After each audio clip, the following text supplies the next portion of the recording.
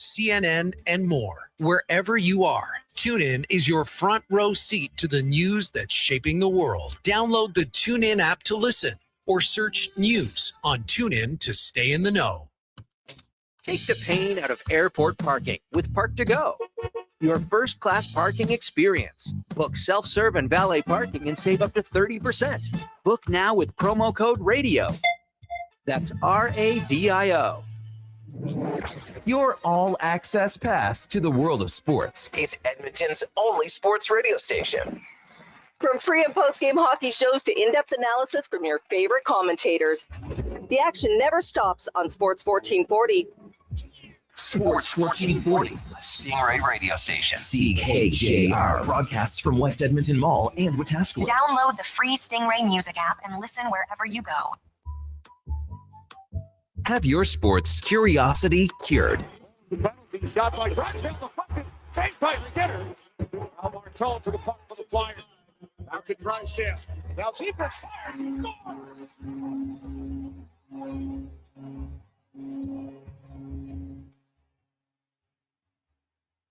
Zebras.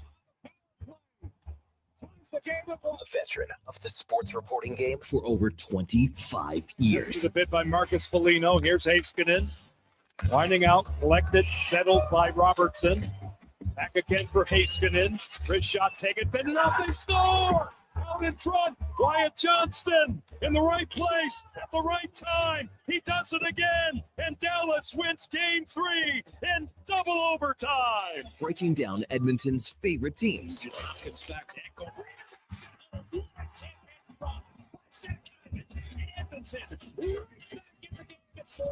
This is Sports 1440 and the Kevin Karius Show.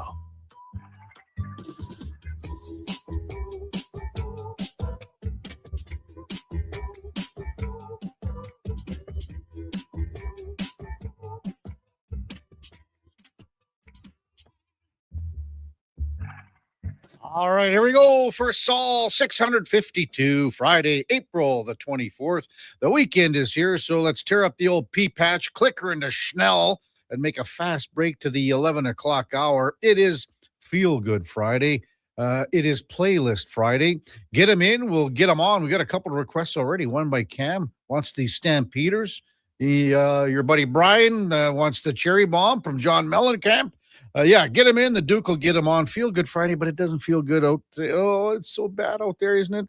Everyone thought that maybe we'd be golfing by the end of the month. If you got a round in it Monday or Tuesday, congrats, because I don't think you're going to be doing it this weekend for sure. Hey, good morning. Welcome to the Kevin Karius Show on Sports 1440 on your AM radio dial on your morning drive into work or wherever you're heading out, maybe for a weekend getaway. You can also watch us on YouTube at Sports 1440 AM. Drop us a like and a subscription. We would really appreciate that. And we're also on X, Facebook, Instagram, and Twitch. And as always, we are streaming on iHeartRadio, the TuneIn app, even sports1440.ca. And if you miss any part of any show, well, just search it where all the podcasts hang out. On Apple, Spotify, Google, even Amazon. Please subscribe. It's free. Select the auto download. You'll never miss a second of the show. Yeah, just crappy weather out there for today, tomorrow, and the weekend. It just, it feels like February. It's just brutal out there. Well, hopefully we can get past this, and then next week it smartens up around here. It is game night for the Edmonton Oilers, and they are in a little better of a climate in Anaheim to take on the Ducks tonight. Pivotal game 3 against the Ducks tonight. Hey, let's welcome in our Monday and Friday co-host, Eddie Steele, Grey Cup champion from 2015, all-decade team with the Double E, and all-century team in U Sports history. You can't get any better. Good morning, Eddie. Number one in your heart. Oh, no.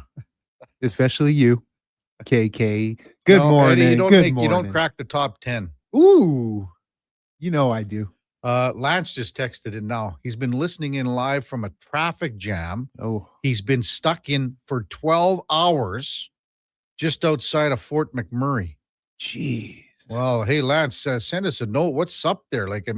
Is it an accident? Is it construction? Something? Man, I bet probably it's all of the above. The roads. I saw some stuff on Holy Twitter this moly, morning. 12 hours. There's some mad delays So, coming out of Red Deer and stuff. yeah. Like they're all snow blown, snow Obviously he's covered. going to work or something. He's a worker that drives in and out. Yeah, I'm yeah. assuming, but man, that's Everybody just out there dirty. driving, be safe. Yeah, Mind that's your just P's dirty. and Q's. It's wild. You nailed it. It's like February out there. Feels like It's February. blowing. Like, It's It's supposed to nasty, be I'm just cold. yeah. The winds are going to be like 30 gusting to 50 today. Don't hit the highways if you don't need to. 30 gusting to 50. Even Man, a highway savant like myself, I'm not hitting the highways. highway the- savant. A soft shoulder might suck a fella Soft- in now today. Soft shoulder steel. SS, the triple S. Soft shoulder The worst steel. part about that though is it happened literally in town. It wasn't even on a highway. Hey, Frank's got a nickname. You could be triple S. Frank Saravelli revealed his nickname yesterday from Bob McKenzie years ago. We won't have to repeat it, but game day for the Oilers. And it's game 3 is always the pivotal one in a best of 7 because, well, it's simple math. You're either up 2-1, you're down 2-1, you're up 3-0, and get ready to close it out, or you're down 3-0 and she's pretty well all over. Odds go in your favor. Yeah. So last night in the NHL, Colorado beat LA 4-2, and Carolina beat Ottawa 2-1. And it's like old Daryl Sutter said, how are your 8 days in the playoffs in the Stanley? How did you enjoy your 8 days in the Stanley Cup playoffs? So also Buffalo beat Boston last night 3-1. Alex Lyon in goal for the Sabres. So that was a change up in goal, and it worked for the Sabres. So they lead that series 2-1. The Kings stink. they flat out stink, KK. They get back in the game, and then they have a real bad goaltender pull in the last 2 minutes, like really bad goaltender pull. So they deserve to get scored on with the empty net. But yeah, that series is going to be over quickly. Carolina and Ottawa has at least been close. It's been close, but disappointing. Not to say that, to be honest, LA lost in overtime, right, in game 2. So, but Carolina and Ottawa, Ottawa's just missing something. And Carolina's a hell of a good team. They're a good team. So, And this is what Carolina does. They're going to win that first round of the playoffs year over year. Yeah, that's the way it goes. But the Oilers need to win tonight. They need to get their power play going. We've been talking about it, all day yesterday. The fact that the Oilers have 8 goals for against 4 against in 5 versus 5, Eddie. Normally, if you were to say that, if you were to say the Oilers have outscored Anaheim 8-4 in even strength 5-on-5 goals, and Connor McDavid and Evan Bouchard were pointless, you go, what? That it was the depth guys scoring. You'd think, oh man, this They Oilers are- team is cruising. Again, I'm just, they just got to get this power play going. I was surprised, even after the game, Connor McDavid and a couple guys saying, well, Leon's just back, Zach's just back, but that 5 power play unit that plays 140 minimum, they have had thousands of reps here. They should know. They should, but still timing. I'll say this. I thought the same thing. It's kind of similar to when Leon was first out, how the power play wasn't clicking. Now that he's back, you got to adjust. Despite thousands of reps and minutes played, there is a bit of an adjustment. Yeah, they've had some looks here. They just have had some looks. They just need to get that finish. And Connor's doing too much. He's just doing too much right now. Yeah, and he's trying too hard. That's what he's, he wants to win so badly that he's trying so hard to make an impact. And sometimes when you do less, it's more. And we're not here, throwing shade at the player, but he is doing too much. In injury aside, he said he's not hurt, so that's not an excuse. Yeah. Lance is saying, I believe 3 accidents. Rumor is one was a fire truck. He hasn't moved since 7:22 last night. That's, well, you got to be worried you're going to. Man, I was gonna say, run out of gas. that was my next question: is how are you conserving the gas? Let us know, Lance, and thank you for listening. We will be Sent a sure. couple pictures too. Yeah, no, I did. I just said that he sent a couple pictures too. So we'll be sure to entertain this morning, Yeah. Lance. well, yeah, stay safe, and everyone else that's in that line, man. Holy smokes! Text 833-401-1440. Penhold Ryan says Red Deer's windy but clear. He's going to enjoy it. Silent ice today. Go 2016 Longhorns. Lots of requests coming in from Bruce, Zach, Brian again, the real Duke, I think, is texted in on something. Disco. Oh, look at that. Disco Duck by Rick Dees from Eddie for Eddie 88. Have you ever heard Disco Duck? I have not. Maybe the tune. I don't know the name. Do we have that? Well, there's no way we have. Oh, Duke is even saying we have it. Let's welcome in the Duke of Delburne. NFL draft last night. Nobody saw this coming, man. Nobody saw this coming. What happened? What do you mean? What happened in the draft? In the NFL draft? Yeah. I don't know what you're trying to get at, but Mendoza? Is that where you're going? no. No. Oh, Like the draft as a whole, after picks 1 and 2, technically, and if you want to take 3 and put that in there, nobody saw how the draft unfolded. no, Nobody. not after Mendoza. I thought you were talking No, Mendoza. All the I hype really- going that's in. been- So That's obvious. common. I mean, no one even talks about it today. Yeah, I know. Like Mendoza, is to be the number 1 pick, and today no one will even talk about Not it even at because all. of what happened for the rest of first round. What do you think about the Rams? That was I thought I'm super not a Ram. surprising. I'm just wearing this Eddie just to piss everyone off. no, I know, but that was especially that MTR. was probably one of the most surprising things of the first Sure it round. was. Yeah, taking Simpson at 13, but KC moved up, and and then with Tate going at 4, that's where everything went crazy because no one had Tate at 4. I like what KC did too, moving up. KC moving up, Dallas. That's a and smart. everything. That's a very astute move by You KC. The Canadian Akeem Messidor went number 22 to the Chargers, 5th Canadian in the first round, first defensive player in the first round. So, Duke, were you watching the draft last night? I was, yeah. Good for I you. had that on. I was at one point running 3 different screens, and you included my phone. And as it progressed, I kind of, parsed them out and was flipping back and forth between the hockey games. Had the draft on the TV for most of it. So yeah, it was there were a few surprises for sure. I think obviously Ty Simpson at that point. The Rams were a team that was certainly in the mix to draft him as like an eventual successor, because is he a day 1, week 1 starter? No, I don't think a lot of people believe Ty Simpson to be that. But at 13, that it seems like a pretty steep price to pay. But they wanted to jump the queue. I guess they were willing. They never have any first round picks anyway, and they've gotten by just fine. So why not burn a first round pick on a player that's not going to help you in the immediate? It makes a lot of sense too. Learn under Stafford. It's not like you're going to come in with any expectation. Learn under Stafford, who is going to be pushing 40, I believe, this upcoming season, and he has injury history with his back, etc. Yeah, it's a good pick.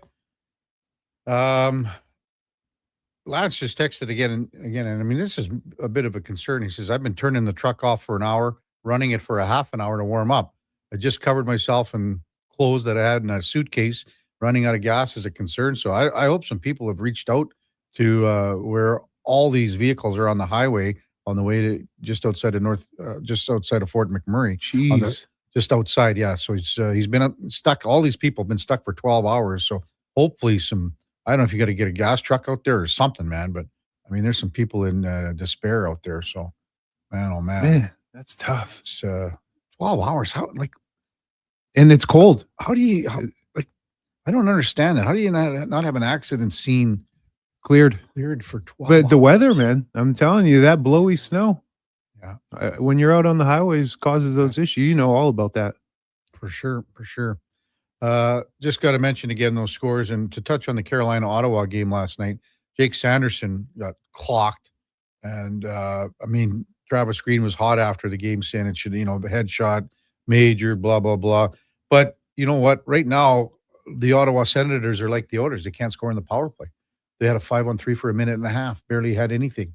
No looks even really. Yeah. So, I mean, they got to get something going there, and even just to keep this series alive in game 4. But that's where the Oilers are. The power play is the difference in this series so far, where the Ducks have 3 power play goals. They have the 1 shorthanded goal and an empty net goal.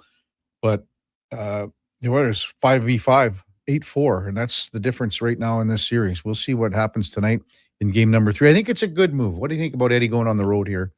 Some teams, like even, like Kenny Holland was saying, they would they'd like to have the choice to start on the road. Even if you have home ice. It does help in terms of the team tightness. Guys are eating meals together. You're in the hotel together, team meetings in the hotel. There is something to be said for that. Of course, everybody likes being at home. You're sleeping in your own bed. Yeah. But I don't know. It's kind of us against the world mentality. and guys can kind of dig a little deeper, pull together more when you are on the road. There's something real to that. Army Daryl texts in, Eddie, toughen up, boys. I'm putting on my summer tires today. You got to get ready for tailgating. Yeah, and those piss-warm beers that he you brings took the out. words out of my Hey. mouth. Sitting in the back of the truck. They're probably in there right now. If you're lucky enough to get a warm pill from Army Daryl, normally they're like the ice cold brew house. No, they're not even. They're like warm brew house. Come on, Army Daryl, get some ice this year. The tailgate will be popping though, Kevin. The team is going to be good. I feel it. You feel it? I feel it, man. I'm energized. Well, I hope so, Eddie. I mean, nowhere to go but up. They're going. We have Kill 'em today too later on. Oh, do you really? Yeah, we have him in studio Wonder on if he went Elks out to his Nation. cabin. I saw him last night at the event. Yeah. That I was at. Like I said, I want to chat about that later on. Some exciting things coming down the pipeline. Coming up on the big program, we're going to talk about the NFL draft with Arif Hassan from Wide Left Football. Covers the NFL. He'll be our Friday morning leadoff man. We got Mark Spector at 8 bells. He is in Anaheim, got there last night. So he'll be up bright and early in a warmer locale for sure. Pete Jensen at 8:20 from NHL.com. We've got Ben Scrivens, the former NHLer, the king of the toe drag. The king of the toe drag. Scrivy, when he plays media and alumni hockey, he plays out because he's just too good. And he loves the toe drag. Yeah, he's got a sweet one, huh? He tries to anyway. If you have it figured out, you can rip him now. So we've got another edition of Cam and Eggs. And then it's Friday. Doesn't feel like golf season, man. It doesn't feel like golf season. But golfing with the G-Man, Gary Meyer will be in studio. And we want to, for the next little bit here, try to tie hockey and golf in together. So we got Ross Perkins, a longtime golfer in town, former Edmonton Oiler in the WHA days. Perky, great guy. He'll join us at about 10:15 or so, 10:20. That's all straight ahead on the Kevin Karius Show with Eddie Steele, Duke of Delburne, and Josh Fenwick on Sports 1440 AM radio. We're streaming on YouTube, X, Facebook, Instagram, and Twitch. Nothing beats getting a deal at McDonald's. Why? Because you get a deal now. And a deal later. Redeem an offer from the latest mailer or on the McDonald's app and dig into instant savings. Plus, you earn points towards Free McDonald's. Now that's what I call a double whammy of deals. Why does that keep happening? Deals sent right to your door. Check your mailbox for the latest McDonald's mailer loaded with delicious value for a limited time at participating restaurants in Western Canada. Don't let equipment failure stop you cold. At AWS Welding in Nisku, our factory-trained service techs are on hand for all welding equipment repairs. We're a fully warranted center for Miller, Lincoln, and ESAB. And we service all makes and models. Proper, regular service extends the life of your gear and keeps it running at peak capacity. Don't wait for a breakdown. Book your service appointment today at 780-979-0470. AWS Welding. We make it happen. This jersey was worn by the legend himself, signed and everything. You can't just wear it. I'm framing it with expressions and images. Your prized jersey deserves better than the closet. Think Expressions and Images, your local custom framer since 91. You name it, we frame it. Got a car you're ready to part with? Find out what it's worth. Fast, easy, and totally free at Go Auto. We're talking top dollar trade-ins, whether it's a little worn or still rocking that new car smell. Just a few clicks, and boom, you've got your value. Text value to 780-777-7777 to start. That's value to 780 all sevens. Why guess what it's worth? Let Go Auto show you the money. At Fountain Tire, the savings come in threes. Up to 25% off select tires, a mail-in rebate of up to $100 off a set of 4 select tires, and $50 off $150 service. We're basically the VLT of savings. Until April 25th. Restrictions apply. Book today. It's playoff time on Edmonton Sports Leader, Sports 1440. This is Andrew Walker. Join us for the Titan Supply pregame show before each Edmonton playoff game. Titan Supply, your only source for rigging, lifting, and hauling products. Heard of Uline? You know, the have-it-all in-stock, ready-to-deliver shipping and industrial supply specialists. The company that does things for you that are unheard of, like keeping 41,000 items in stock in our own warehouses. With customer service reps on the line to get you what you need, when you need it, 24/7, 365, every time. Maybe you heard it here first. Want to hear more? Visit uline.ca. ULINE, your shipping and industrial supply specialists. There's nothing like a spring sunset by the lake. Oh, wait, that's a pothole. And that was a new truck. Oh, what the Springtime in Edmonton also means project time with help from Metal Supermarkets. Huge inventory cut to your precise requirements, plus metal bending, drilling, punching, notching, plasma cutting, welding, even delivery. Metal Supermarkets, the convenience stores for Southside, West End, metalsupermarkets.com.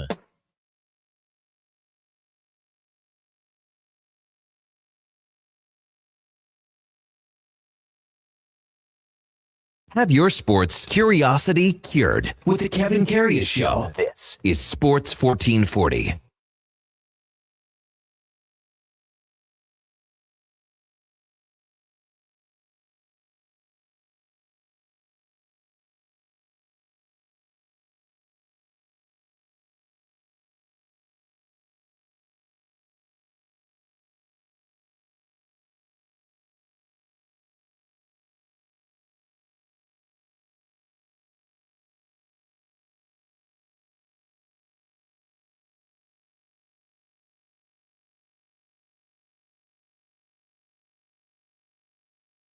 Big program, 7:20 in Edmonton.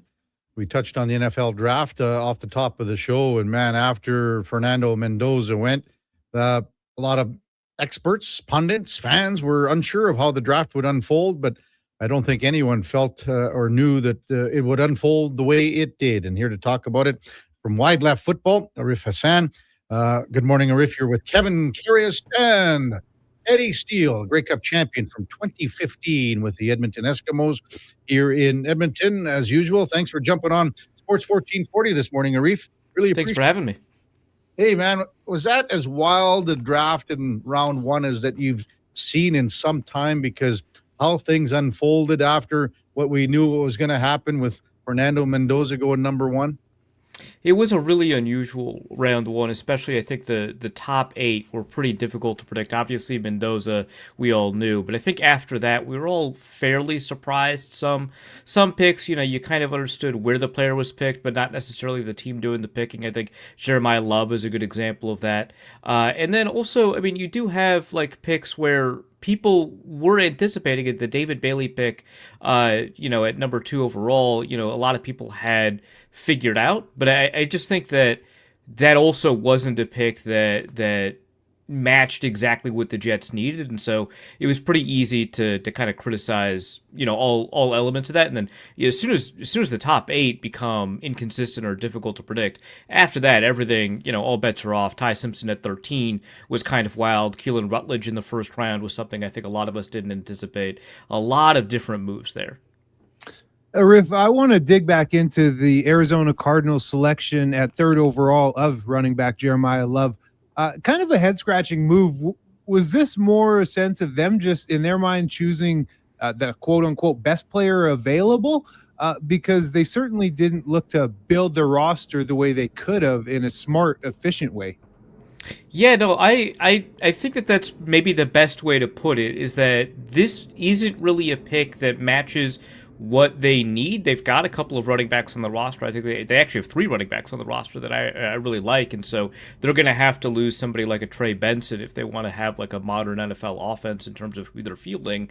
And Jeremiah Love is a good player, a great player, don't get me wrong, but running backs are just not that difficult to find. They need to spend the 3rd overall pick on them. He enters the league as the running back with the most guaranteed money in the NFL, which is not something you see in the post, rookie salary cap CBA like since 2011. Like that amount of money being assigned to a player that hasn't taken it down yet is just not something we're used to seeing. And I think that means that the Cardinals are very comfortable constructing a roster that just isn't very efficient. Now, did they get better? Yeah, but every team is supposed to get better after they get the 3rd overall pick. How much better did they get? Probably not as good as a team in the top 5 nominally does.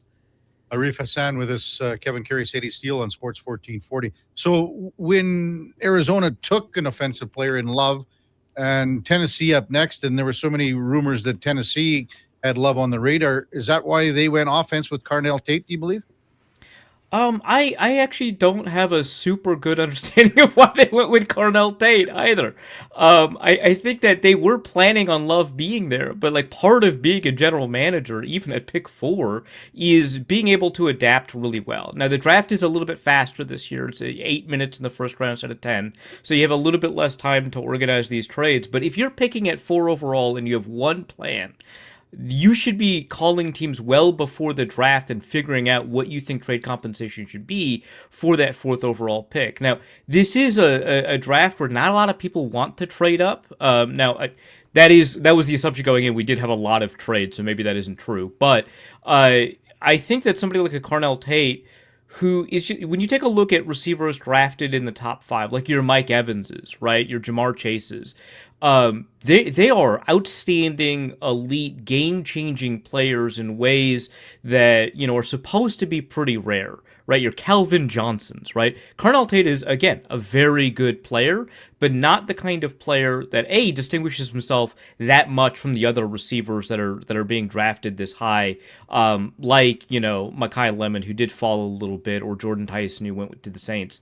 The difference between those 3 was not that large that I think you needed to jump up, but also just that kind of selection for a player that high. Some of these guys don't work out. Corey Davis, Sammy Watkins, those kinds of guys. But when you look at the profile of those guys, the way that those scouting reports read, the traits that they have, it's usually a lot more significant than what Carnell Tate could do. So I do think that they panicked a little bit just in terms of, not being there, but that is part of the job at general managers, adapting to those circumstances and having a lot of contingencies if the draft doesn't quite go your way. Arif, you had mentioned the name Mekhi Lemon, wide receiver. What are your thoughts on the Eagles trading up to select him? Is that essentially the signal that Brown is gone and probably going to become a New England Patriot June 1st? I think so, and I'm really glad you asked about it because I've been criticizing a lot of teams for their picks, but this was, I think, a really great job by the Eagles to get ahead of the Steelers. I don't know if you saw the video, but he was on the phone with the Steelers, about to get drafted by them as they were waiting for pick 21 to officially be on the clock when the Eagles traded up to grab him. And so this is obviously, a situation where they absolutely needed to make that trade in order to get what they wanted to get done. I was confident going into the draft that they'd already had in agreement with the New England Patriots to trade him on June 1st. The reason that you wait until June 1st is because there are contract implications and make it a little bit easier for the Eagles on their salary cap. But yeah, I think this is a pretty effective signal that all of those kind of reports are true, that A.J. Brown is out of the Eagles and headed to the Patriots. Wow. Arif Hassan with us on Sports 1440. I just kind of wanted to circle back to the top end here. And when Tate was selected at 4, what do you think the Giants were thinking that they got Arvell Reese at 5? Because maybe he fell to them, and were they surprised maybe they got him at 5 because there were rumors that he might go higher than that? I don't know that they were necessarily surprised. There were a lot of mock drafts that ended up with like Arvell Reese or Sonny Styles dropping to 5, and you just end up getting your pick. But I'm sure it was on the low end of expectations, maybe like a 10% outcome, and I'm sure they were overjoyed. He is a really remarkable player. I do find it a little bit curious, and in this case, that's not a criticism, but I do find it a little bit curious what they're going to do on the roster, because they do have a lot of pass rushers. Arvell Reese is typically seen as an edge defender, a guy on that defensive line along with the front 4, and they have Kayvon Thibodeau, they have Brian Burns, they have Abdul Carter, and so adding a 4th one is going to make it kind of, they're telling teams essentially, call us and see what your price is for trading for Kayvon Thibodeau. Now, they put out a statement, and this is how obvious it is. They put out a statement saying they don't intend to trade Kayvon Thibodeau, but teams do that all the time, and that is a way to kind of increase your leverage or improve your leverage for that eventual trade. Thibodeau will be demanding a pretty significant contract the next time he hits free agency, and so this is a way to get ahead of it. He's a really good player. Harbaugh wants to organize the team to his vision. He is a very defensive head coach, and my understanding is that he has a lot of control over stuff like the draft instead of general manager Joe Schoen. But I'm confident that they didn't super expect this to happen, but it was in their universe of outcomes, which is why they were so willing to make that pick instead of panicking. Exactly. Well, I'll stick with you, KK. Keep it in order here. At number 6, this is a move that I really liked. We spoke about earlier on the program this morning. The Chiefs trading up for a cornerback, Mansour Delaney. They say best corner in the draft. What do you think of the move for the Chiefs to improve their defense? I initially didn't love the trade up, but I thought about it for just a half second more, and I think I come to understand it, because the issue is the cornerbacks in the first round, a lot of the ones that people like have injury flags or some other issue, and so when you take a look at somebody like a Jermod McCoy, who was not drafted in round 1, or Avion Terrell, who was not drafted in round 1, you see that there's this barren landscape of cornerbacks between like pick 6 and wherever Chris Johnson went. And without any cornerbacks in between there, it was pick, was it 27? Without any cornerbacks in between there, that if you need a cornerback, that you need to actually make a move and move up. I think Mansour Delane was projected around pick 10-ish, depending on who traded up or whatever. And so trading into 6 to grab him, I think from a pure value perspective, didn't make a ton of sense. But when you take a look at the landscape of the board and which teams might need a cornerback and who you might need to get ahead of in order to grab the top cornerback available in the draft, just because of the injury problems for some of the other guys that were ranked in the teens, this is a move that made sense. It's a slight overpay. I totally understand it, especially after trading Trent McDuffie. That's a good use of that draft capital. But man, it was a big surprising move for sure. And not all surprising moves are bad, but it was one that I had to sit on and think for a little bit. Hey, Reef, when Ty Simpson went to 13 to the Rams, what do you think the buzz was like in many of the war rooms across the league, in the sense that nobody thought that he would go that high? So my understanding, after kind of contacting a couple of people familiar with how some of the teams around the league reacted, was that they were surprised and they didn't think the Rams necessarily made the world's best move. And in fact, if you take a look at some of the pressers where they actually asked other teams about it, the general managers who don't want to criticize people publicly did everything but. They were like, hey, a lot of teams will move up for a quarterback, and boy, they sure did that. Which is pretty damning by faint praise, I think. Every team obviously has like different draft grades, especially at quarterback, but I think the Ty Simpson one was one that astounded a lot of teams. I'm sure the Cardinals aren't happy. They're the ones that linked to Ty Simpson the most. I think a lot of people expected them to pick him around pick 34, move into the bottom of the first round at 32, and select him so they can get that fifth-year option. 13 was a really wild move. I didn't really understand it. I think a lot of teams have issues with his size. He's like 6'2", and around 200 pounds, and his accuracy for a pocket, passing quarterback just wasn't there, especially in the second half of the season, even after you account for the injury that he suffered. So, teams around the league didn't seem to think that was a wonderful move, which for the most part, when other teams screw up, that creates opportunities for you. So it's not, they weren't unhappy that it happened, but certainly they were surprised. We're talking all things football with Arif Hassan from Wide Left Football, especially covering the draft that just went down last night. Now, Arif, if I'm correct, you're based out in Minneapolis, right? That's correct. So with the Vikings, I'm a Winnipeg boy just north of there, so I bleed the purple myself. Skol. But with the Vikings, they select defensive tackle Caleb Banks, and love his size, 6'6", 320 pounds, explosive. Wasn't overly productive stats-wise this last year in NC2A, and he did have a foot injury as well. What are your thoughts on this pick that the Vikings made? Yeah, I think that this is one of kind of the most volatile picks, because I think the ceiling is really high and the floor is really low. And it is really difficult to get a read on what's going to happen. Obviously, the Vikings are very confident in their medical staff. In fact, during the presser, they said, we have the best doctors in the country, maybe the world, which that actually does not inspire a ton of confidence in me to make a pick and then justify it by having the best medical professionals on the planet. But the Mayo Clinic is right there. Maybe that's kind of like what they were talking about. But that is the concern, right? That, he's got, multiple foot injuries. He re-injured his foot during the pre-draft process. But when he is healthy, his movement skills are outstanding. He's 327 pounds. He moves like a 290-pounder, which I know that seems kind of weird out of context, but for a football player, that is really, really astounding. And he's got a lot of fluidity and speed and explosiveness. I didn't think it was a wonderful pick. I think that, first of all, you can't guarantee that level of health, but second, all of those traits are really wonderful, but you would like to see a little bit more production. And there's a little bit of a question about kind of what role he'll play in the NFL versus what he did at Florida. At Florida, they have an enormous defensive line, so he didn't have to play that nose tackle position all that often. He played a lot of what we call 3 technique, which is a pass rushing position, which expects you to get to backfield more than it does expect you to kind of anchor against the run.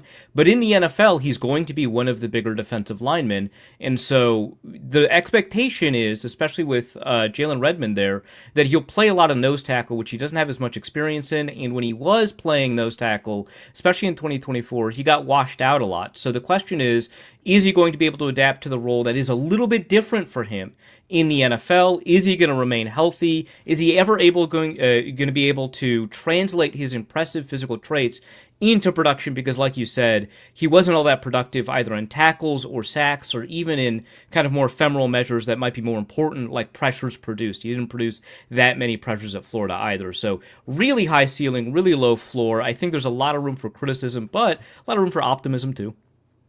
What do you think about the Canadian Akeem Messidor going 22 to the Chargers, Arif? You know, I don't want to criticize another pick on the show, especially a Canadian, but I didn't love the pick either. There's a lot of picks I did like, I swear. But Messidor was an interesting one because I think that his athletic tools, which are the reason that he's supposed to be drafted this high, aren't as good as you would expect for somebody who, you know, is as old as he is entering the draft. He's 25, and he's got he's got this incredible year of production, but it's mostly the 1 year of production. He does have some medical red flags, and I just think that for a guy that needs to do more development, you don't want somebody who's already 25. By the time he hits a second contract, he's going to be 30. I think that if he had a little bit more power to his game, if he had a little bit more agility to his game, you could understand drafting a guy this old. But I think that with the development that he needs to do, and with the age concerns, I don't love it in the first round at all, much less, that kind of relatively high in the first round. But, they absolutely did need to get a pass rusher. They were kind of running low on these pass rushers. Some of these other guys have bigger question marks. So I understand why they did it. But I didn't super love that pick. Right. So round 2 coming up. Anyone top of mind, top of list? Who's the best couple of players available in your mind that we'll see first off the board here today, Arif? Yeah, so in addition to Jermod McCoy, who has a potentially degenerative knee condition, so he might fall even further. In addition to him, and Avion Terrell, who had a little bit of an ankle injury, a little bit of another injury, but was largely durable, but is a 5'10 corner. They're not going to go as high. In addition to those two, I do like Emmanuel McNeil-Warren. A lot of people expected him to go into the first round. He's a safety from Toledo. Kind of a do-everything safety. Maybe not a guy that's going to play all the way off the top. He's not necessarily going to be kind of a center fielder, but he can do a lot of different things. He can blitz, he can play in the box, he can play, as a too-high safety in zone, and occasionally as a center fielder. I think he's really good. Denzel Boston, wide receiver out of Washington, that I don't think his talent level is quite that of Justin Jefferson, but his play style is. I think that he's got a lot of contested catch capability, but he's mostly a very good separator, especially in the intermediate level. I think a lot of teams could benefit a lot from drafting somebody like him. And then, I mentioned that I didn't super love the way the Vikings drafted a nose tackle. Part of the reason is because there's a lot of nose tackles that are going to be available in round 2, and the top one is probably Caden McDonald from Ohio State, who is a really good space eater. He did play actually a lot of nose tackle at Ohio State and did really well there. So a ton of really interesting players. A lot of cornerbacks like Colton Hood, a lot of safeties. I think that a lot of defensive players are going to go near the top of round 2, and that's going to define, I think, a lot of teams' drafts. Hey, Reef, really quickly, I got to ask because we're up against it, but it'd be wild of me not to do it while you're on the program. Who you got lined up as our QB1, brother? Kyler Murray or JJ McCarthy? It's got to be Kyler. It's got to be Kyler. I think they're going to let JJ kind of sit and develop a little bit more if he can, but I think Kyler's the guy they're sticking with. Oh, Eddie, just trying to squeeze a little intel out of him. I got you, baby. Skull. Hey, Arif, thanks so much. I know you're pretty damn busy with everything last night and going into day number 2 today. Thanks for coming on. Really appreciate it as always. Thanks for having me. That's Arif Hassan from Wide Left Football. And based in Minnesota is Eddie, so good little intel, and I knew that too. We've had Arif on many times, and I knew you had to get the Caleb Banks question in there, Eddie. So I don't know, man. And you know what? I was curious when he was talking about Messidor, because if you think of how the rest of the draft played out, and we talked about him yesterday as well, I believe the next pick was Malachi Lawrence. So another edge that went to Dallas right after Mesidor. So I'm wondering if Dallas, like, let's just say Mesidor doesn't go at 22, and maybe Dallas doesn't like him. I wonder how far he falls if he goes, because there weren't a lot of edge guys taken till the end of the round, so. And that's the situation you just explained is how it plays out for many athletes in the draft. And the thing that, and Duke said that they put him at 22, him and the con man in one And of they their nailed mock it. drafts. But the thing that you look at too, he's 25. That's that's a big difference. It is. Some teams don't hate that though, because you're getting a more of a mature player. Sure, but I mean, just more of a man. Sometimes when you are drafting a 20, 21-year-old, they got to learn. They got to learn how to become a dog still. It's funny. It's funny how the mentality of, like, say, as you say here, Eddie, an NFL draft compared to the NHL, and even how NHL teams will work on a depth chart. Let's just say you're on Bakersfield right now, and you're 25 years old. Someone comes in there at 21, out of junior, and is matching you on the depth chart, or is just as good. See you later, 25, 26-year-old. Absolutely, and it's like that in all sport, but. I think things are going to change now too, Kevin, with the way the landscape has changed in college ball with the NIL money. You look at Mesidor, he's bounced around to a few different programs. Sure. Guys are going to 4 or 5 schools now, and that's common, right? So you spend a year here, 2 years there. Oh, all of a sudden you're coming out at 23 years old. How many Canadians drafted in the first round could you name? Like ever? All time. Like if he's the 5th Canadian, some people say he's the 6th because one was born in Canada and left when he was like a baby. I saw the graphic. Yeah, did you? What was it? 5? Well, 4? there's 5. Some people say 6 with Mesidor. Most people say 5 because one of them, I guess. I didn't know what's his name was on the list. Who's that? Who went number 2 overall, the big juice monkey. Tony Mandrich. Yeah. I didn't know he was Canadian. Yeah. I had no idea. Yeah. His brother was here. Played for the Elks. Wow, I had really. Oh yeah, for sure. So could you name any other ones? Yeah, not in the first round. No, I mean they're quite a ways back, to be honest with you. I mean Danny Watkins was in. Oh yeah, Baylor O-line. Okay. So he was an O-lineman. There was an old running back for. He was old too. Yeah, he was 25. Old running back for Carolina, Tim Biakapatuka. That's a ways back too. That's in the 90s. So he went 8th overall. And Mike Shad was another guard that played for the Rams back in the 80s. So N'Keal Henry is the guy that some people go, well, he was born in Toronto, moved to the States quite young. So, but yeah, Tony Mandrich, 2nd overall to Green Bay man. I remember him on the cover of Sports Illustrated. He was a monster. Couldn't move though. No, but he was jacked. Was he ever? I think it was the 2016 draft, defensive tackle out of University of Manitoba, David Onyemata. Yeah, he was drafted in the 3rd round, but over his NFL career, he's made over $80 million. Yeah, it's unreal. Since 2016. There's been a couple guys where even the Elks are linked to for the draft coming up. One of them is the D lineman out of Louisville, Rennie Conga. If he gets drafted today, that's a possibility. There's also another potential pick out of Boston College, Logan Taylor. He's from Nova Scotia. So we'll see if there's another Canadian or two drafted. Good for the boys. Yeah. When we come back, we're going to talk Oilers and Ducks with Eddie Steele, Duke of Delburne.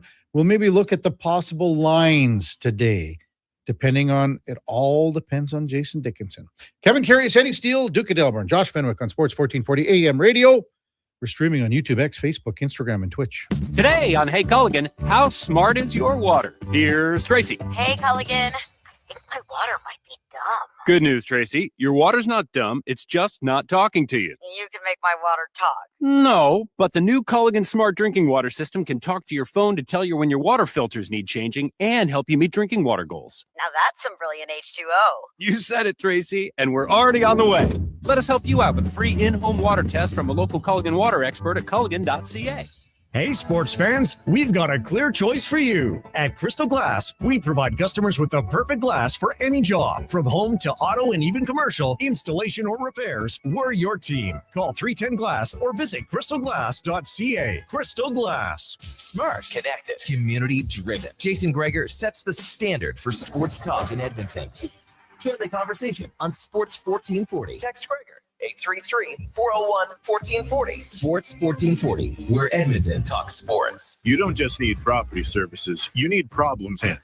HireGood provides cleanup, debris removal, site monitoring, and safety attendance across Edmonton. We reduce issues on your property, keep spaces safe, and take pressure off your team. We resolve real problems for businesses while creating real impact, because our team is built on second chances, and they show up every day ready to prove it. Visit hiregood.ca or call and mention Jason Greger for a first-time discount. HireGood. Stable jobs create stable lives. It's the EV for City Wildlife, the all-new, all-electric 2026 Subaru Uncharted. Quick charging with get-up-and-go performance. And best of all, so much fun. So test drive the all-new, all-electric 2026 Uncharted today and discover why it's definitely the Subaru for you. The EV for City Wildlife. To learn more about this very exciting arrival and all things Subaru, start here. Subaru.ca.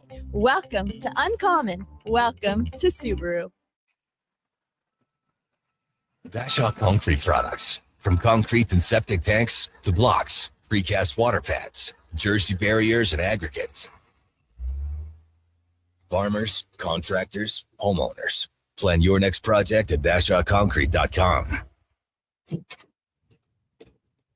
Family owned, over 60 years pouring. Bashaw Concrete Products. Once again, start here. BashawConcrete.com.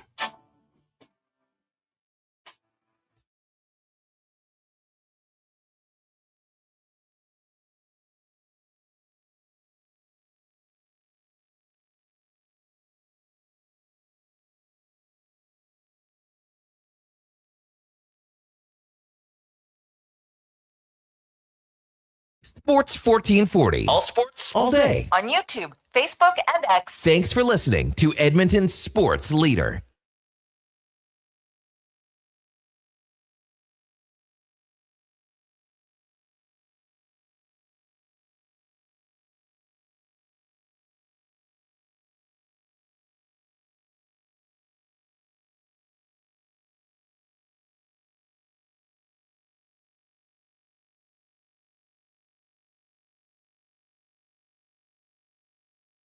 All right, welcome back to the big program. 746 in Edmonton. Kevin Karius, Eddie Steele, Duke of Delburne, Josh Fenwick with you on Playlist Friday. That's the Duke's special 740 every day. BA, man, we got some great texts in. I want to hear Sweet City Woman from the Stampeders. That was requested by Cam earlier. My brother used to be in the Stampeders fan club. Oh, you've number never one heard, have you fan. ever heard of No. them? Yeah. This is a band from the 70s, Eddie. Canadian? Oh, yeah. Okay. Yeah. And I mean, I think when you hear the song, you're going to go, I know that song. You'll go, I know that song. But yeah.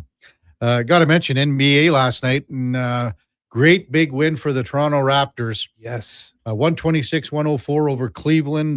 Barrett had 33. Barnes had 33. They went on a run in the second half like no other, where they scored on 19 straight possessions and a 47-23 second half run. Man, oh, man.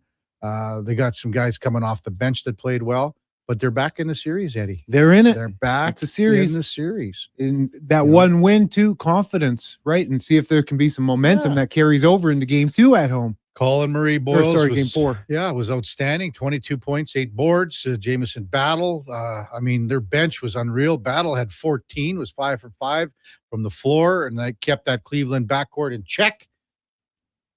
James Harden, Donovan Mitchell, who were so good specifically in game 2, had just 33 points between the two. So we'll see what happens. Game number 4 is Sunday that's an early game again. So yikes. It'll be like 11 o'clock, I think. Yeah, it'll be super early. Yeah. Not so crazy about those. You know what else early. I'm not crazy What's about? that? These late Oilers starts. Golly. Fella gets tuckered out, man. 9:45. Yeah. What do you mean? What? Well, it's come 9:45, and I'm thinking, how am I going to make it through when this it's like third period? Yeah. Watching I mean, the Oilers games. Tonight's going to be like 8-10 again for puck drop. It's a little earlier on Sunday, Eddie, 7:30. Yes, a little earlier. But I mean, yeah, it's like that intermission in between the second and third. Wow. And Yeah. I got to really start slapping myself here. well, we talked about it earlier in the week, like next fall, and the Duke wants to watch his Ducks because of the Alberta staying on. I don't want to do it, guys. Come on, I don't want to do it Why? because I don't want to get scrambled. You guys got me confused No, no. listening the other day. We were bang on, and I said, Duke, next fall, you're going to be watching your Ducks play their games starting at 9:30 our So time. what's taking place What? with? I haven't even done my due diligence with the daylight. Well, we're just not. So we're are staying we on daylight saving time. Which means what? We're Right not- now? we're never. Yeah, Where we're at right We're now? not moving the clock. We're not falling back in Oh, September okay. or October, Okay. whenever it is. Okay. Therefore, no need to spring forward. So we're staying where we're Staying at. right where we Okay. are. Okay. So when you again now in next December or January, when you head out on the road, it'll be dark till 10 real dark. o'clock in the morning. Man, those far trips, like getting to Cold Lake and stuff, it's gonna be pitch black. Hopefully Lance is doing okay. Yeah, Lance. Hopefully Conserve the Lance- gas. See, Lance just texted. See, guys, see what guys like me and Eddie have to do traveling around. And you guys say that once I get out of this traffic jam, I can't microwave my food at a gas station. Amen, Lance. I'm Lance, you gonna get make a special comment. exemption today. Amen. You can do whatever you want once you get out of that traffic jam, Lance. Man, exemption to the point of crack that can of tuna and fire in the mic. Morning, KK from the Edsonite. How about a shout out to the Flin Flon Bombers, SJHL champs from the Edsonite? Yeah, congrats. Good job to the Bombers. They swept, I think, Yorkton, so that's good. Terriers stink. Flin Flon Bombers. Yeah, and Flin they're Flon- in the SJ. They're right on the border. They're just like Yeah, 'cause that's in they're Manitoba. in Manitoba. Okay, but what happens is they've been in the SJ for a long time. They used to actually, because years ago, they used to be called the Creighton Bombers, but played out of Flin Flon. Oh, okay. That's a long time ago. That's when I played. Flin Flon, just a bigger community. Flin Flon's there's a big mine there, and that's where everyone worked. That's where Bobby Clark's from, and all these guys, that played. Al Hamilton played there. Oh, yeah, Dougie Hicks, all these guys played in Flin Flon. Never been out that way. Oh, My pops is there a lot. Beautiful, beautiful country, Eddie. Fishing, phenomenal. Jan Lake Lodge up in that area. Oh, phenomenal fishing. Nice. Big Walters. Oh, yeah. And Toss it in and they're and- just biting. and big walleyes and big jack. Yeah, northern pikes. Mm-hmm. Oilers tonight. We'll see about Jason Dickinson. So he made the trip. We'll see exactly if he can go. If he goes, I think the lines would stay how they opened up, basically the top three lines, how they opened up game number one. So I think you would see Dickinson with Nugent Hopkins and Roslovic. You could keep Savoy with McDavid and Hyman. And then obviously the number one line that they got going right now, Eddie, the only line they got going is Leon Draisaitl with Podkolzin and Kapanen. They got to get Doc and Frederick back together. They got to get those two guys back together. Once they separated them in game two because of injuries, they weren't as efficient. So Dickinson in, who out? Well, Lazar would come out. Lazar would come out. Because Szymanski, you're keeping in. Szymanski would center Frederick and Doc on your fourth line. Okay. So keep those guys there. And that's the way it should be, right? I like that. If Dickinson can't go, now that's where there's going to be some changing around, I think. Now you can put Ryan Nugent-Hopkins up with McDavid and Hyman. You can leave how they ended the game with Szymanski, game two, that is, with Szymanski, with Savoy, and Roslovic. They scored that goal. They scored the 4-4 goal, that line. And now then you figure out your fourth line again. KK, I want to ask you about Matt Savoy. Do you think the playoff game, because we all know about his physical stature, not the biggest player out there. Do you think the playoffs is a little too long, too big for him? For who? Matt Savoy? No. I don't think so. You don't think so? You don't think he's getting... I don't think so. I'm not going to say lost in it, but, even overwhelmed is too big of a term, but do you know what I'm getting at? I think sometimes it takes a player a little while. And this is a guy at the start of the year, took him a little while, and he got better as the year went on. Playoffs are tough, man. The level gets raised. So I can see him coming on now after dipping his toes in the water. Now he's got to jump in. Yeah. Because you don't have time. You don't have time. Oh, and it's head first Yeah, in you the don't- deep end you now, don't baby. have a whole heck of a lot of time. Jerry says, how the heck does he not know where Flin Flon is? He's from Manitoba. I know. I've never Come been out on that now, way. Eddie. I Come never, on now. like I said, my pops is there all the time growing up. He was there doing business. I've never been out that way. Yeah. But I did know it was in Manitoba. Therefore, I was confused about it being in the SJ. That's fair comment. Fair comment. The Whitney Forum was wild. You talk about throwing rotisserie chickens on the ice here. That happened the other night. How do you get that in? I don't know. Well, it's that commercial we said yesterday when they taped that catfish to that guy in the commercial for Nashville. I mean, come on now. Yeah, I guess. So they're throwing crap all over this. But in Flin Flon years ago, Eddie, I'm sure they still do it. I mean, elk hooves were going on the ice, big carp. I mean, they would throw stuff at the players' benches. Like it was, I told Duke, maybe you were here that day too.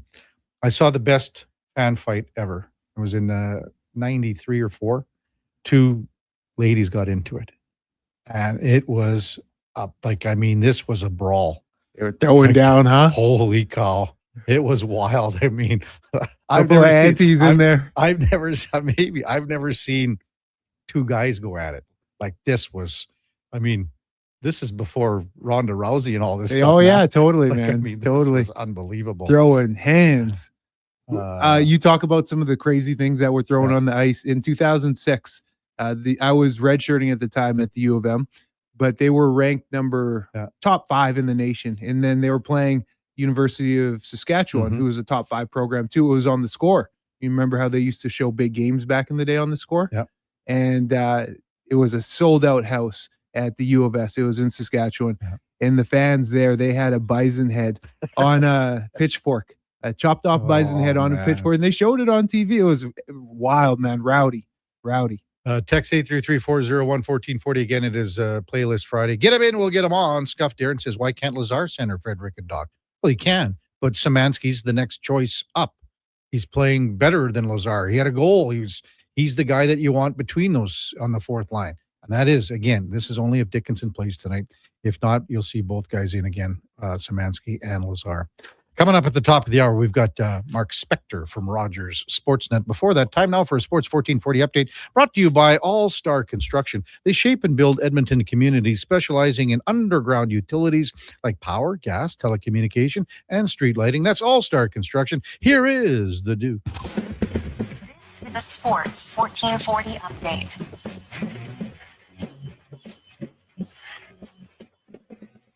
Stanley Cup playoff action last night in Boston. The Sabres win 3-1 to take a 2-1 series lead in the best of 7. And in our nation's capital, the Senators fall to the Hurricanes 2-1. Canes now up in that series 3-0. And the nightcap, LA cannot get it done on home ice. Doubled up on by Colorado 4-2 the final. Avalanche now leading that series also by a margin of 3-0.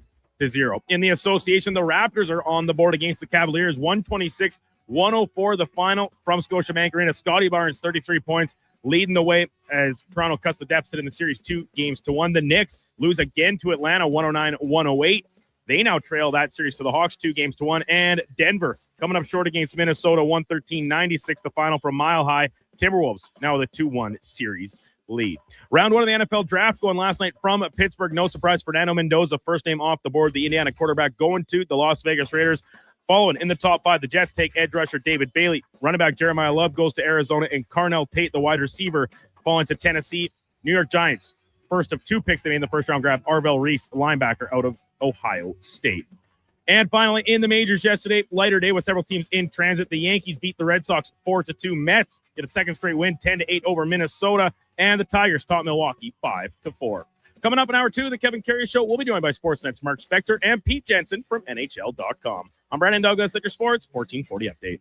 Sports 1440 in West Edmonton Mall and Wetaskiwin. CKJR is a Stingray radio station. Download the free radio player app and listen wherever you go. Looking for a solid 4x4 that checks all the boxes? The 2026 Jeep Compass is in stock now at St. Albert Dodge, and this is a great value, starting from just $36,900. It's a Jeep, so you've got 4x4 capability, plus features like an 8.4-inch touchscreen, Apple CarPlay, active lane management, a park view rear backup camera, and more. Over 30 in stock right now in just about every color you'd want. Head up the trail and see how easy it is to do business at St. Albert Dodge. Mr. Rooter sees a UFO. Mr. Rooter says 1 plunge, 2. What's this? A UFO? An unidentified floating object.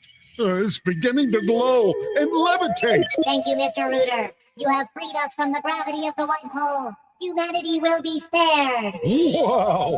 People aren't going to believe this when I put it in our new commercial. If you want to believe in a plumber, call Mr. Rooter.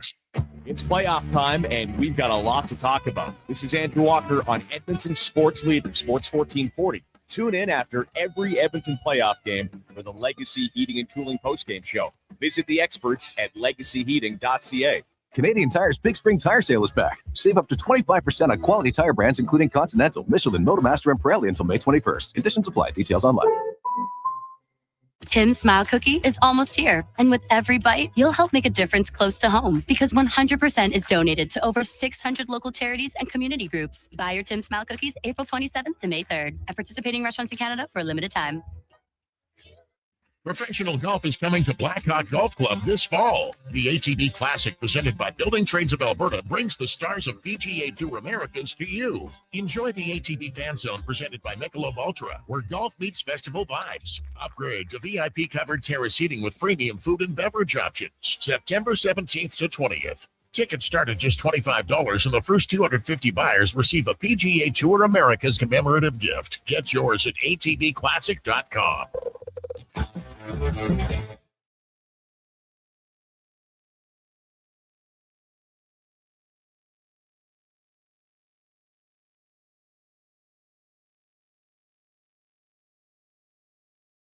Just in time for the morning skate.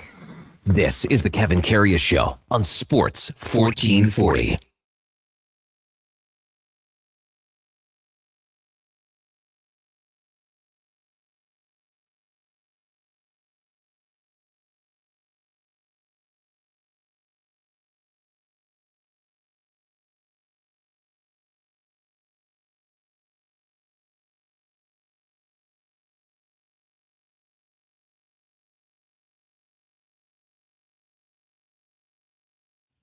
All right, welcome back to the big program. 8:01 in Edmonton, and time now for On the Mark, brought to you by Northgate Chevrolet Buick GMC.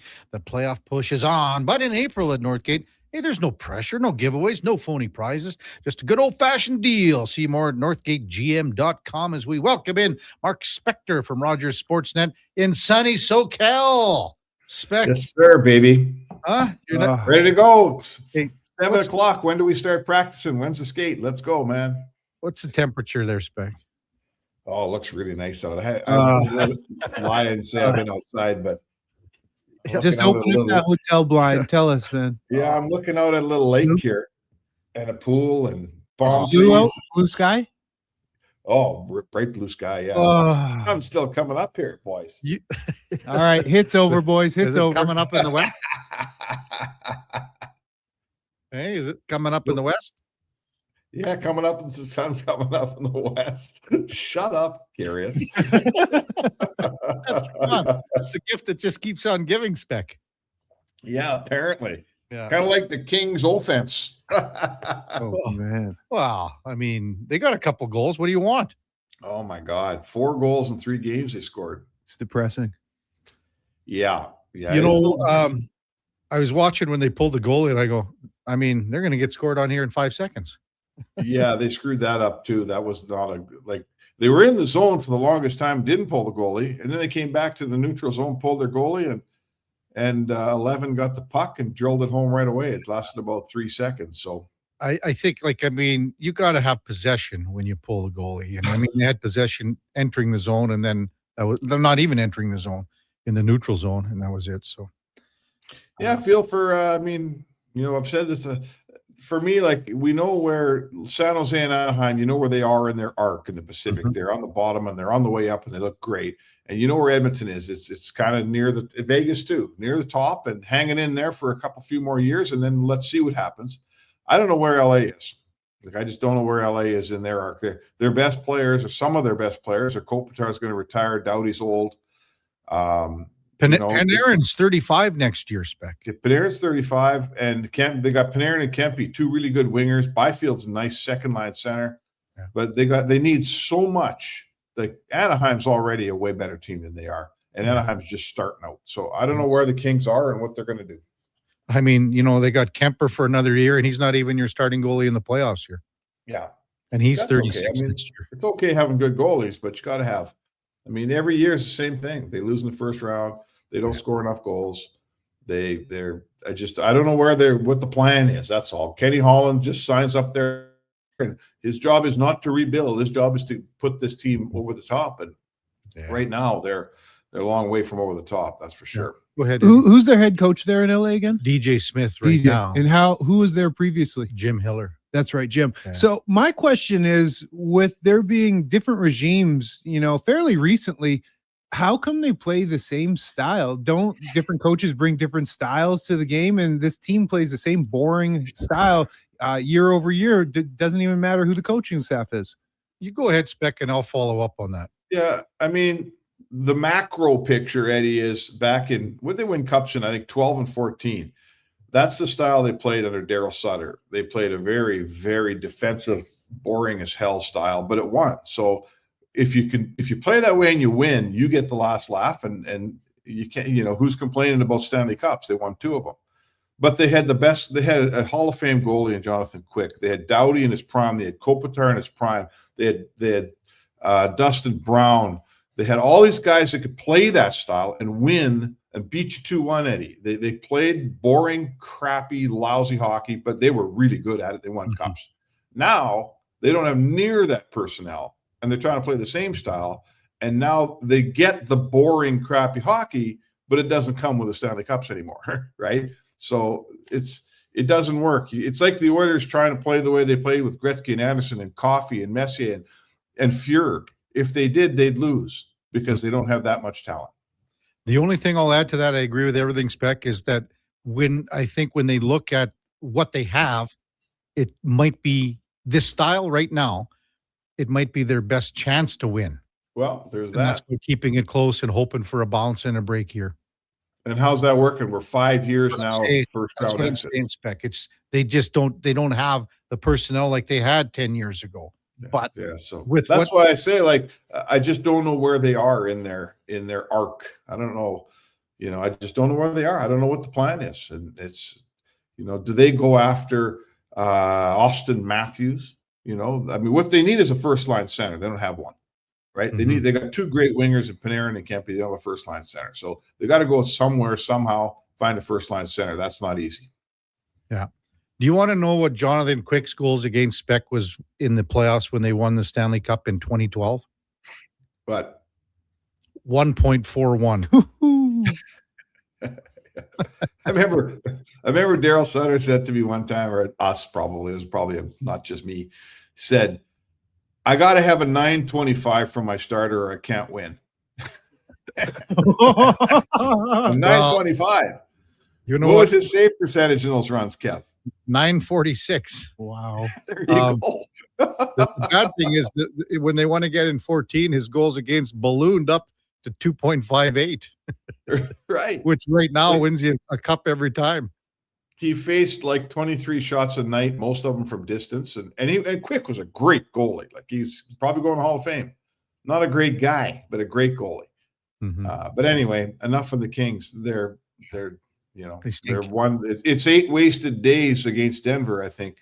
I said that off the top is right too. Yeah. Do you think? I mean, I was sort of surprised that Jason Dickinson didn't play game 2, Spec, after he scored the goal in game number 1 to tie things up. I just thought he was going to play and wasn't skating in the morning because he didn't need to. But do you think he's on the trip? Do you think he gets in here?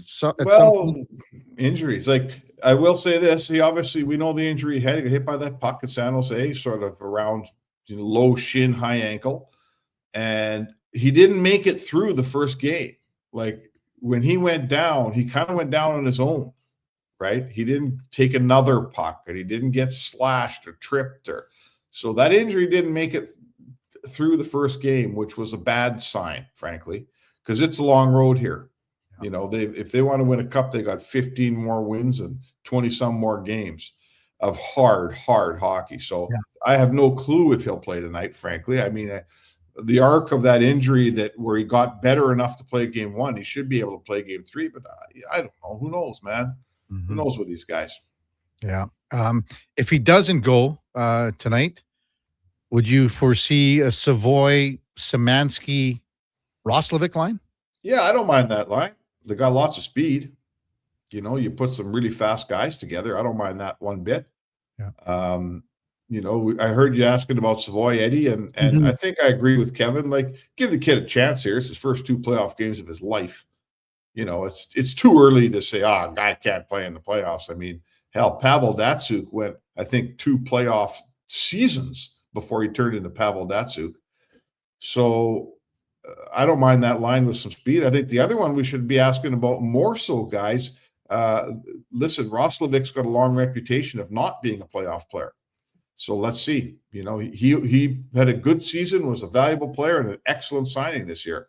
But now he's got to do it in the playoffs. And we haven't seen much of him for 2 games. So let's see if that's a player that helps move this thing along here.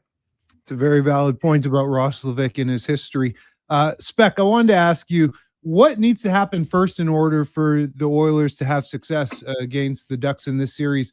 A, they need to tighten up their D game, or B, Connor McDavid needs to score more points and get on his 1.5 plus points per game average in the playoffs.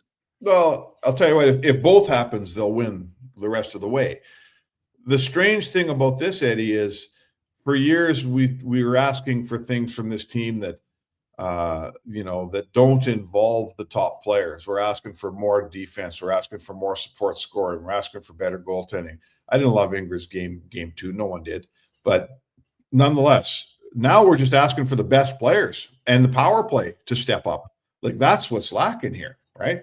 If they have a power play, they win both games. If their top line produces, they probably win both games. So I think that if I'm an Oiler fan, and that's what I'm waiting for those 2 things, and I'm pretty happy with my depth score, and they got 8 even strength goals. I'm very happy with it. And I think Ingram will, his game will come around, and traditionally their defensive game homes in here as we get into the playoffs. If all I'm waiting for is for my first line to get going and my power play to get going, I think that's something I can count on in Edmonton. Like, that happens every year. So that's a good sign. Are you thinking, Spec, tonight then is more of, like basically we're looking at 4-3 and 5-4 to start the series. The empty netter makes it 6-4. Are you thinking it's tighter tonight? In Anaheim, I doubt it. I think I'd like to tell you that the Oilers can roll out a game and win 3-1. And that might happen before this series is over. I think, if it goes Edmonton's way, I could see them finding a defensive posture and doing that at some point. But the way they're playing right now, this is 4-3 hockey for sure. And going down to Anaheim, it might be 5-4 hockey down there or down here. So, yeah. Do you see a sign, Kev, that they're about to allow only yet. 1 or 2 tonight? Not yet.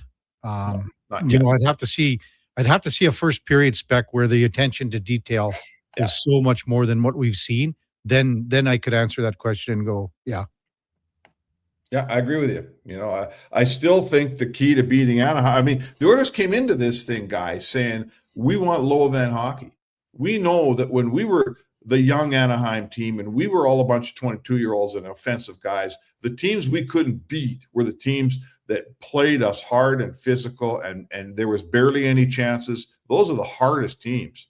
The Oilers could never beat, those teams that controlled a low event hockey game. They want to be that team now. And that's what they said they want to be. Connor McDavid used the words low event. We want low event hockey. And they have failed in that through 2 games. It's been high event hockey for 2 games. So this tells me that Anaheim has controlled the pace of the series and the way it's being played. And we all know about playoff hockey, guys. We watched enough here. It's generally a tussle between 2 styles. And whichever team imposes their style on a series the most tends to win. And I guess that's what, the unfortunate aspect in all this would be, is with the Oilers being as battle tested as they are, as veteran as a group that they are, that they're not able to impose their game plan, their style on the Ducks more. Wouldn't you agree with that? Well, we're only 2 games in, but I think that before the series if we're still saying that after 6 games, I mean, I would say that, Edmonton will be in trouble, because the Ducks are the best 6-5 team in the league, probably. They played that hockey all season long. So, it's early, Eddie. It's 2 games. It is early. A It long is run, early. man. I guess it's just when you see shifts like that power play, when you give up that shorty, it's typical nonchalant switch flicking hockey that Kevin's talked about. When you see that, that's quite disparaging, especially out of your best players. Yeah, for sure. That's just a free goal. You're just giving them a goal in the game.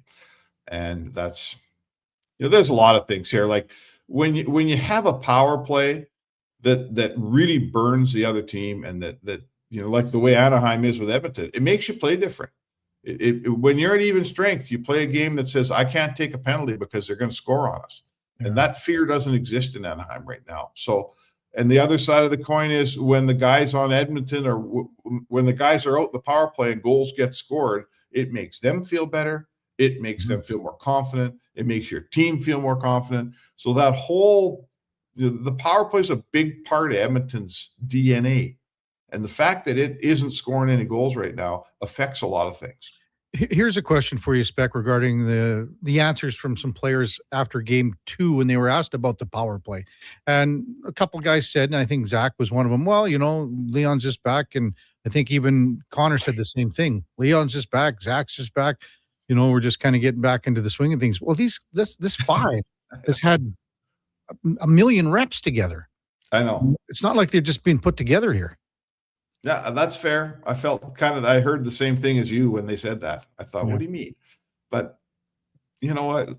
What have they had? They've had 6. They're 0 for 6 reps, right? They've had 6 reps. So you know what? Score 2 tonight and you're back up at 30%.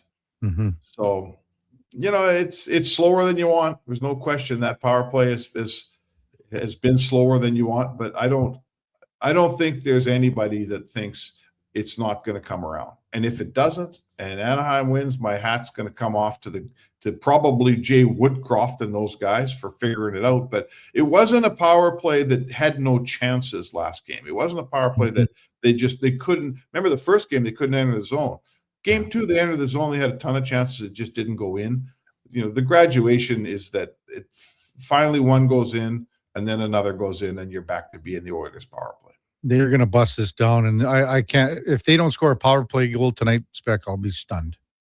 Yeah, I'm saying the same thing. 3 or 4 chances or something. So let's see how it goes. But it'll be emotional for Anaheim at home.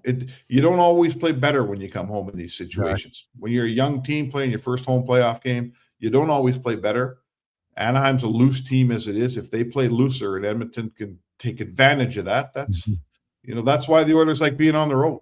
Right? They're a better road team, I think, in the playoffs. Well, Spec, we're very jealous of you. Pull up a chair by the pool. Jeez. I mean, it is terrible weather here till Monday. And don't sweat on there. Is there snow on the ground? Yeah, it was. Well, it's a snow squall right now. We're in one, man. We're fully in the thick of it, Spec. What the hell? Wind chill near -10 today, Spec. Is that right? Yeah. Oh. Wow. Man, go get your Starbucks and go for a walk. Shut your mouth. I'm a little concerned because I forgot a ball hat and sunscreen down here. So thanks for getting up early, Spec. We'll see you on Monday, I think, depending on your travel. Okay, bud? Yeah. Okay. Sounds good, boys. All right. Mark Spector, Rogers Sportsnet on the mark. Brought to you powered by Northgate Chevrolet. This truck's for you. Check them out. Only at northgategm.com. It would be nice to be him. Wouldn't Palm trees. Probably 20. I think the LA Angels are out of town now, unfortunately. So I thought of that too. You could go to a ball game. I thought of that too. Tomorrow. I mean, what if they had a matinee? Would you ever what do you mean? Hit a game before the Oiler game? No. Or would that be considered a faux pas? If they had first pitch at 2:00 and the game was at 7 local time, I think you could probably go for a few innings just to relax. Totally. I mean, go get a dog. Yeah. Sit back. But depending on what you're doing, Spec might have to do hits. He might have to do whatever. Say when I was doing the games, that would be a faux pas though, because you should be doing prep work. You should be, or I had a routine where I would do prep work and then I would have a workout at about 3:34. The pregame, huh? Well, that's just because you're at the morning skate, you come home, you put all your tape together, and that's how it worked. And then you do a little more prep work, go over the game notes because you just got them that morning, and then you would, just go to the gym and have a quick little workout. Get the mind right. Well, for me, I wanted to sweat out stuff because I didn't want to. For sure. I didn't want to have pits in the broadcast booth. Hey, no doubt. That move. When we come back, Pete Jensen from NHL.com, Kevin Karius, Eddie Steele, Duke of Delburne, Josh Fenwick on Sports 1440 AM radio. We're streaming on YouTube, X, Facebook, Instagram, and Twitch. Need a new ride for road trips, errands, or just life on the go? Go Auto offers a massive selection with over 15,000 new and used vehicles to choose from. With over 70 locations across Western Canada, finding your next ride has never been easier. Whether it's a roomy SUV for the family, a sleek car for the open road, or a rugged truck for your weekend adventures, you'll find it here at a price you'll love. Explore thousands of vehicles today at goauto.ca.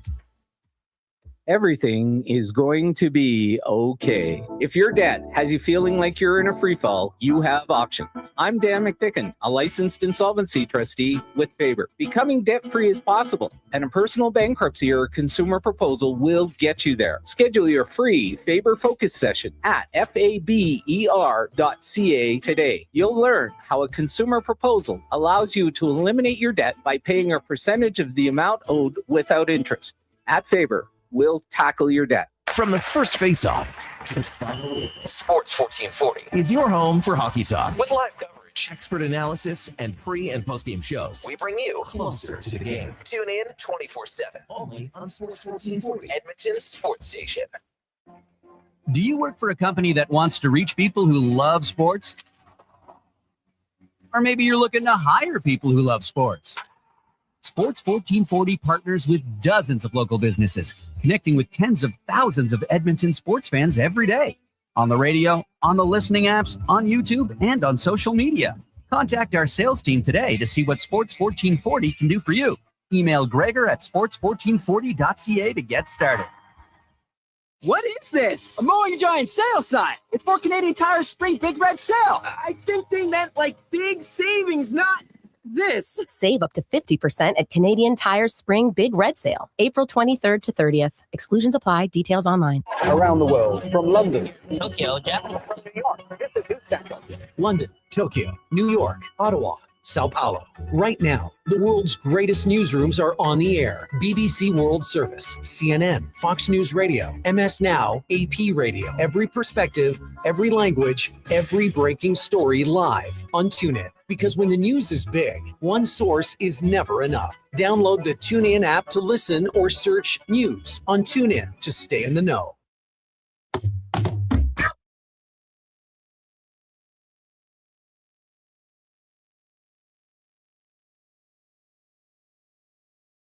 Have your sports curiosity cured with the Kevin Karius Show. This is Sports 1440.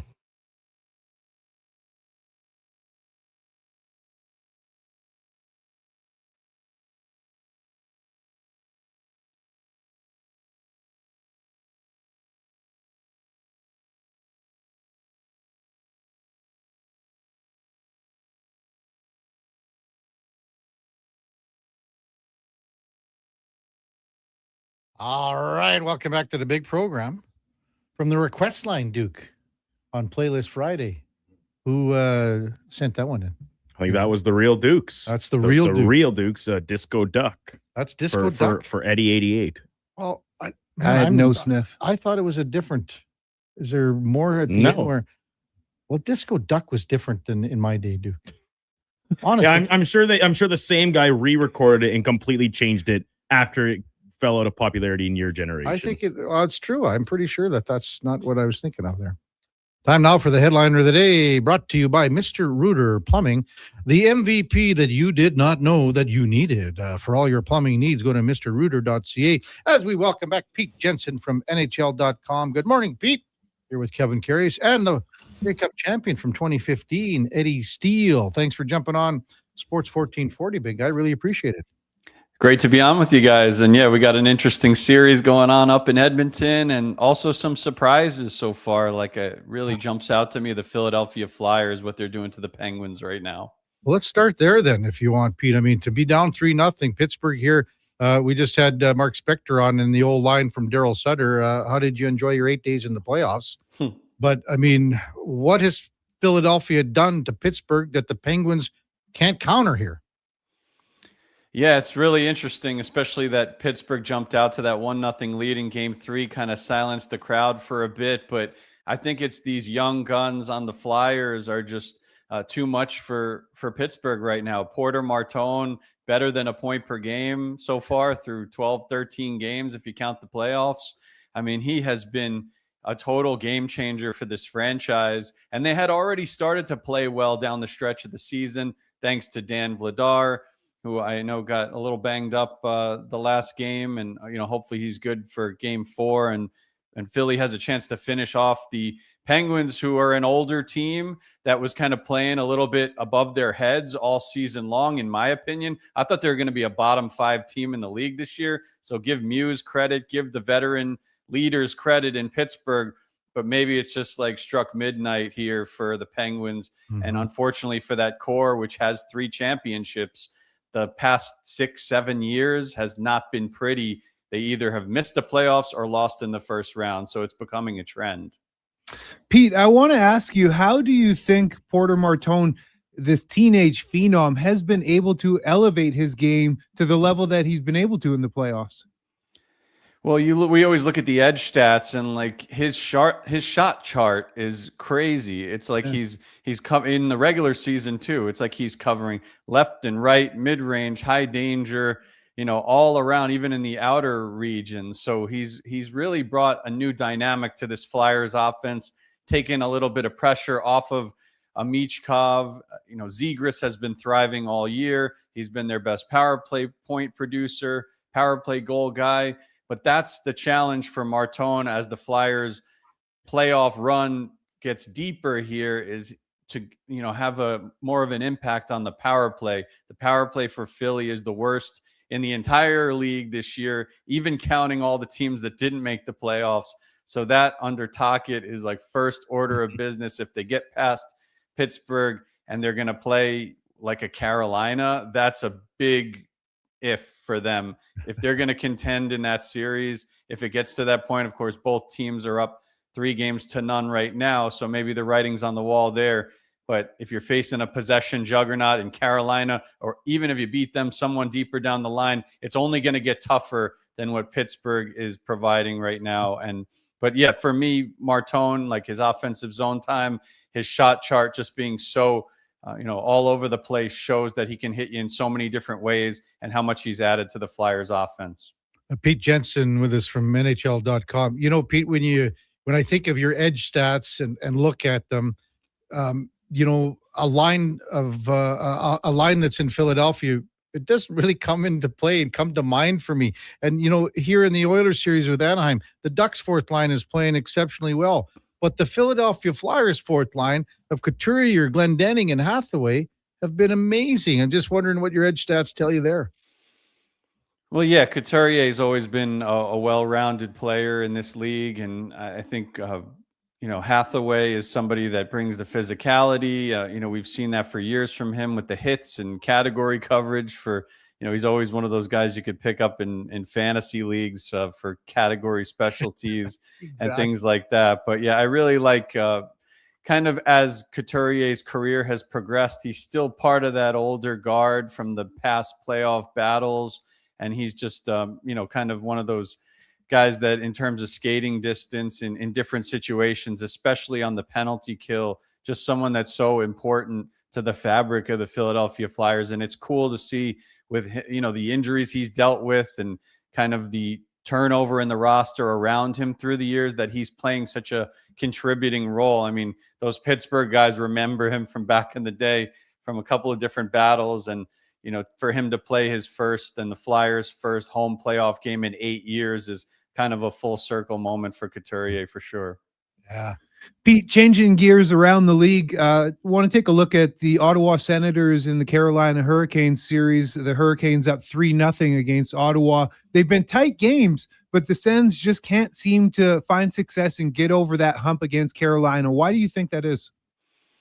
I mean, Carolina's beating them at their own game. If you would have matched up Ottawa against any other team in the Eastern Conference, including Buffalo, including Tampa, I really think Ottawa would have given a lot of these other teams fits. When Buffalo was going for the division title, I was like kind of thinking, you don't want to play Ottawa if you run into them. And that was still up in the air up until the final days of the season.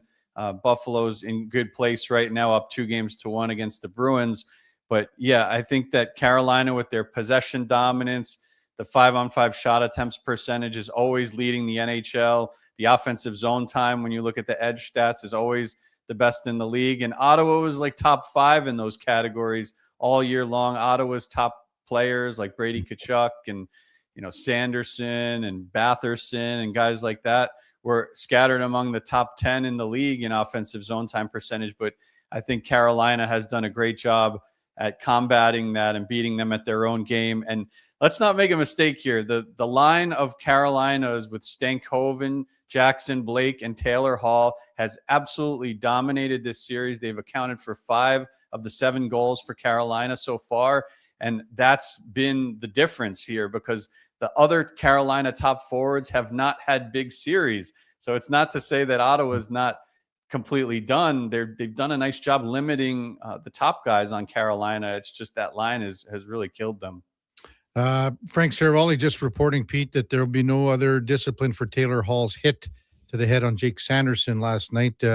Travis Green was very upset following the game, but nothing further coming on that today. Pete Jensen from NHL.com with us here on Sports 1440. Let's dive into this Anaheim Edmonton series here, Pete, and specifically with the Ducks. What are your stats telling you? Because this is a young team. Everyone's been talking about how this Ducks team right now reminds them of the Oilers when they were first getting into the playoffs back in 2017 and playing the Ducks back in that series with all the young talent that the Oilers had. It's a similar situation now with Anaheim. What are you seeing, and what are your stats telling you from the Ducks here, Pete? Well, the Ducks are one of the deepest teams in the league. If you said top 5 young cores in the league, 25 and under, the Ducks would certainly be on that list, right there with the Sharks, who missed the playoffs but have an amazing trajectory, and also the Montreal Canadiens, who are tied 1-1 in their series and giving Tampa everything that they could handle. So yeah, I think that Leo Carlsson has been really the breakout star so far this season. And then Cutter Gauthier as well. Cutter Gauthier is top 5 in the league in shots on goal in the regular season. Leo Carlsson has 14 shots on goal in his first 2 games in the series. Remember, these are, for a lot of these guys, it's first career playoff games for this young core in Anaheim. Of course, they added John Carlson before the deadline, and they have Chris Kreider for that playoff experience and some other guys scattered across the lineup. But yeah, just seeing a lot of strong shots on goal by location for the young guys on the Ducks, whether it's Carlson, Gauthier, some of these other guys. Beckett Seneca has arrived ahead of schedule as the number 3 pick from 2 years back, and has been among, if he's not leading rookies in a category, he's usually second or third across the board. So yeah, this Anaheim team is deeper than Edmonton right now. Of course, the star power on the Oilers speaks for itself, but even if Edmonton ends up eking out this series, it's not going to be easy. I had Edmonton over Anaheim in 6, and it seems like it could even go 7 with the way that they're scoring the puck on Edmonton. 9 goals in the first 2 games. Leaky defensively here in Oiltown. Now, Pete, for my money going, one of the most entertaining series is the Tampa Bay Lightning and the Montreal Canadiens. What are your thoughts on that series and how it's unfolding so far, sitting at 1 apiece? It's kind of like what you mentioned about that changing of the guard a little bit. Not to say teams like Tampa and Edmonton are not going to remain perennial cup contenders, but these are the new kids on the block. And what Montreal has going with its top line, we saw Slavkovsky in game 1 with the 3 power play goals, and he did it in the Olympics for his country as well with the breakout performance there in the regular season. Suzuki got 100 points this year. Cole Caulfield, 50 goal range. So really impressive what they have working. And then they even go deeper than that.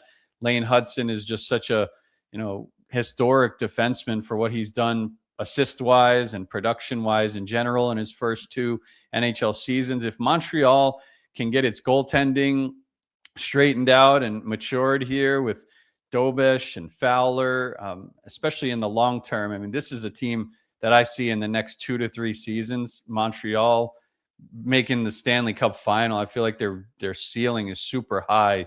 And even right now, they could knock off Tampa Bay in tight series and then have a nice, edge in many different categories, or at least right up there with Buffalo if that ends up being the second round matchup. So, I picked Tampa Bay going into the series. I was very torn on it because I knew Montreal and their ceiling was high in the years to come. But I guess if I could redo that pick a little bit, I'd probably go back to Montreal. That's the way I'm feeling heading into Game 3, going back to Bell Center.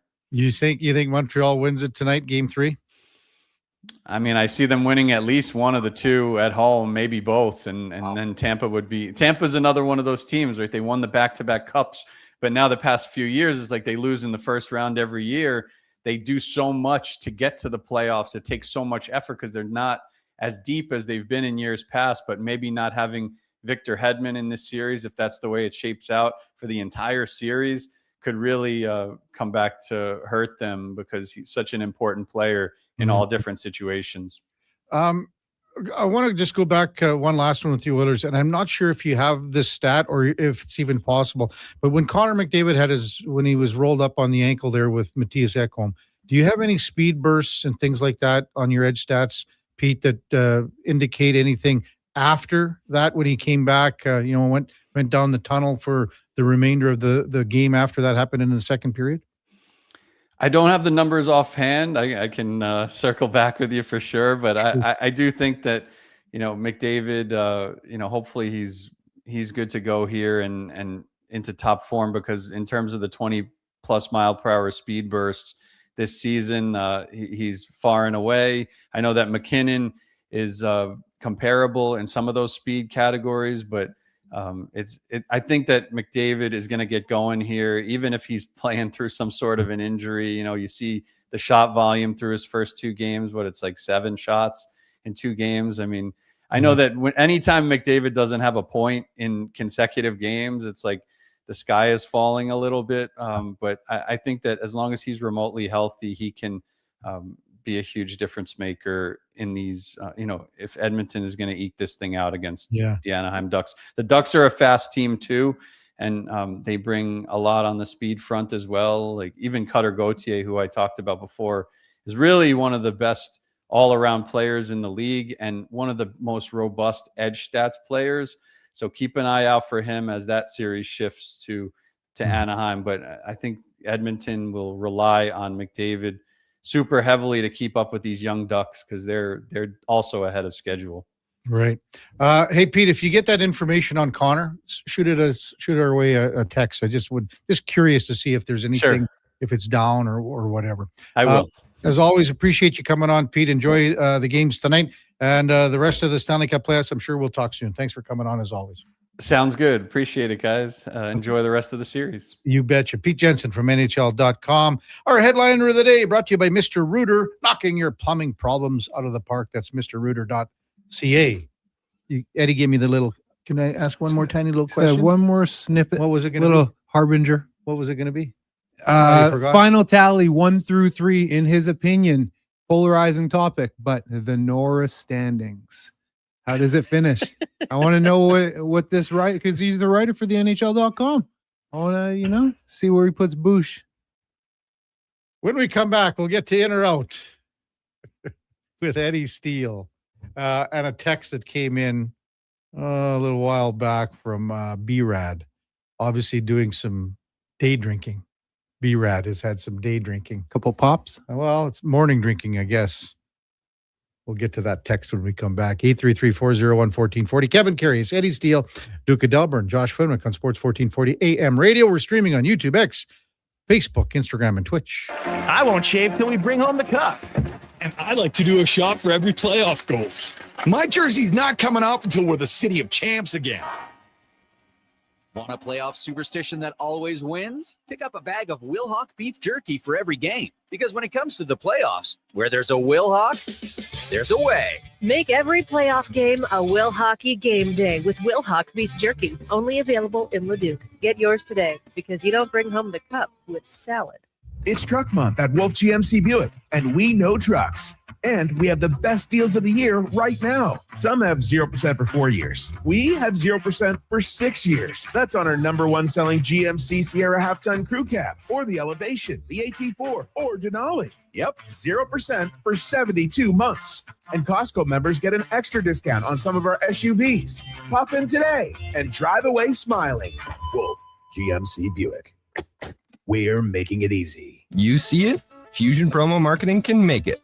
Fusion makes high-quality, memorable promotional products for businesses, sports teams, and corporate events. From vision to reality, get noticed and remembered. Fusion with a Z. Promomarketing.ca. At Fountain Tire, the savings come in threes. Up to 25% off select tires, a mail-in rebate of up to $100 off a set of 4 select tires, and $50 off a $150 service. We're basically the BLT of savings. Until April 25th. Restrictions apply. Book today. It's playoff time, and we've got a lot to talk about. This is Andrew Walker on Edmonton Sports Leader, Sports 1440. Tune in after every Edmonton playoff game for the Legacy Heating and Cooling postgame show. Visit the experts at legacyheating.ca. Great news for your weekend project. CFI, that's Custom Floors Inc., is now open 6 days a week with Saturday hours from 10 till 2. Get top quality Canadian products from Beaulieu with the convenience you need. For your free estimate, visit CFI at customfloorsinc.ca. Nothing beats getting a deal at McDonald's. Why? Because you get a deal now. And a deal later. Redeem an offer from the latest mailer or in the McDonald's app and dig into instant savings. Plus, you earn points towards Free McDonald's. Now that's what I call a double whammy of deals. Why does that keep happening? Deals sent right to your door. Check your mailbox for the latest McDonald's mailer loaded with delicious value. For a limited time at participating restaurants in Western Canada. Divorce is never easy, but Fairway Divorce Solutions can help. Their clear step-by-step process addressed all our issues, and we moved through the process quickly. Fairway didn't take sides. They saved us money and heartache. My ex, the kids, and I feel like we'll all be okay. At Fairway Divorce Solutions, trained mediators and in-house lawyers will move your divorce process forward in a professional and efficient manner to achieve a fair resolution and separation agreement. Visit fairwaydivorce.com. River Cree is the place for all your favorite sports. River Cree Resort and Casino, featuring UFC action and boxing live on the big screens at Tap 25, the MVP of sports bars, and in the center bar. Plus, catch all the biggest games, every goal, every slam dunk. River Cree is also home to the Twin Rinks, where rec hockey and community teams come to play. Public skating available. Details at rivercreeresort.com. River Cree Resort and Casino. Excitement. Bet on it.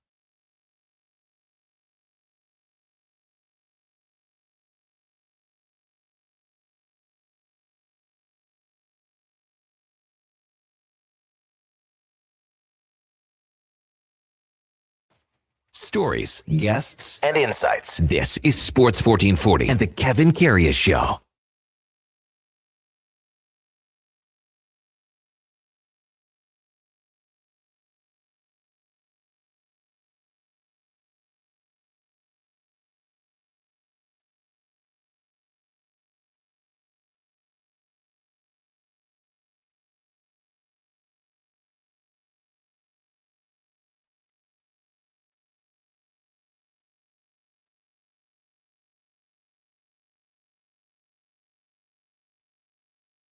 Oh, man. I love that song. How old is that song, Duke? Does it say on your thing? Is it 20? That's got to be like 2000. Yeah.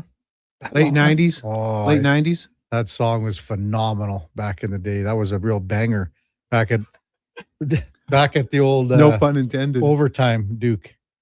Yeah, overtime. That was the old Kevin. 25 years old. The old OT. Says, yeah, back in it was Kevin Lowe's bar. He was part owner of that, maybe full. I can't even remember, but it was on 104th. And man, oh man, that place used to rock pretty good. My buddies were running it, so I get side door. You got a couple of over pours. Well, I just sat by the side of the bar. Whole the Hawk was pouring them full.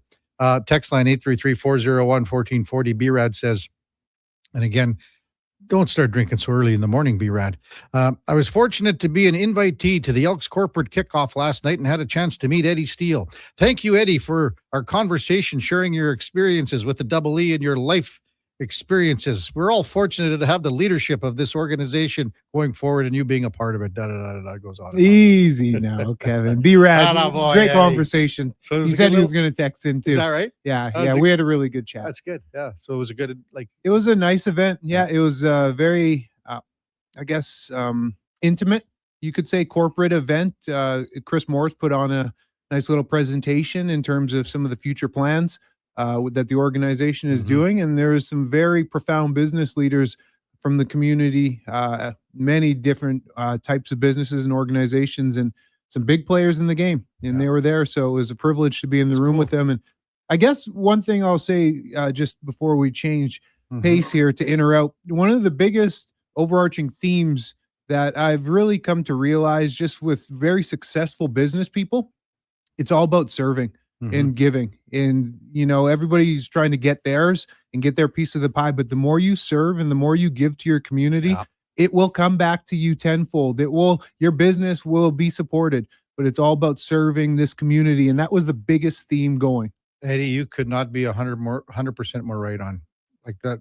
Out of the things you've said in 2.5, 3 years here, that is the total truth. And that is, I mean, you go to, like I was at that Toast of the Town a week ago, same thing.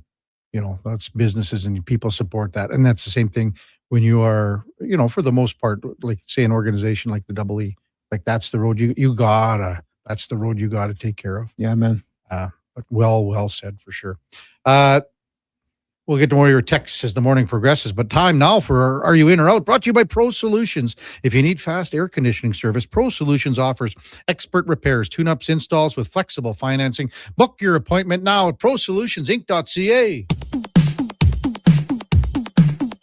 Okay, you know what? Moving too fast. Bottom line, are you in or you out? In or out of what? No time for questions, just action. In or out? Well, then I'm out. I'm sorry, Jet. Actually, you're already in. Are you in or are you out? On Sports 1440. I thought you would go, I'm in, Bob. We would have had a really cool moment, but you kind of ruined the whole thing. All right, Duke, let her buck. Game day for the Edmonton Oilers down in Anaheim for game number 3 against the Ducks. Status updates on Jason Dickinson and Connor McDavid were pretty vague, if not non-existent, from head coach Chris Nalbuck before the team departed yesterday, essentially saying there was no update on either player. I'm thinking regardless of Jason Dickinson's availability, we are going to see some different line combinations to start tonight's game in SoCal. So not sure where you're going here, Duke. If Dickinson is in, I really think you go back to Dickinson, Nugent Hopkins, and Roslovic. That's how the series started. And then it would be Szymanski between Frederick and Doc. I mean, the only other way about it is, again, if Dickinson, so when you're looking at when you say regardless, the only wrench that could be thrown into these lines is that line that I said that kind of finished the end of game number 2. And that's with Savoy and Roslovic and Szymanski. But, you know, that could change things around. I don't know what to say with this, Duke, because when you say regardless of his availability, I think if he's in, I think I'm going back to where it was to start with Dickinson, Nugent Hopkins, and Roslovic, which basically leaves lines 1 and 2 intact. And Szymanski technically goes in for Henrique, how it started the series, and he plays with Doc and Frederick.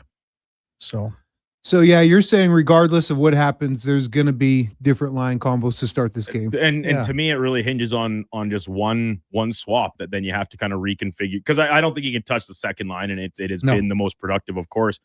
I think Ryan Nugent Hopkins is going to be playing on the top line to start tonight's game. And then it would be technically...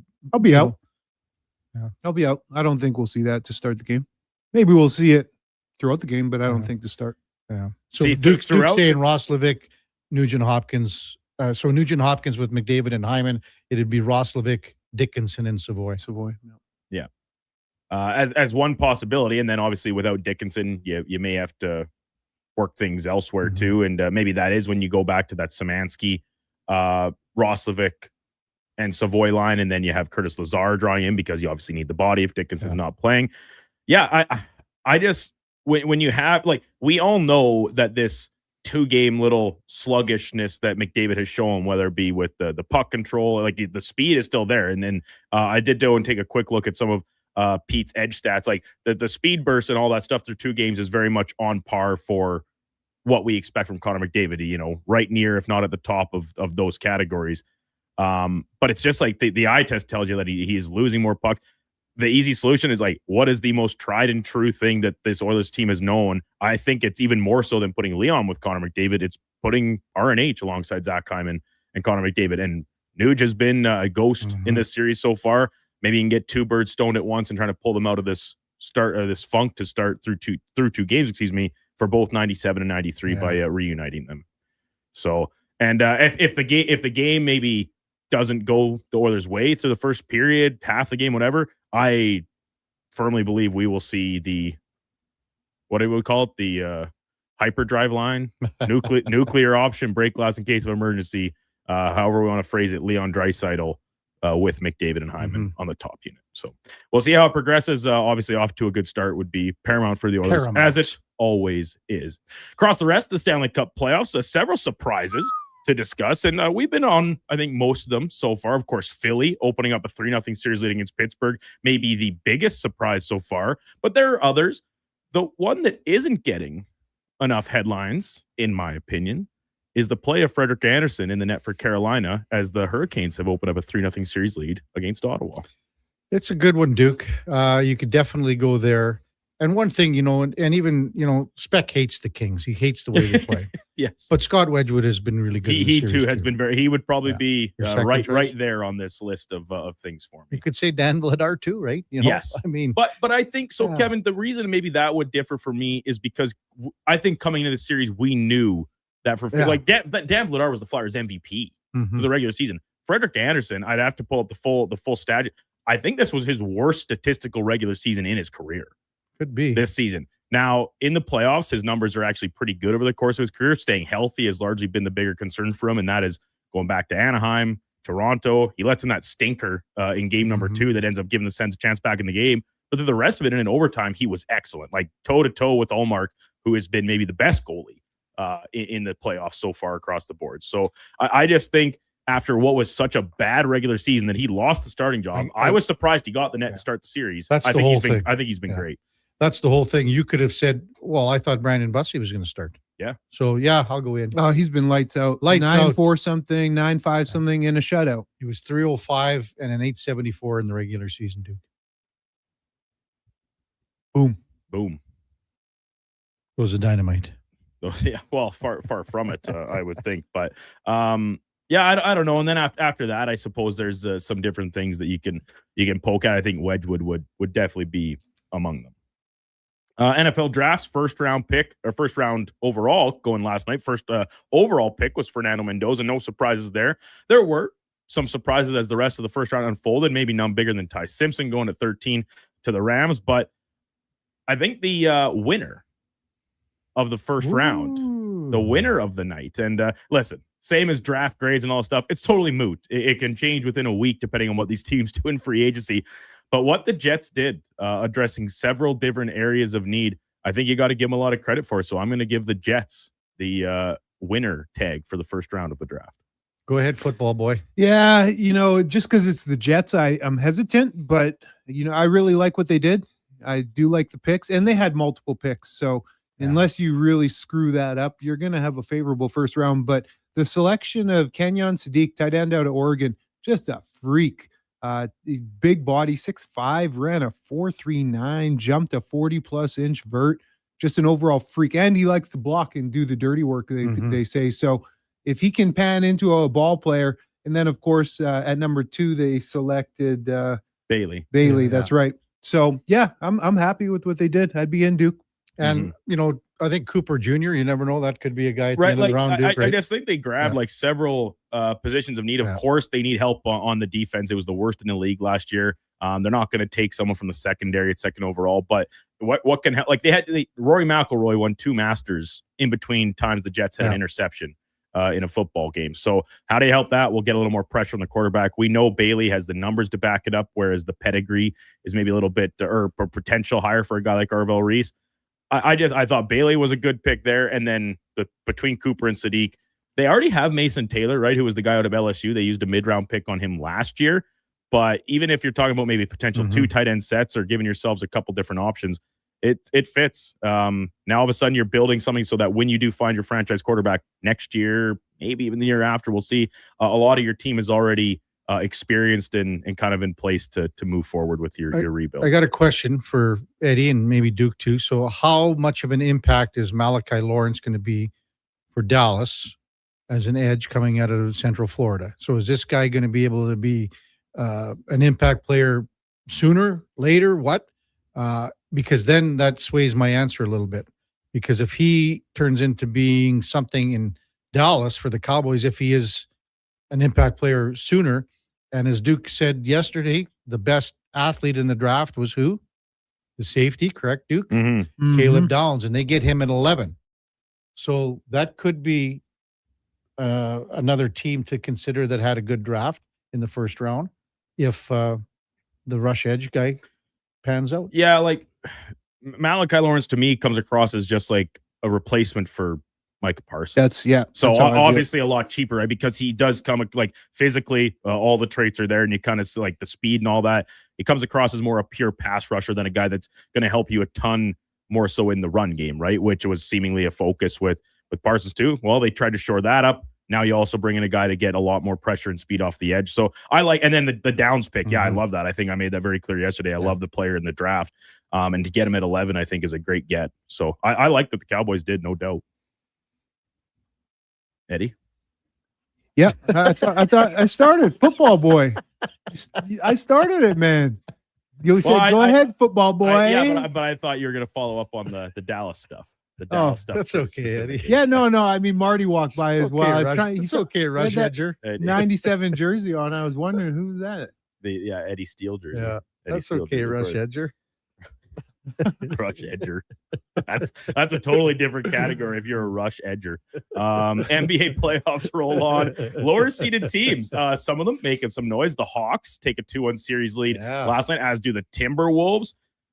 It's been in a couple 1-1 series, of course, across the board as well. And the Raptors get a win last night to keep themselves in the mix against Cleveland. Of all the lower seeds, and I'll include the ones that are already up in this series, I think if you're picking one that can complete the upset in round one, which we do not see very often in the NBA's first round, I'm sticking with the Wolves, the T-Wolves, over the Nuggets. Last night's game in particular, Josh mentioned it in a commercial break this morning. I wasn't watching it in its entirety, was following along best I could with everything else going on. It seemed like the Nuggets were absolutely put in the blender last night, and that's kind of 2 games consecutive. I think the Wolves are a team to be reckoned with here coming out of the first round. Well, I got to be out because I said Denver was going to get to the final.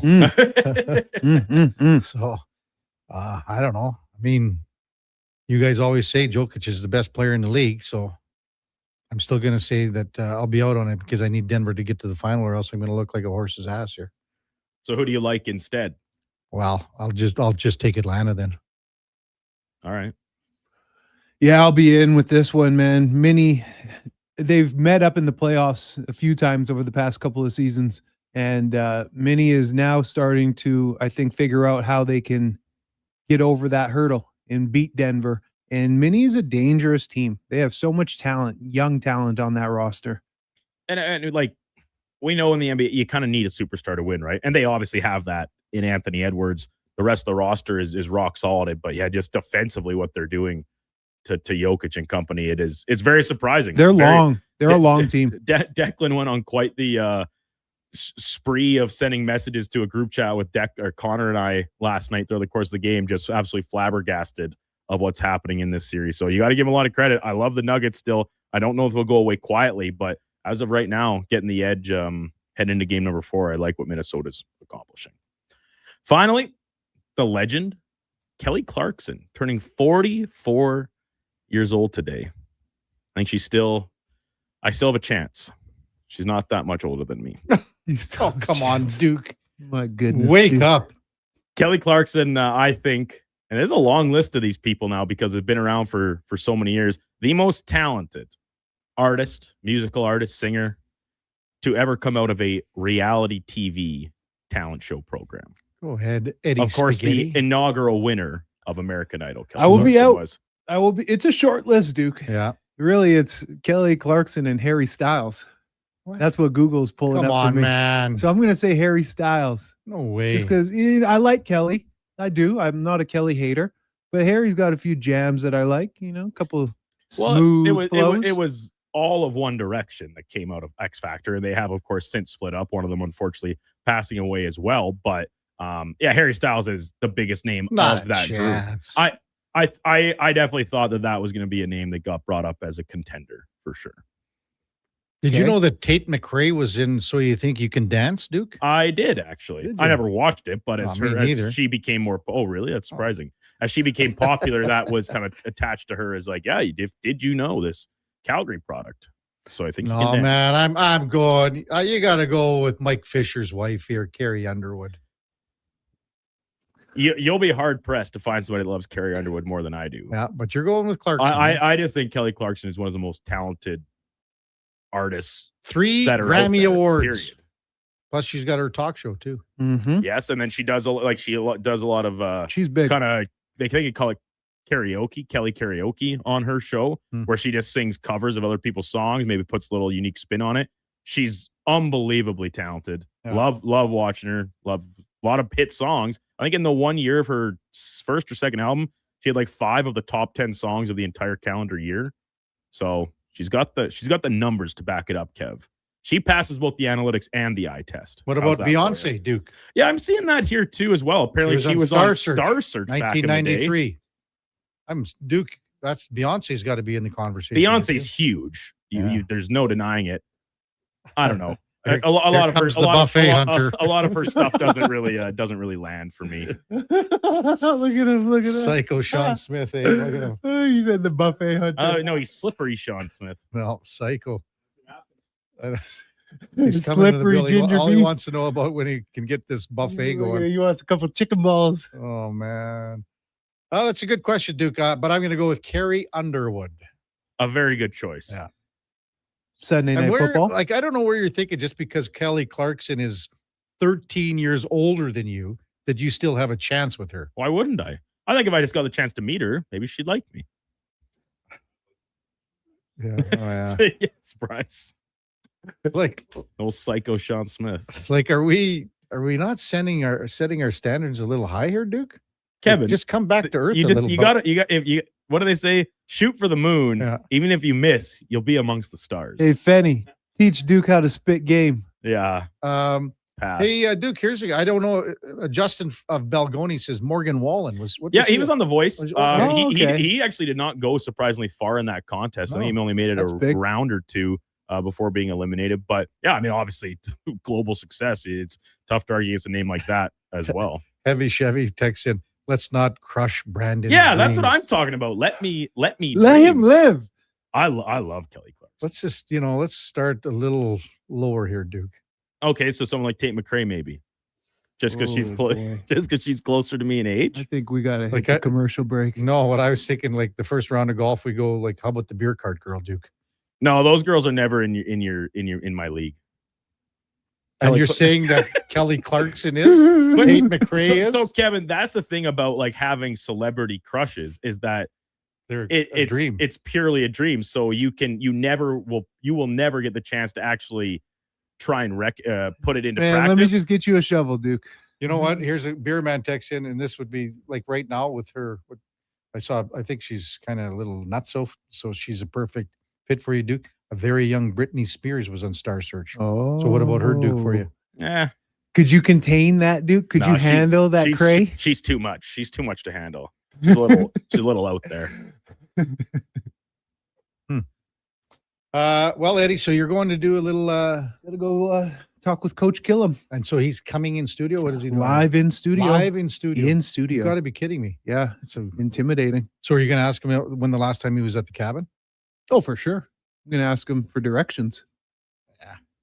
What See you if got to he'll do is disclose it. What you got to do when you shake his hand to start. I want you to feel that. See if it's callous. See if he's been on the chopper, taking the axe and pounding away at the. Well, I'll the tell you wood what, pile. man. Like whenever I see him and we bring it in for a hug, you do the handshake into the half hug. Is that Boy, what you he, do? You still do he that? comes in heavy, man. He comes in firm. Really? He's like he could still hit something out there.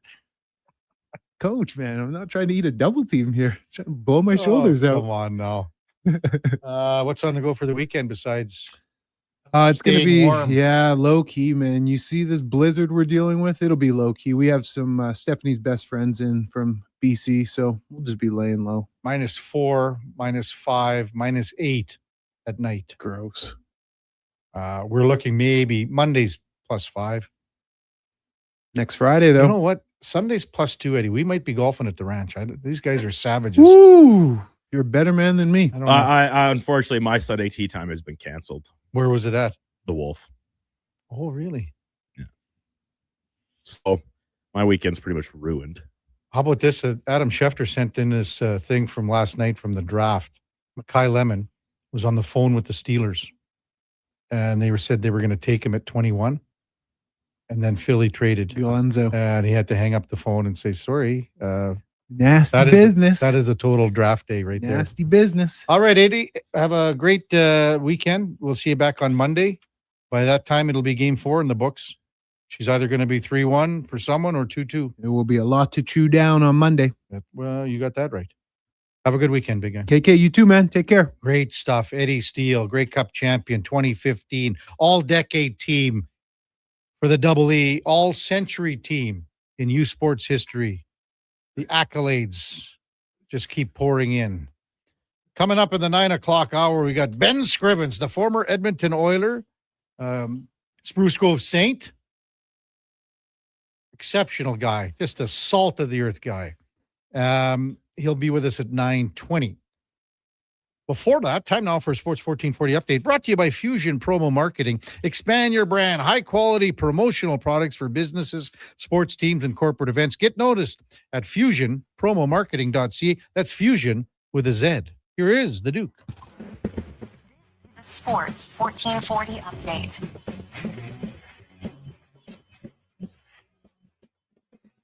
Stanley Cup playoff action last night. The Sabres topped the Bruins 3-1 in Boston to open up a 2-1 series lead. Hurricanes get past Sens 2-1 from our nation's capital. Carolina now 3-0 in that best of 7. And on the West Coast, the Kings cannot do it. They lose the Avalanche 4-2 and now trail that series 3-0.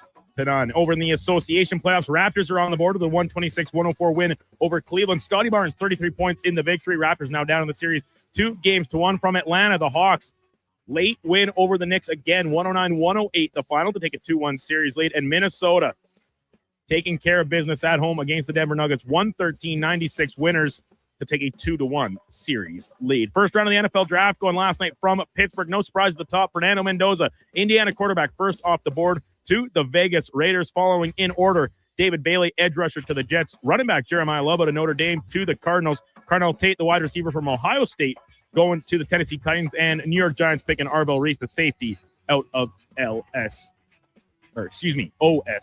Canadian Hakeem Messidor, just the first rounder by a Canadian ever taken in the draft. He goes to the Chargers at pick number 22. Finally, in the majors yesterday, Jays not in action, but the Cubbies beat the Phillies 8-7. White Sox topped the D-backs 4-1. Dodgers blanked the Giants 3-0, and the Yankees double up on the Red Sox 4-2. Coming up in hour 2 or 3 of the Kevin Karius Show, we'll be joined by former Oiler Ben Scrivens, and we'll hear today's edition of Cam and Eggs. I'm Brandon Douglas at your Sports 1440 update. This is Sports 1440, a Stingray radio station broadcasting on Treaty 6 territory. Download the free iHeartRadio app and listen to CKJR wherever you go.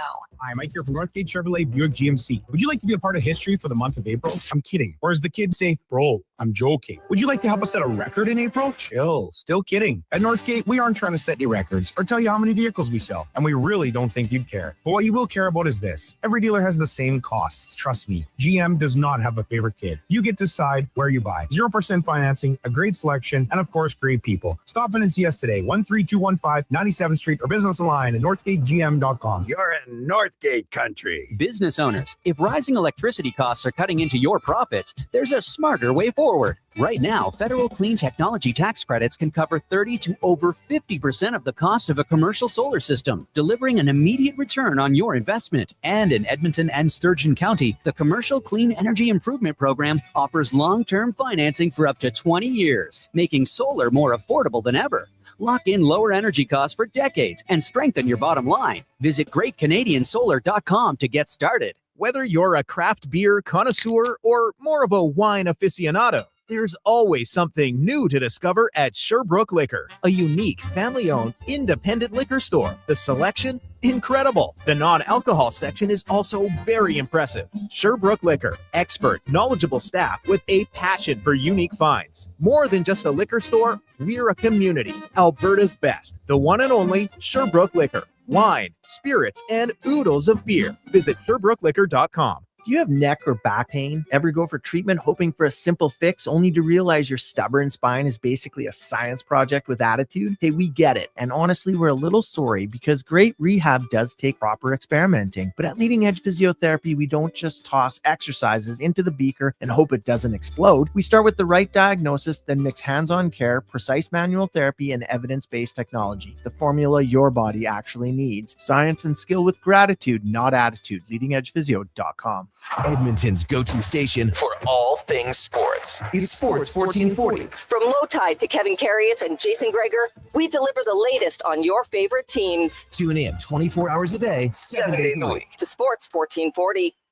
Struggling to find skilled workers? What if you could fill your talent pipeline with motivated, pre-vetted youth and receive funding to support your efforts? At Careers The Next Generation, we connect Alberta employers with interns in skilled trades, IT, agriculture, forestry, and more. All WCB covered, high school accredited, safety trained, and ready to contribute from day one. With 83% of RAP students continuing their apprenticeships after high school, investing in youth today means securing your workforce for tomorrow. Don't wait. Visit careersnextgen.ca to get started. Bashaw Concrete Products. From concrete and septic tanks to blocks, precast water pads, jersey barriers, and aggregates. Farmers, contractors, homeowners. Plan your next project at BashawConcrete.com.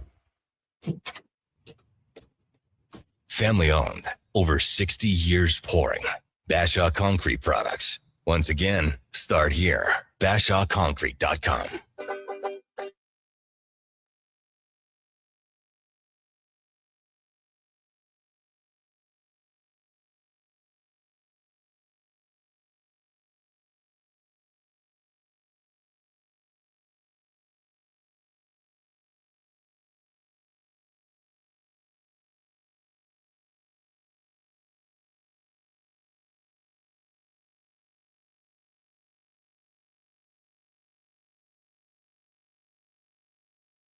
Have your sports curiosity cured with the Kevin Karius Show. This is Sports 1440.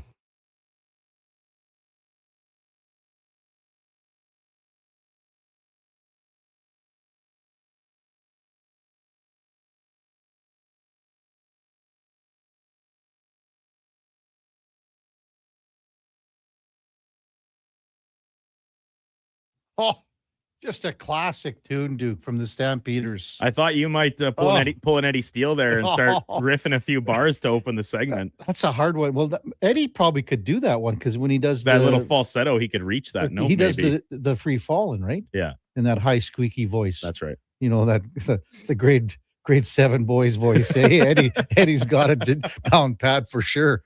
Coming up at 10 o'clock, Gary Meyer will be in studio. He's already out at the bar talking to SKS. We'll talk golf. We'll talk hockey. Ross Perkins, former Edmonton Oilers, is going to join us. Played many years for the WHA Oilers and just an all-around good guy and a big golfer. So we're going to touch on that. You may have heard someone yesterday talking about the Zurich Classic and how scores were lower than a grave digger's shoes, and just incredible reporting by the person. You may have heard, these facts and information here, Duke. Did you know that the Zurich Classic of New Orleans is the PGA Tour's only official team event, Duke, playing two-man teams in the 72-hole format?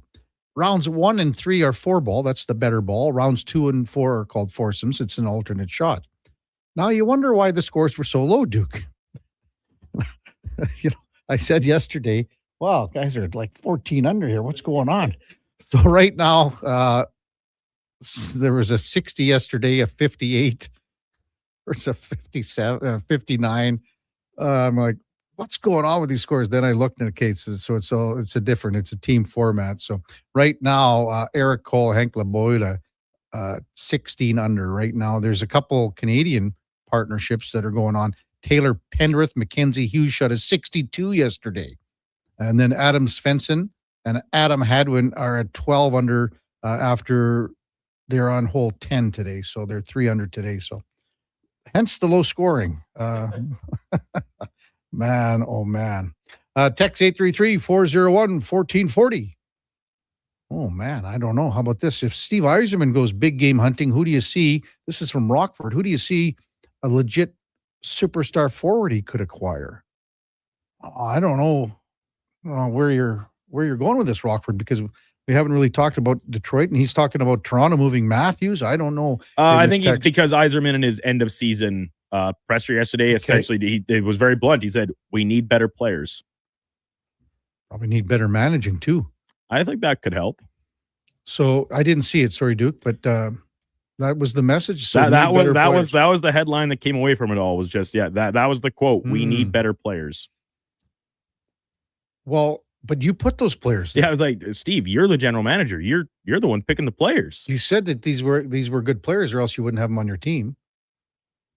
That makes no sense to me. If I'm the owner, I'm going, I got to get a better general manager. It doesn't make a whole lot of sense to me, for sure. IMAX says, my mom always reminds me when I was a kid that I used to sing that as Twitty Woman.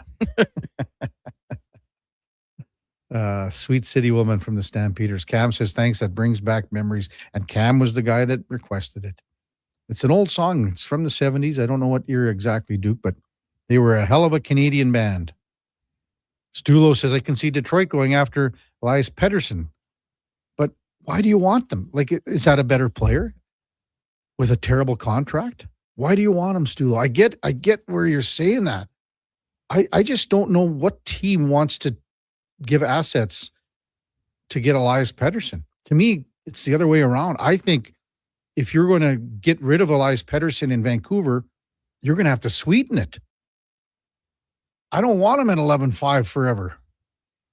Ben Dangle says Yzerman throwing the whole team under the bus, but none of his manager buddies. We talked about it with John Michael Lyles, Duke, about Sean Horkoff. Mm-hmm. Sean Horkoff being an assistant GM in Detroit. What's on the horizon for a guy like Horkoff? Who knows? Coming up at 9:20, we got Ben Scrivens, former Edmonton Oiler. Got a start here. He's a local guy. Man, I'll tell you what, when things were really dark and this franchise was in total disarray and fans are throwing jerseys on the ice and all that stuff, Ben Scrivens was one of the guys that said, hey, what are we doing here? Like, don't throw jerseys on the ice. I mean, we're gonna turn the corner somehow, some way, but don't be like that. It's not a good look. I remember him just being just such a good guy to go to in the room that was sort of like the voice of reason. Not a guy that was here a long time, but it was a guy that knew all about the Oilers and his, the history and everything like that. So when we come back, Ben Scrivens will be with us. Kevin Karius, Duke of Delburne, Josh Fenwick on Sports 1440 AM radio. We're streaming on YouTube, X, Facebook, Instagram, and Twitch. One app, triple the action. Play Alberta is proof that good things do come in threes. Whether you're into playing any of our exciting casino games, betting on your favorite professional sports teams from around the world, or buying into Canada's biggest lotteries, Play Alberta is the province's only app to do it all. Download today and discover a new way to play. Must be 18 plus to play. If you gamble, use your game sense. For over 50 years, The Brick has been proudly serving Canada. They love to save you more on everything you need for your home. Save up to 60% off made-in-Canada sofas when you buy the matching love seat or chair. Find patio sets starting at just $99 and save up to 40% off mattresses. Plus, take 5 years to pay with 0% interest on furniture and mattresses. Taxes and fees due at purchase, OAC. Visit a Brick near you for details and exclusions. The Brick, saving you more. Summer, it's coming. An unstoppable force that will turn your home into the Sweatbox. Don't live in a summer blockbuster. Pro Solutions is your one-call solves-it-all expert for AC repairs, tune-ups, and new installations. With fast appointments and flexible financing, we'll make sure your home story has a comfortable ending. AC season is coming soon, so book today. Lock in pre-season pricing today. Visit prosolutionsinc.ca to schedule your service today. Want sports talk on the go? You can listen to 1440 on the AM dial or stream us on your mobile device through apps like Radio Player, iHeart, and Stingray Music. Edmonton sports fans, turn to Sports 1440. 1440. Hey, it's Jamie from Green Drop Lawn Care. From the big mall in the west to the Arena District downtown, Edmonton is beautiful. But when I see your lawns, I know one thing's for certain. Weeds are coming. Be proactive and take advantage of our early bird savings until April 30th. Green Drop has been Canada's lawn expert since 1979. And they're in your community, keeping your yard looking beautiful with affordable lawn care packages that include fertilizer, weed control, drought fighter, and more. Visit greendrop.com. Are you overwhelmed by debt and getting nonstop calls from creditors?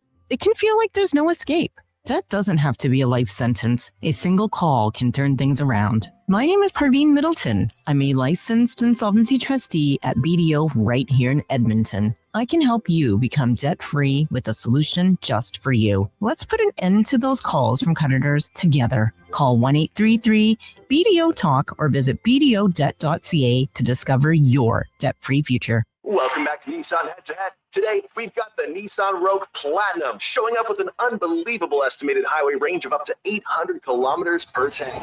Some of the other guys are stepping up now with yet another fuel stop. Some wins are really obvious. Right now, finance a Nissan Rogue Platinum for 0% for 60 months. Visit nissan.ca for details. Conditions apply. Visit your local Edmonton and area Nissan dealer for more information.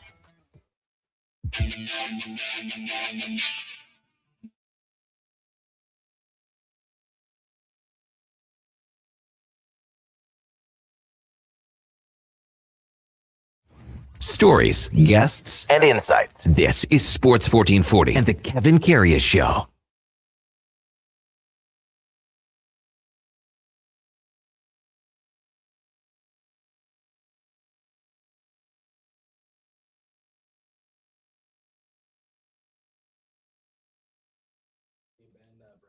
All right. Welcome back to the big program. 9:20 in Edmonton. So glad you're with us here on a Friday morning. The weekend is here. Not the greatest of weather, but we got Oilers and Ducks tonight. Game number 3. Exciting time for sure. Right now, time for the Puck Report, brought to you by Fountain Tire. At Fountain Tire, we focus on one thing, and it is your vehicle. From tires and wheels to oil changes and vehicle repairs, we have you covered. Visit fountaintire.com to book your appointment today as we welcome in Ben Scribbins, the former Edmonton Oiler, NHLer. Good morning, Scribby. You're with Kevin Karius. Thanks for jumping on Sports 1440 this morning, big guy. Really appreciate it. Yeah, thanks, KK. Appreciate it as always. Hey, are you in the Alzheimer's tournament again? No, I'm not. Not this year. I was out on Vancouver Island doing some work over the week, so I didn't quite make it back in time for all of the festivities. But what a fantastic program they've got. I'm probably going to pop in at some time and just watch some games and say hi to some of the guys that are in town. But yeah, what a great event they put on over there. Yeah, IMAC just texted in. Doesn't Ben always play out at the Alzheimer's? I've seen him there a couple of times. Yeah, so that's just one of the many. I mean, you do the Hockey Helps the Homeless and all these other ones. It's fun to getting out to these events, isn't it? Absolutely, yeah. I mean, I get to brush up on my skills as an offensive defenseman, taking rushes down Kevin Karius' side at the Oilers shinnies throughout the season, and then I get to put all that hard work on display for the masses. Yeah. How much have you worked on your toe drag in the last little while? It's probably one of the best toe drags for a right-handed shot coming down on either side. Like, you must put an awful lot of work into it. Yeah, you know what? I've got 2 young kids now, so they need to be taught a lesson anytime they think they're getting too good. So I'll give them a couple toe weaves down in the basement and reassert dominance, which is what you need out of a parent-child relationship at all times. Are the kids strapping on the pads, Scrivy, or what? I think probably. I'm slow playing. Actually putting them in hockey. My oldest is 6 now. Yeah. All the respect to the families out there that want to get their kids in early, but I think I'm of the opinion for my kids anyway that getting them in a little bit later, maybe 7 or 8, it won't hurt them in any stretch. And we can be at the outdoor rinks and we can be in the basement and we can be still getting that hockey fix without having to do too many travel tournaments and too many weekends away. How was it for you when you were growing up? Being a local guy, and you played for the Saints, obviously, about 20 years ago. But even before that, how did you get started? And when did you put the pads on for the first time? Were you out to start, or when you were a young kid? What was it like? Yeah. I played out. I was going to say forward, but I don't know. I was probably just roaming all over the place. Does anybody play a position at that age? No. And it wasn't really until novice where we started to have somebody go into net for the whole game. And obviously I wanted to play a fair amount. We were still doing if you were playing in net, you had the gear. But if it wasn't your time in net, then you had your player gear and you were playing out with everybody else. So I think it was probably Adam or Pee Wee, where it was okay, we have our designated goalies and the goalies that aren't playing are dressed and on the bench and backing up. So yeah, it was fairly early that I was self-directing into net. Probably because I didn't score at all. I think everybody had 20 goals in whatever that Tom Thumb level. Yeah, Tom Thumb. I think I maybe had 3, and 2 of them were off my skates. So I wasn't getting a lot of positive reinforcement about my offensive game. Well, you were the second best goaltender to ever come out of Spruce Grove, Scrivy. I appreciate that. You know what? Grant, I actually saw Grant at a game briefly right before the playoffs started. And what a gentleman he is. He's always got a smile on his face, and I will gladly take the silver medal on that podium. No kidding. Ben Scrivens with us, former Edmonton Oiler, here on the Kevin Karius Show on Sports 1440. Just regarding the Oilers goaltending and who they've got in the crease right now, and Connor Ingram, can you maybe just speak to the journey that he's been on this year? And now you look at where he was from the start of the year, not even invited to Utah's camp, to where, he comes to Edmonton, and now he's a starting goaltender for the Oilers into the playoffs. It's a remarkable story.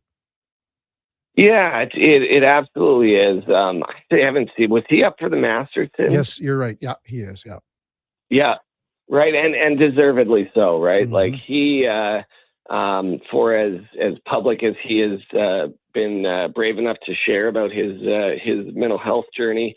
It is one of the interesting things about the SABH program. We call it the Substance Abuse and Behavioral Health program that is administered and overseen and supported by the NHL and the NHLPA. Mm-hmm. Sometimes players are a little hesitant to use it because, anytime there's a headline, so Ben Scrivens is stepping away and being supported by the SABH program, everybody assumes drugs and alcohol and addiction, which is not always the case, right? And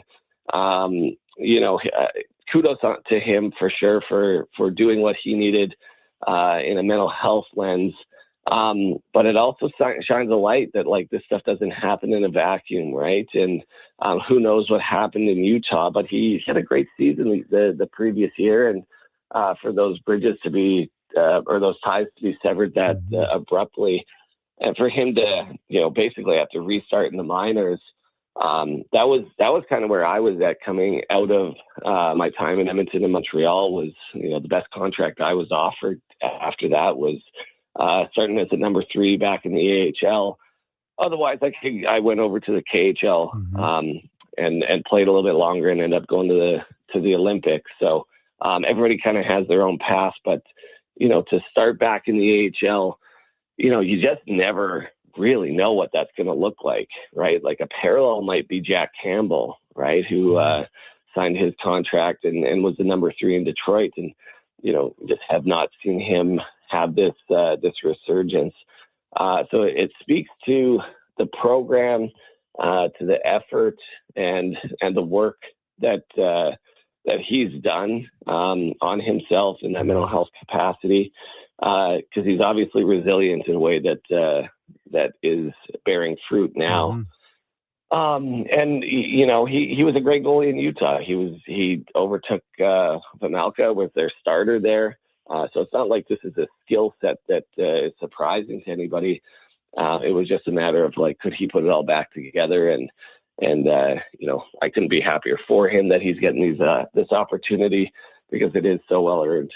Yeah, no kidding. Ben Scribbins with us on Sports 1440. So, as you know, the goalkeeping position, such a demanding position. Could you maybe take us through how tough it would be mentally for a guy to get it back on the rails? And then, as I say, now he's starting in the playoffs for the Oilers. Yeah, well, it's one of those things. I think from the outside, there's this perception of how much pressure is on the goaltender. But I think if you talk to goalies, by and large, right, unless they're seeking a little bit of that, it is really tough, isn't it? I did manage that really well. The reality is you get used to it, right? Like the first time you face a breakaway, it's like, well, if they score this, then it's a point for the other team, and there's nothing that we can do. But then you face if they either score or they don't, and life goes on, and you realize that not everything is make or break, not everything is a big deal.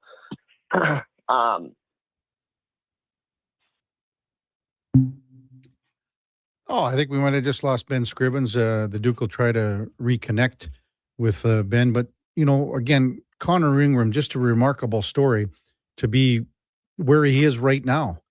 And, that's a starting goaltender of one of 16 teams. We were just talking about Frederick Anderson. And you think about the journey that he was on this year where they go into the playoffs and they're not even sure. We're looking, well, it's going to be Brandon Bussey. Is that not what they're going to go with? I mean, Bussey was the guy that, helped Carolina get to where they are right now. I mean, that's amazing to think that. And then they'll go, okay, well, Bussey's maybe not the guy to start, but we might have to lean on him. But now they got Frederick Anderson. So I think we've reconnected with Scrivy. Scrivy, can you hear us? We just lost you for a moment there. Hey, Kev. Yeah, gotcha, man. No worries, man. No. Yeah. So maybe just finish your thought on again, what you were saying just before we got cut off there. Yeah. So I guess what I was saying is that the mental load of having to weather the pressure of the goaltending position, you basically you work your way up to it. So by the time you're in a position like what Connor's facing now, right, he's already gone through the trials and tribulations of what happens if there's a goal that goes in? Well, he's been scored on before, frankly. He's played in high leverage games before. He's already done the work of starting in the A, coming back up. I bet you his game, his first game back in the NHL was probably a little more nerve-wracking than anything else. But, he's obviously now got the confidence that just built off of that. So the analogy that I use is when you're learning to drive, right, you don't just go straight onto the highway. It's not okay, to start, we're going to teach you how to merge onto the Yellowhead, right? Out to Jasper. Your first thing, you're moving around parking lots, and then you're doing some city streets, and you go from there. So by the time you merge onto the highway for the first time, it's a little bit nerve-wracking, and your attention and everything is up. But by the thousandth time, maybe this isn't for everybody, but your merging's pretty good, right? So, it's not like goalies are starting from nowhere and just having to do this metaphorical merge onto a highway while we're going to start in the playoffs, and you have no frame of reference about how you're going to succeed. That mental toughness and the understanding of where pressure actually lies is pretty well founded and well formulated in your mind. Ben Scribbins with us on Sports 1440. So to Tristan Jarry now, can you explain what it's like to be in his position right now, and then also in the same sense that you got to be ready because you never know what's going to happen here? Yeah, that's the biggest challenge, and that's probably one that I didn't pass with flying colors in my time as a player. I felt like I was a really good support for my goalie partners. Like I was never sitting on the bench, fist pumping if a puck went in. I had a real strong belief in being a good teammate, but I didn't always agree with coaching decisions, and that was a challenging one. And I could kind of be a little, off kilter or put off towards maybe the coaching, when decisions were made that I didn't think were necessarily in my best interest and also the team's best interest. Because at the end of the day, everybody who's playing in the NHL believes that, the team is better off with them in it, right? You have to have that belief in yourself in order to make it, really. So I have a firm belief that Tristan has confidence in himself still, right? Like I see that chance again, and I can prove that I'm a more than capable player and goalie and contributor to this team. But where he's at right now, he's watching, and he actually has a really great support with Calvin Pickard, who's back up, right? Like if he wants to emulate anybody, watch him and how he conducts himself around the room, being positive. Calvin Pickard is one of the most liked players that I've heard of, not just in the Oilers, but around the NHL, right? And that's kind of the blueprint about how you have to be as a teammate, not just to your teammates, but organizationally as well. So at the end of the day, put in your work. You've got all of this time. You've got as many shooters as you need. There's black aces up. You can do a goalie session before, a goalie session after, and really do a ton of work in getting your game back together. And you never know how things are going to play out, right? Let's look no further than the Oilers' past two playoff runs, and how they've deployed a platoon of Skinner and Pickard to get through Vegas and Vancouver in previous years. So you got to be ready, and when it's your time to be called, you got to make sure that your work is done and your lawn is mowed and looks good in the neighborhood. Yeah, you're like Applebee's, Scrivy. You're looking good in the neighborhood, pal. Come on now. Absolutely, yeah. Got to get that HOA off your back. When you look at Connor Ingram, and I want to get your thoughts of him from a technical standpoint, and maybe in particular in game number 2, where the Ducks were sending pucks from distance, and he was trying to track them, trying to find them through screens and things like that. So I want you to address that, and then how he's moving in the crease. At times, I thought maybe not too economical and sliding, maybe over sliding a bit. So just your thoughts on those two aspects from a technical standpoint with Connor Ingram, Scrooby. Yeah. You know what? And maybe this is just like, I can't turn off the visual similarities, but I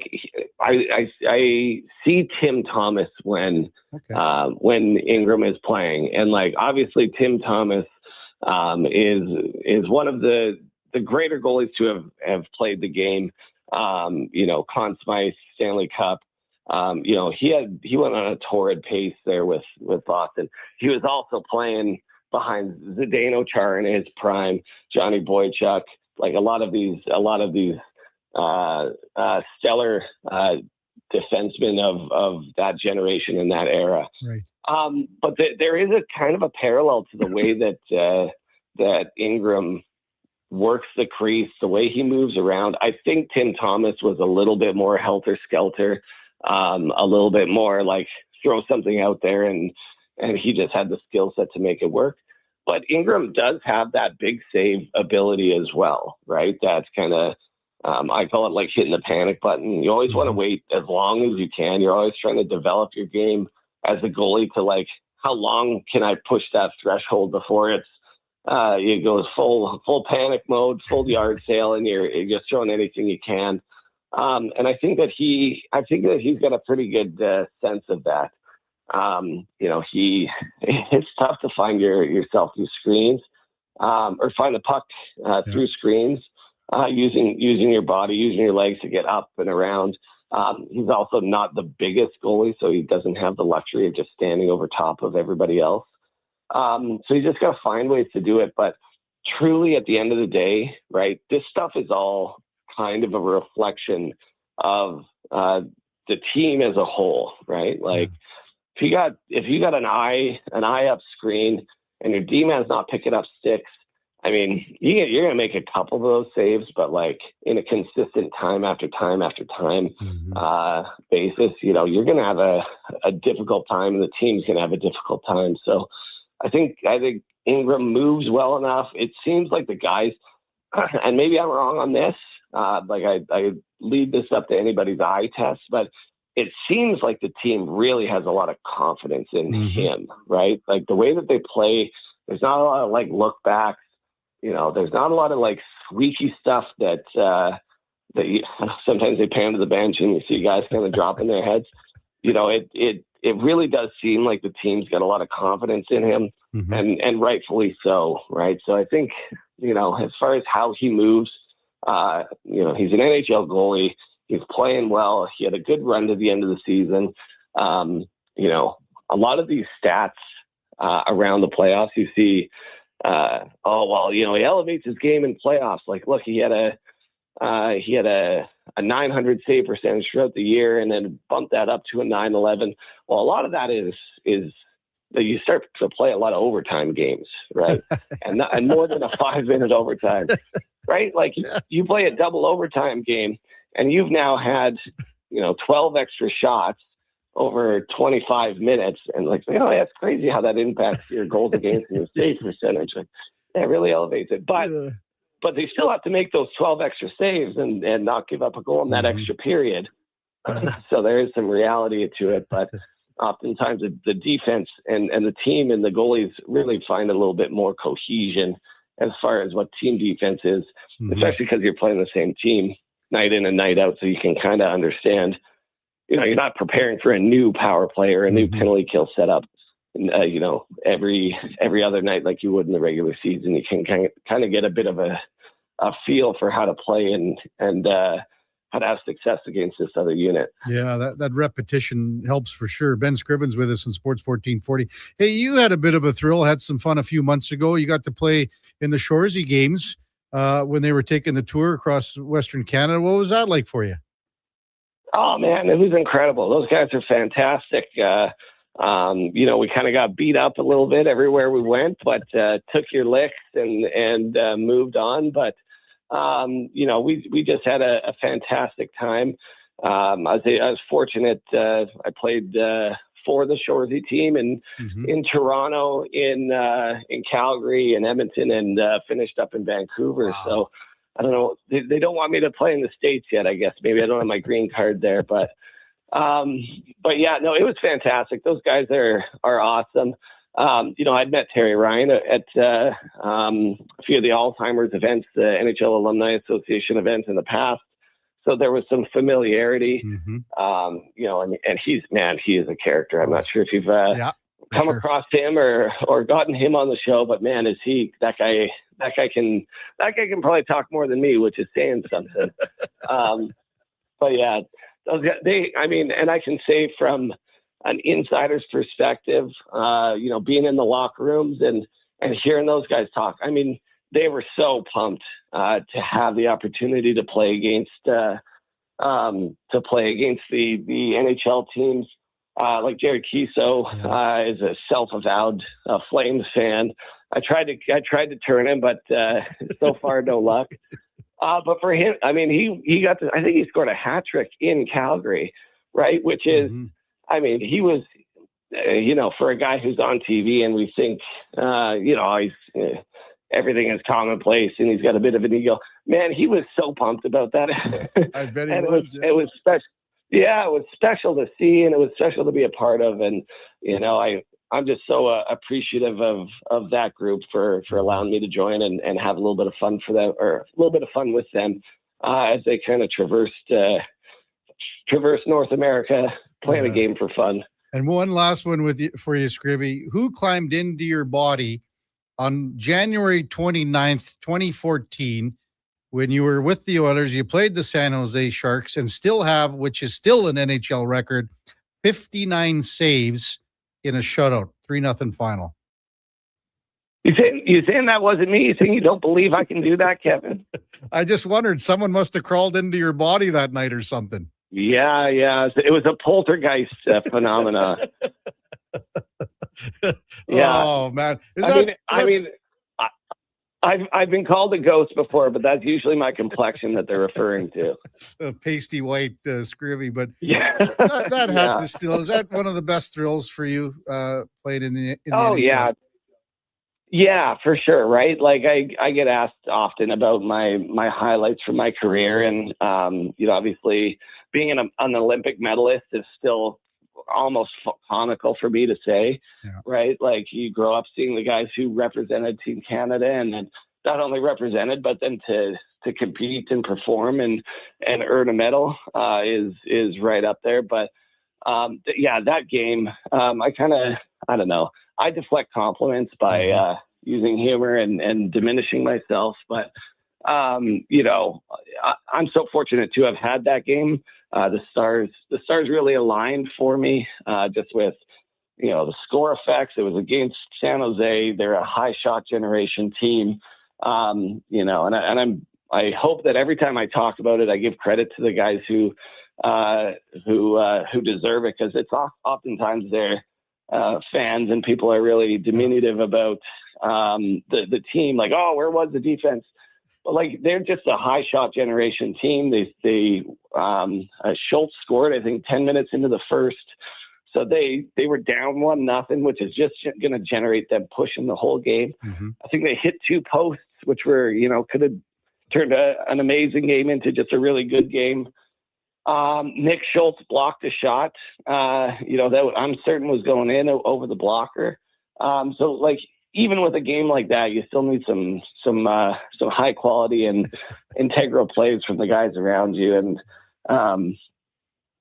to ice it and get a couple goal lead late really sealed it for us. So I'm surprised it's still a record personally, but the way that everybody can score these days, maybe it's going to stick around for a little while. So that would be we'll cool. See. That'd be so cool. Yeah. Hey, Scrivy, thanks so much for coming on. Really appreciate it. I always enjoy our conversations when we're at the alumni skates. You're a great guy, and enjoy the Cup playoffs here and the Oilers run, and hopefully we see you down at the rink at some point. Take care, man. Absolutely. Yeah. Can't wait to see some hockey when it's warm outside. Yeah, no kidding. Thanks, Scrivy. That's Ben Scrimmins, former NHLer, and again, still a record from 12 years ago, 59 saves against the San Jose Sharks in a shutout performance by a goaltender. And who knows, maybe he's right, but the way things are scored and the way the shutouts go, the way it's going, the way hockey is going right now, and offense, maybe that record hangs around. It's been 12 years already. That's the Puck Report, brought to you by Fountain Tire, and we focus on one thing: it's your vehicle.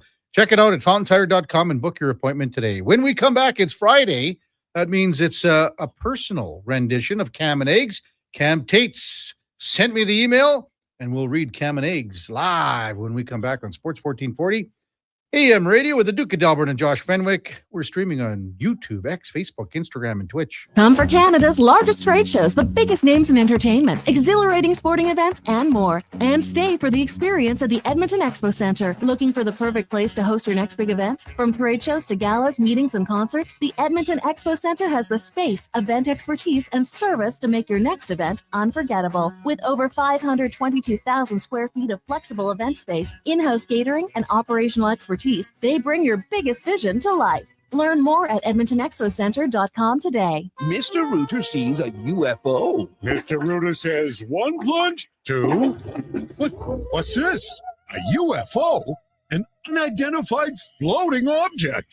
It's beginning to glow and levitate. Thank you, Mr. Rooter. You have freed us from the gravity of the white hole. Humanity will be spared. Wow!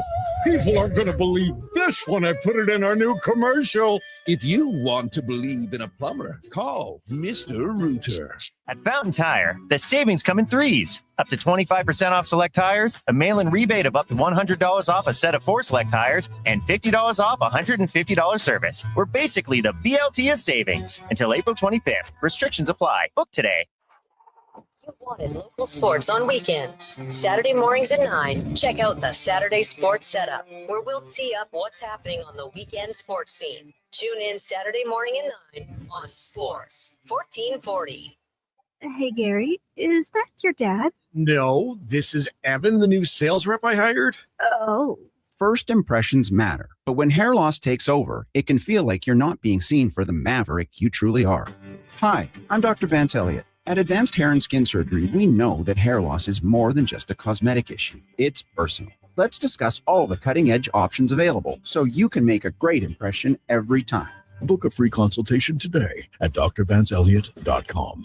Start thinking spring road trips and off-road trips in your new Subaru Crosstrek. Stylish, rugged, and so many features. Standard on every Crosstrek. Subaru symmetrical all-wheel drive, EyeSight driver assist technology, heated seats, and LED steering responsive headlights. Plus, with interest rates from 0.99%, you'll love the affordable weekly payments. No waiting, immediate delivery available. Subaru Crosstrek. Visit Subaru.ca. Welcome to Uncommon. Welcome to Subaru. The Lawnmower Hospital. Contractors, spring cleanup is coming. It's time to get your lawnmowers, aerators, power rakes, lawn vacs, and more serviced at the Lawnmower Hospital. Hey, the longer you wait, the longer you'll have to wait in line later. Their service department gets crazy busy as the season rolls on, so get in now while it's calm. For quick service on top brands like Bluebird, Ryan Turf, Husqvarna, and more, check out lawnmowerhosp.com. The Lawnmower Hospital.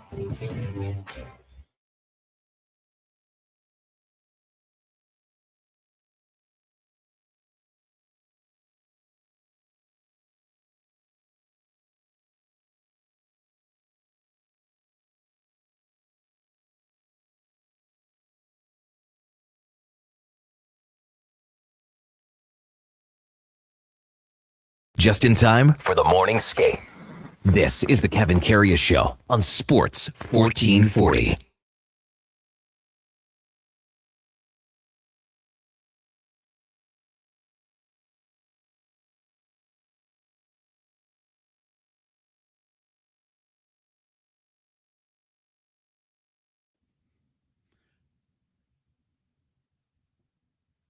All right, welcome back to the big program. Playlist Friday, 9:50 in Edmonton.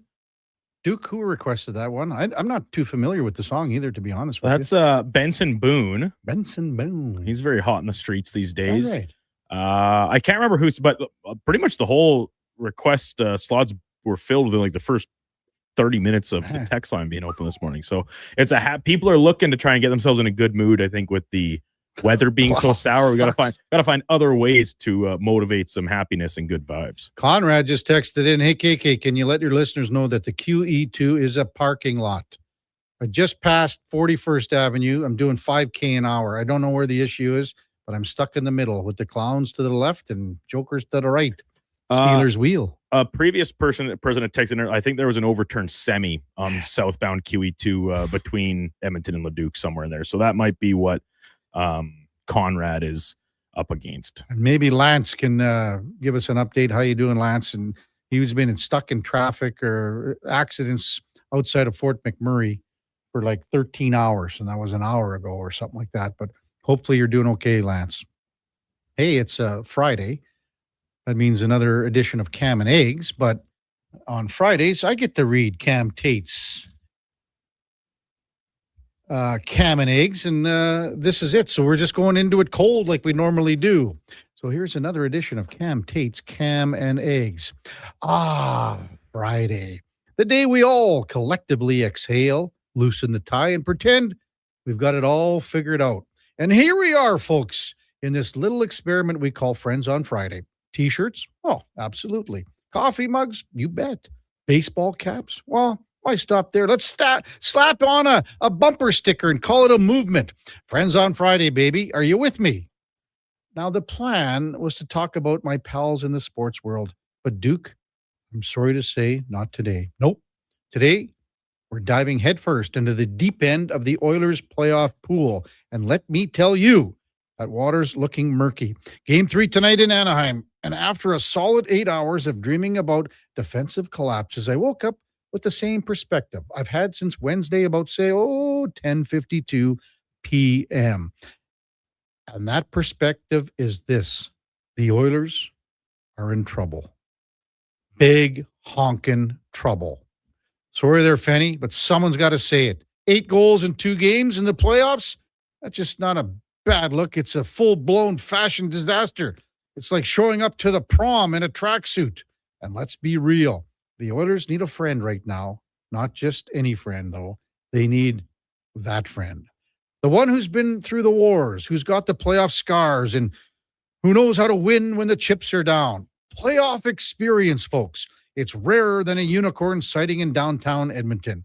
So who's the friend they need? Who's the guy that can step in and shake things up?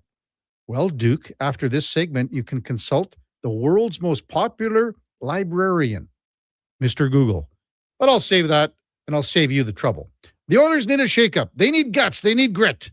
They need a friend to shake things up. With a friend who is loved by his teammates and gives them confidence, not only in the dressing room, but also in goal, as in starting in goal tonight. This week's friends on Friday, Calvin Pickard. Cam Tate, over and out. Well, Duke, so is Tater insinuating that he would like to see Cal Pickard start tonight? Maybe. Man, he's all over you in this thing, too. Well, listen, he knows I can take it. I have thick skin. I'm not like you, Kev. I mean, you're dating Kelly Clarkson. What more do you want? And you can handle it. In at least a few of my dreams, yeah.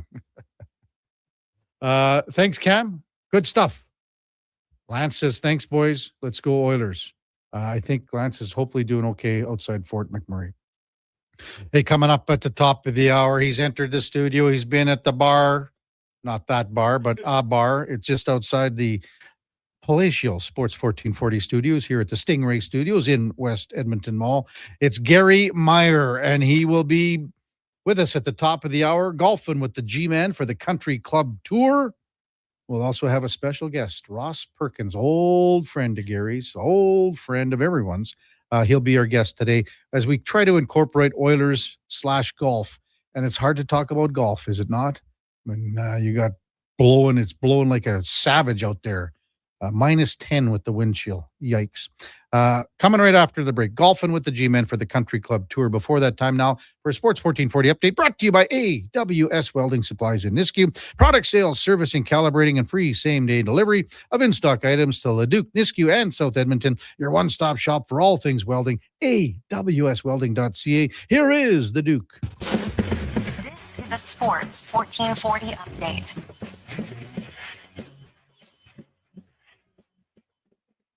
Game day for the Edmonton Oilers as they shift the series to Anaheim. Game number 3 against the Ducks. Puck drop coming just after 8 o'clock tonight. Statuses on the likes of Connor McDavid, Jason Dickinson, unclear. Hoping to learn more come the morning skate. Pre-game coverage starting right here on Sports 1440 at 6. Around the rest of the Stanley Cup playoffs, Game 3 in Montreal, tied at 1 game apiece between the Habs and Lightning. That one puck dropping just after 5 o'clock. And then at 7:30, Golden Knights and Mammoth series shifting to Utah for Game 3 of that one, also deadlocked at 1 game apiece. Over on the hardwood playoffs there, Sixers at home against Boston with that series tied at 1. Lakers take their 2-0 series lead into Houston against the Rockets, and San Antonio Spurs tied at 1 with the Trailblazers. That series shifting to Portland. NFL draft round number 2 getting underway later on today. First pick in round number 2 belonging to the San Francisco 49ers, scheduled for a 5 o'clock start. And in the majors, Blue Jays back at it at home against the Cleveland Guardians. First pitch just after 5 o'clock. It'll be Max Scherzer on the bump. Elsewhere around the majors, Boston is in Baltimore. The Twins up against Tampa Bay.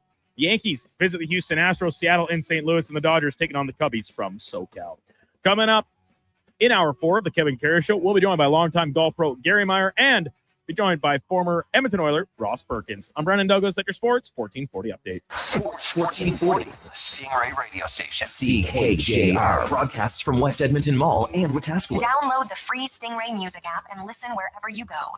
At Hughes, it's all about getting in and out quick and clean. No cash, no problem. With Hughes' new tap and wash system, all you need is your debit or credit card to get your vehicle sparkling clean. Find us at HughesCarWash.com. At Booster Juice, doing good tastes really good too. From now until April 26th, every purchase of a Mood Booster Ball will help support the Community Booster Fund. So while you're enjoying a Mood Booster Ball made with caramel, marshmallows, and peanut butter, you're also supporting athletics, community, and educational initiatives across Canada. Let's fuel healthy communities together. For more information, please visit boosterjuice.com. Booster Juice, Canadian born, blending since 1999. Hi, Mike here from Northgate Chevrolet Buick GMC. Would you like to be a part of history for the month of April? I'm kidding. Or as the kids say, bro, I'm joking. Would you like to help us set a record in April? Chill, still kidding. At Northgate, we aren't trying to set any records or tell you how many vehicles we sell, and we really don't think you'd care. But what you will care about is this. Every dealer has the same costs. Trust me, GM does not have a favorite kid. You get to decide where you buy. 0% financing, a great selection, and of course, great people. Stop in and see us today, 13215 97th Street, or business online at northgategm.com. You're in Northgate country. You wanted local sports on weekends. Saturday mornings at 9, check out the Saturday Sports Setup, where we'll tee up what's happening on the weekend sports scene. Tune in Saturday morning at 9 on Sports 1440. For over 60 years, the folks at Diablo Boots have been selling the best Canadian-made boots. Handcrafted in Winnipeg, Canada West makes the best quality cowboy, biker, and work boots for Diablo Boots with replaceable soles and heels. Why buy cheaper quality like Ariat, Justin, and Red Wing made in China when Canadian-made is better? Support Canada's workers and Diablo Boots for the best boots. So save on boots by Save On Foods. That's Diablo Boots, 3340 Gateway Boulevard on the east side of Save On Foods. Canada West and Diablo Boots, the two best names in the boots business. Hey there, it's Brandon Douglas from Sports 1440. If you're tired of slow, unreliable internet connections like I am, check out Starlink. It's fast, reliable, even in bad weather, and even works for 4K streaming for movie nights, online gaming, and more. Growing up on the farm in the sticks of central Alberta, we tried everything to get reliable internet, but we're always left with buffering video and half-loaded websites. There's nothing worse than losing your connection while streaming the big game. I'm getting mine set up soon and can't wait. If you're ready for better internet, order online in 2 minutes at starlink.com/radio or call 1-800-GO-STARLINK.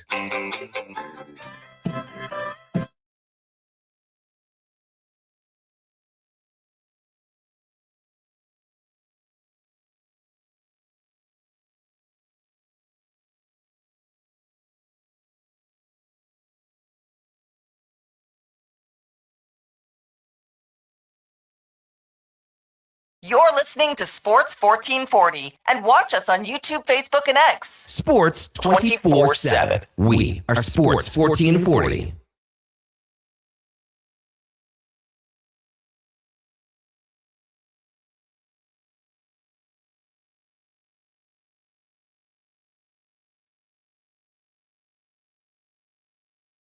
All right, welcome back to the big program. 10:01 on a Friday. That means it's golfing with the G-Man. And text rolling in 833-401-1440. I got a personal one from my buddy Trevor Ushko. He says, KK, we just went through that traffic delay on the QE2. Think a semi or something, a second trailer detached, yada, yada. Feels like I'm driving a NASCAR constantly right turn just to hold the westerly wind and stay straight. That's how bad it is. As we welcome in Gary Meyer for the Country Club Tour. Good morning, Gary. And the snow flies. Unbelievable. That's Trevor Ushko. That's a little Elvis. Yeah, the Ush. Yeah, the big Ush. What's Ushko doing out there? Well, he must be driving to Calgary for something. Coaching, probably again. No. He's a dentist. I know. You got those amazing hands. That was, what's the line? You got to tell the line now. He's listening on the way. So that was at the Millwoods Pro-Am. Yeah. And this would be 15 years ago, probably, maybe more. So anyway, just to set this up, I got to set it up for our listeners. Gary would be in a tower and he would do play-by-play at the Millwoods Pro-Am of the groups that were coming into hole 9. But you could start hearing him on 7 and 8 and you could hear all the jokes and the chirps. So anyway, Ushko would be in this tournament. Trevor Ushko, he's a pretty good golfer. He's like almost a scratch, I think. Anyway, so he's in a group and Gary, take it away. Well, he gets to the green and he's got about a 20-footer and he knocks it about, 4 or 5 feet by and he hits the next one and doesn't hit it very good. and he ends up, well, I mean, it doesn't even hit the hole. And he looks up at me. I look down. I said, would you like to have those hands working inside your mouth? Here's Dr. Trevor Ushko, one of the top dentists in town. And are those the hands you want working in your mouth? Oh, we had a million laughs out there. Boy, Did that we was, ever? that was Yeah. a great event. It sure was. Put on a Golfing good with one. the G-Man for the Country Club Tour. And, it's a good thing maybe to talk about this right now with the weather that they're having. Of course, the indoor facilities will be going gung-ho in the next 3-4 days. But they've also got the indoor junior golf camps coming up. And it's so important to keep youth in golf. We'll get Gary's perspective on that. But, they have the pro instruction, logoed gifts, daily snacks and refreshments, competitions, games, and prizes. Check out the Country Club Tour if you'd like to get your child in one of the indoor junior golf camps this summer. I mean, you got to keep growing the game. It's grassroots, Gary. That's what it's all well, about. and with television, with the amount of money that they're playing for, the exposure, the game itself. I mean, it was on a downward spiral pretty good before COVID. Yeah. And they were averaging the closing of 2 golf courses per day in the US. It was going, sad, but it's rejuvenated. More kids want to do it. It's something you can do all through life. You can play with your parents, you can play with your grandparents, you can play with your pals. Right. So. And it's the important thing for me, I think, is because there are the well-to-do folks that their kids can play golf wherever, whenever, but it's the kids that don't have that affordability and the parents that might not be able to do that. And that's where like Sports Central and all these other things come in. And, they have just even in Golf Alberta, they got the $5 round for the kids. Yeah. Things like that. Well, you look at Sevi Ballesteros. I mean, he had one golf club. Yeah. He got his hands on and he just, beat everything he could hit with it. And, you just do what you can. But yeah, there's equipment available out there for the kids. Get out and, even if you're just blasting balls out in a field somewhere. Yeah. You just expose, every sport. Give him a chance to play every sport. My grandson, the same thing. He's badminton, volleyball, basketball, golf, hockey, give him a go. And again, it's tough for some kids because they don't have the money. The parents don't have the money and they don't have anywhere to play. But as you say, you can find places and you can get out. Like, I don't want to bring this up in the sense that because it's an elitist part of the game. But when you watch the Masters chip, putt, and drive for the kids that go out there, it's just great for them. But I mean, you got to be loaded to get there. Yeah, normally. And that's the way it was. I mean, back through the, when guys were coming out of the college system, I mean, these were kids that were, had the dough. Exactly. And remember Daryl McDonald, he was playing in the tournament, him and a rich guy and a guy that was just struggling like crazy. And so the other 2 guys looks like they're going to miss the cut. And the rich guy's going, he says, no, I gotta, book my flight. I got to get my stuff packed. I got to get a car arranged. I got to make sure that, there's somebody there to pick me up. Yeah. The other guy, he's thinking about how he's going to get out of the parking lot. He looks at, what about me, Larry? What am I going to do? What about me? But the rabbits, they used to chase the tour around. I remember, back in the day, the Alberta Open and stuff like that. There was guys, one guy was actually, he had bought an old hearse and he was playing the Canadian tour and he was sleeping in that thing at night. I mean, you roll into town and, looks really good in the parking lot, especially late at night. It's the only car in the parking lot. But, for the love of the game, give it a go. Tin Cup, driving that Winnebago around. Sure, here, J-Dog just texted and we're talking about Ushko at the Pro-Am. And J-Dog says 15 years ago for Ushko. So, what is that, 25, 30 pounds ago for Ushko? Ooh. There's a little cut, little jab for Ush driving down the QE2. Yeah. Keep her on the road after hearing that, Ush. And maybe lean a little more. Might do it. Oh, golly. Well, I toasted the town. Hey, that was amazing, eh? Well, you did such a great job with the auction portion. I mean, the people just love when you get up there and you got your cowboy hat and, you've done so many. It's just second nature for you. Well, it's you know what? And for me, I just like to see people laugh. I just think, that's the greatest gift. But no, it's not. It wasn't about me. It was about $650,000, and those guys stepping up. I'll give you 100. I'll give you 25 grand. I'll give you 10. I'll give you 5. I'll give you 4. Whatever. Dennis Mozak right off the hop. Here's 100 just to get going. Yeah, probably could have saved it till the cash call, and then maybe who knows? Yeah, well, he could have saved it and actually give it to me, and I'd have gone to the casino with it and turned it into a great big pile of nothing. Yeah, that would have been something. Hey, let's take this 650 and see if we roll it. See if we can turn it into one spin. Yeah, there we go. All that hard work. Yeah. Well, that young kid did that. The Brit. I forget how much money it was, but he saved it all up. Went to Vegas, and he played roulette. Yeah. And it was, white or black. Mm-hmm. That was it. And he won. That's the one game, and we're off topic here, but if you play roulette and you just keep betting on red and keep doubling every time you lose, you got to have the bankroll to do it. But eventually it's going to hit red. Oh, that's right. Yeah. It's called, when they played cards, they used to call it the Groucho grind. Well, you would bet 2, right? Lose, bet 4. Lose, bet 8. Right. Lose, bet 16. Next thing you know, you got your car, your house, and your wife in there. But he says, I still got my truck. Gary Meyer, it's golfing with the G-Man for the Country Club Tour. We're going to have Ross Perkins on for this. How long do you guys go back? Oh, golly. Well, I can remember Ross playing for the Sherwood Park Barons in Sherwood Park. I mean, this goes back. But, I watched him as an Oil King. Mm-hmm. I would have been, 7 or 8 years old when he was playing with the Oil Kings. I think it was all natural ice too. Yeah. But, and then he, when he came to the park, he was coaching and doing a bunch of stuff there. And of course, watched him in the WHA. Real good community guy, always steps up, gets involved in all kinds of stuff.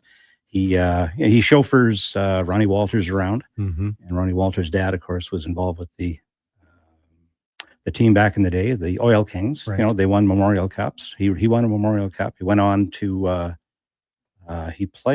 Ross played in Fort Worth, and he played in San Diego. And then when the big expansion hit, WHA 1972. Yeah, then he came up here. Yeah, Alberta Oiler, one of the original. The first year was Alberta. People sometimes forget that. Yeah. Well, and the reason was they thought there was going to be one team, and we call them the Alberta Oilers. And then Calgary had the Calgary Cowboys, so the next year they changed to the Edmonton Oilers, and he was part of that too. Yeah, and on that team, Jim Harrison, Al Hamilton, Ross Perkins, Rusty Patino.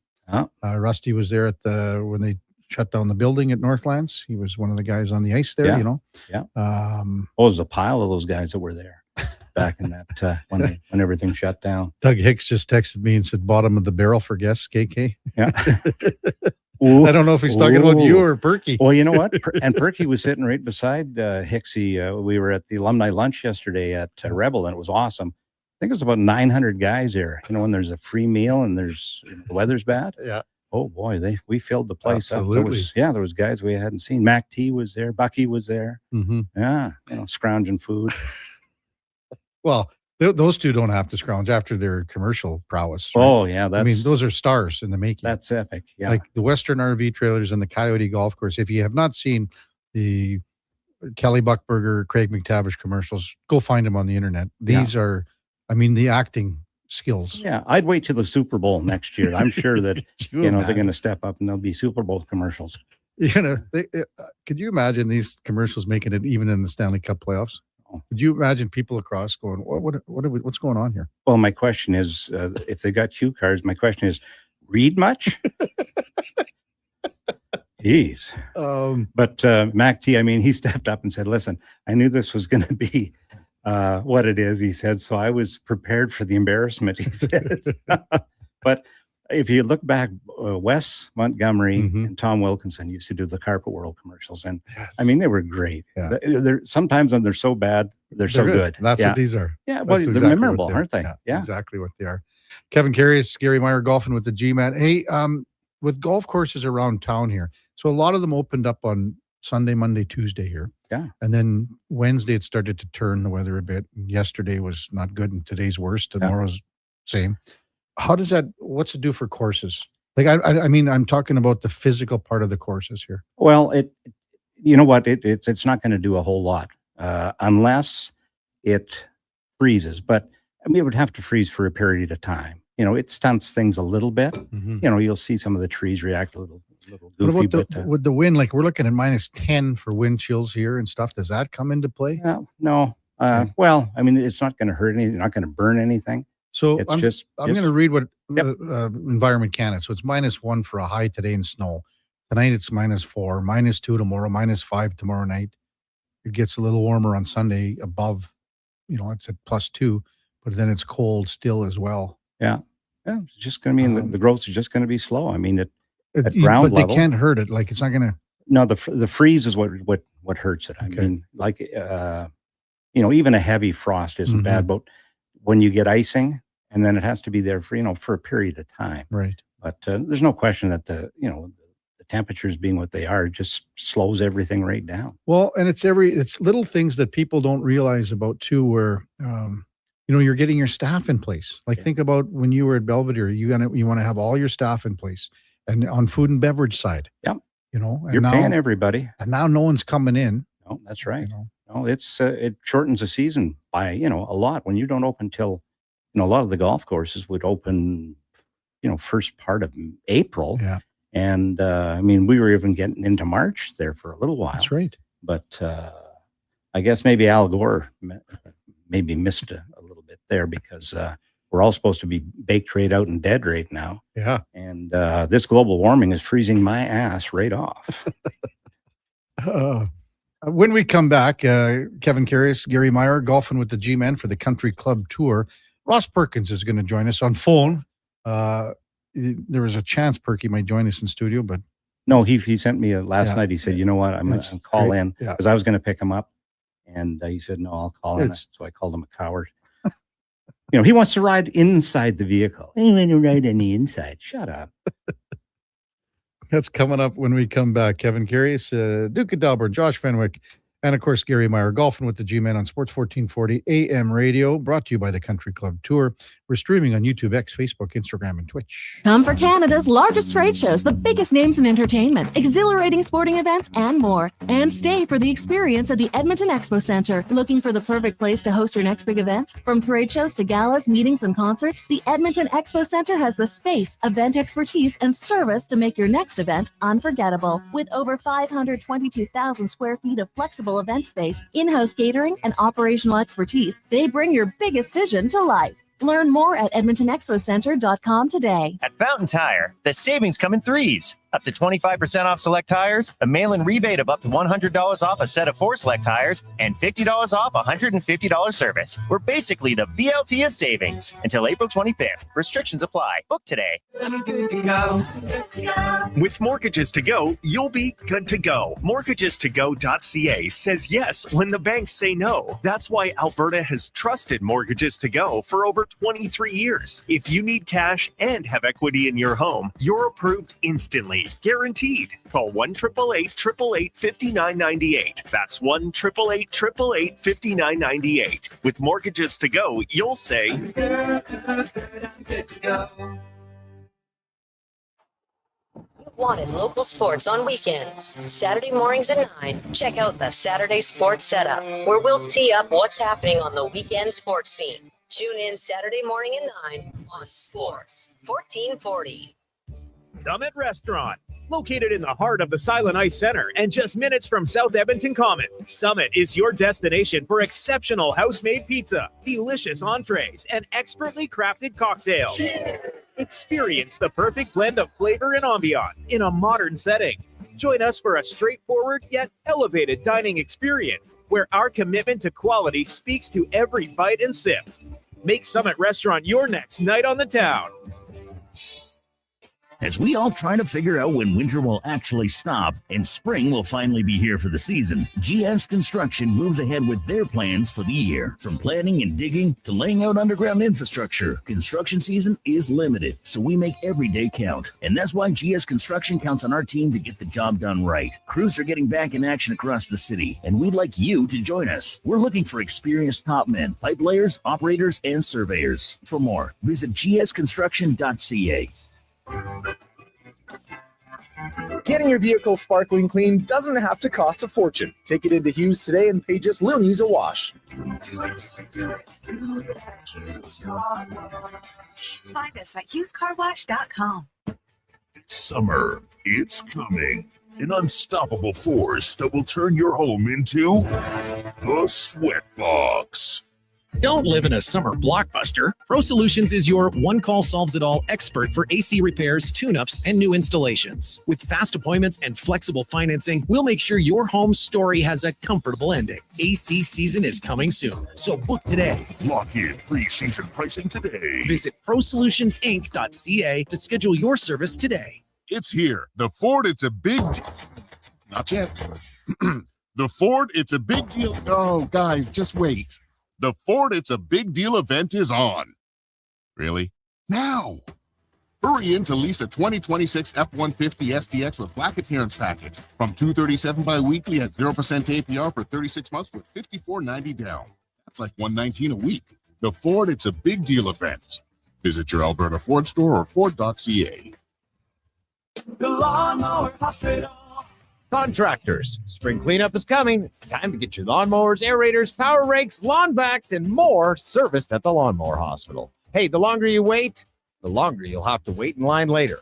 Their service department gets crazy busy as the season rolls on, so get in now while it's calm. For quick service on top brands like Bluebird, Ryan Turf, Husqvarna, and more, check out lawnmowerhosp.com. The Lawnmower Hospital.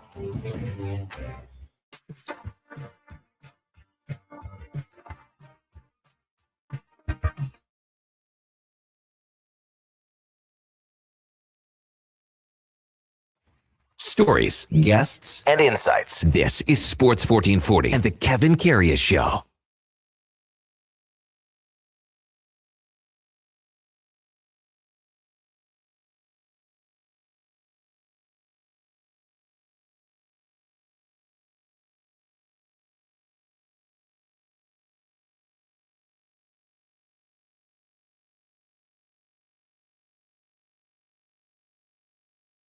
All right, welcome back to the big program, 1020 in Edmonton. Kevin Karius, Gary Meyer with you on a Friday morning. Golfing with the G-Man doesn't feel like golf right now, but we're going to talk some golf and hockey with Ross Perkins in a minute. Should mention that we were watching the Chevron Championship here in studio, second round of the ladies tour. Nelly Corda, oh, Nelly leads at 9 under, and she's about halfway through her second round.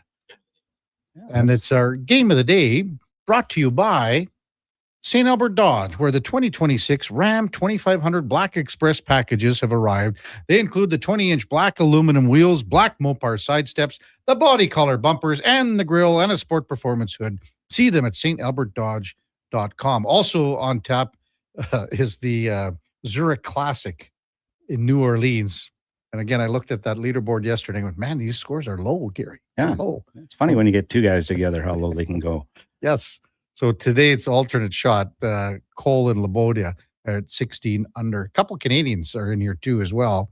Adam Svensson, Adam Hadwin are 13 under. T5 right now. So well, Pendrith and Hughes they're in there too. I don't know if they've teed off yet. Have they, Gary? They were minus 10 last time I looked. They tee off a little bit later. Also, you know who's playing is Sudarshan Yalamarahu. He's playing with an American though, and they're at 11 under. They're T12. Again, this is a guy that's never taken a lesson, never had a coach. Yeah. Kind of like you. Yeah. Mine's called, I like to call it LOAT. LOAT. L-O-A-T. LOAT. Lack of any talent.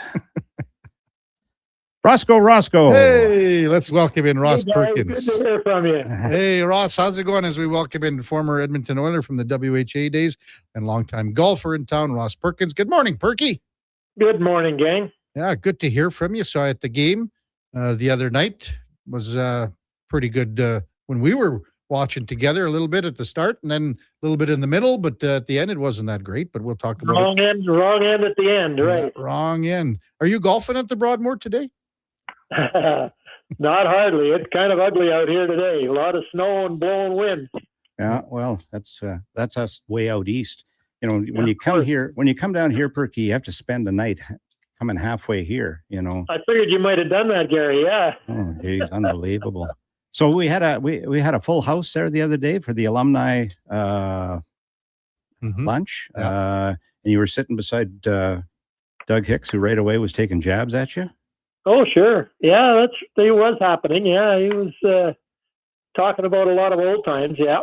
Wow. What did he say, Perky? Anything that you could put on the air without, Not really. He was talking a little bit about his wine shop and stuff that he'd had where we were, the lunch place we were at was right where his wine shop used to be. So yeah, had a little talk about that and a few other hockey stories. Well, he likes to bring up the fact that he was Bobby Orr's last defensive partner.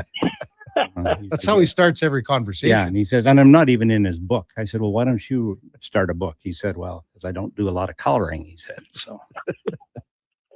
Oh, man. Ross Perkins with us here. Kevin Karius, Gary Meyer golfing with the G-Man for the Country Club Tour. Before we get to a little golf talk, and you've been in so many tournaments and enjoyed the game for, 50 plus years here, Perky. Maybe just we'll touch on your career. And when you got to Edmonton playing out of the CHL and the WHL in San Diego and Fort Worth, and what was it like to be on that very first Alberta Oilers WHA team? You know what? That was one of the most exciting times that I had at the time in my hockey career. I'd been a pro for 5 years at that point and I started out in San Diego. Detroit sent me out there my very first year. And Max McNabb was the coach and general manager, and I really enjoyed that. And he kind of started me on the right path. And I had a real good rookie year there till about March. And then Detroit had some problems in Fort Worth with player numbers. So they called me back from San Diego over to Fort Worth, and I finished the season in Fort Worth. And then year 2, I went back to Fort Worth for the full season, had a decent year. But the end of the year, we missed the playoffs in Fort Worth, and San Diego called me back for the playoffs. So I had a little bit of both the Western Hockey League and the Central League at that time. Mm-hmm. And year 3, I went back to San Diego, and 5 games into the season, we were playing in Denver, and a player fell on the side of my leg and tore my knee cartilage. And that took me out for, basically the whole season. I rehabilitated and coached the midget kids. Max McNabb's kid at that time had just started playing, and he was in the midgets at that time in California. So ended up playing 5 games at the start of the year, and I think 6 games at the end of the year. That was my whole seasons for that year. Next year, I go back to Fort Worth in Detroit's chain again, and had a good year, not exceptional, but a good year, decent year. I think a lot of our Oil Kings at that time, ex-Oil Kings, had gone through the system and were in Fort Worth as well. Ronnie Walters and Joe Zanussi and some of the guys like that. So we had a decent team. Bob Lemieux was a coach, and things were going okay. And we made the playoffs and got beat out by Dallas, which was Chicago's farm club at that time. So a good round. Year 5, I go back to Detroit and through training camp, and things were going pretty good. They sent me back to Fort Worth, and that was the year I had just an exceptional year. 41 goals back then, correct? 56 assists, 97 points. Yeah, it was good. Just a fantastic year. And I was a captain of the club and had a good time that year. And, that was the year you were starting to hear about the WHA coming in, and things were turning around a little bit. So how did that opportunity come so that you got to come to Alberta and, start your WHA career with the Alberta Oilers? Well, that was when Bill Hunter was looking after things, of course, at that time. And he made the call and got in touch with me. And I hired an agent at that time, and Dave Shadia and Larry Cezant, I think they were. I'd never used an agent to that time to sign a contract. So I trusted them. And, the money wasn't huge, but it was a lot more than I was making in the Central League, that's for sure. And we started negotiating, and I was one of the first, I think, 7 players to sign at that time with the Oilers. I think Hammy was probably the first one. Probably, and Jimmy Harrison and Roger Cote, I think, was there at that time. We had some good guys, and it was just an exciting time to be coming back to Edmonton and playing hockey here at that time. And then we were playing, obviously, out of the old Rexall and Northlands, yeah, for sure. Northlands Coliseum, and there we were. But it was a different kind of hockey because now we're called so-called Major League, and it was a different experience for all of us. So it was very interesting to get into. Well, you'd have started in the Edmonton Gardens. That's right. We did the first, half of the season, I guess, or something. Yeah. Yeah. I mean, as a kid, I say it all the time. I remember you get to the door, the smell of fried onions would pick you up and carry you right over to the concession. Ross, what kind of dough, what kind of money would you have been making before the jump to the WHA in the Central League?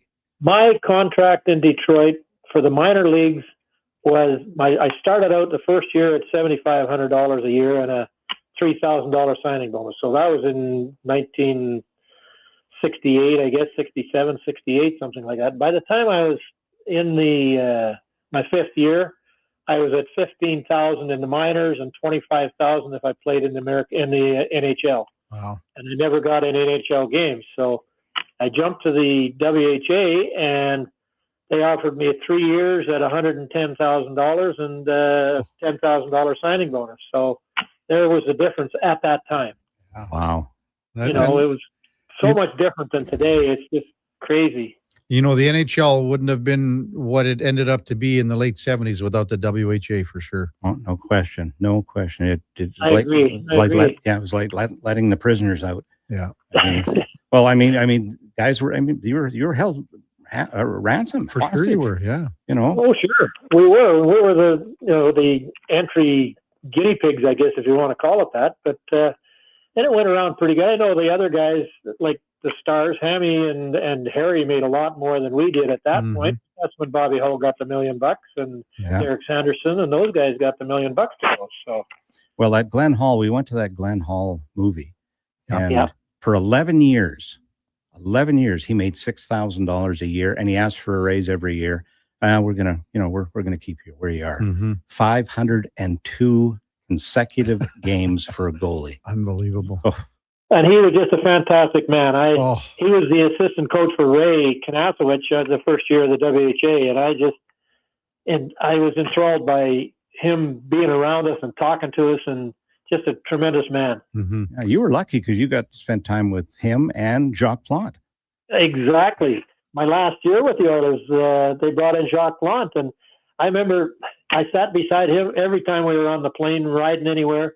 He was just such a great man to talk to and had so much to say, and a very humble man. Ross Perkins with us, Kevin Karius, Gary Meyer, golfing with the G-Men for the Country Club Tour here on Sports 1440. One player that I've never asked you about that you played with, Perky, is Bill Hickey. And the reason why I'm asking you about him is because when I was about 10 years old, I was playing in a tournament in Regina, and his son was Danny Hickey, and I ended up staying at their house. We used to bill it, back then, back and forth when we were young kids. I stayed at Bill Hickey's house when he was in Regina. So he ended up playing here. He was obviously Montreal Canadiens for a long time. What was Bill Hickey like to play with? Billy was great. He was my right winger for quite a while. He played in Fort Worth a little bit with us before we came to Edmonton. So we had a good relationship, and I really enjoyed Billy because he was one of the, I want to call them older folks at that time for us anyway, a lot of experience and could lead us either good or bad, one way or the other. He was always treating us well anyway, but a good man, yeah. Yeah. Did he talk about his Montreal Canadian days a lot? Oh, for sure. Oh, yes. We had a lot of conversations about his days in Montreal.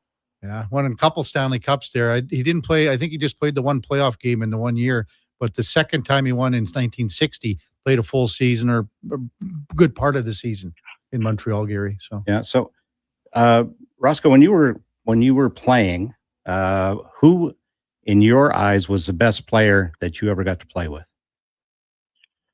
Well, play with, I guess, because I played in the first All-Star game of the WHA. I got to play with Gordie Howe. Oh, wow.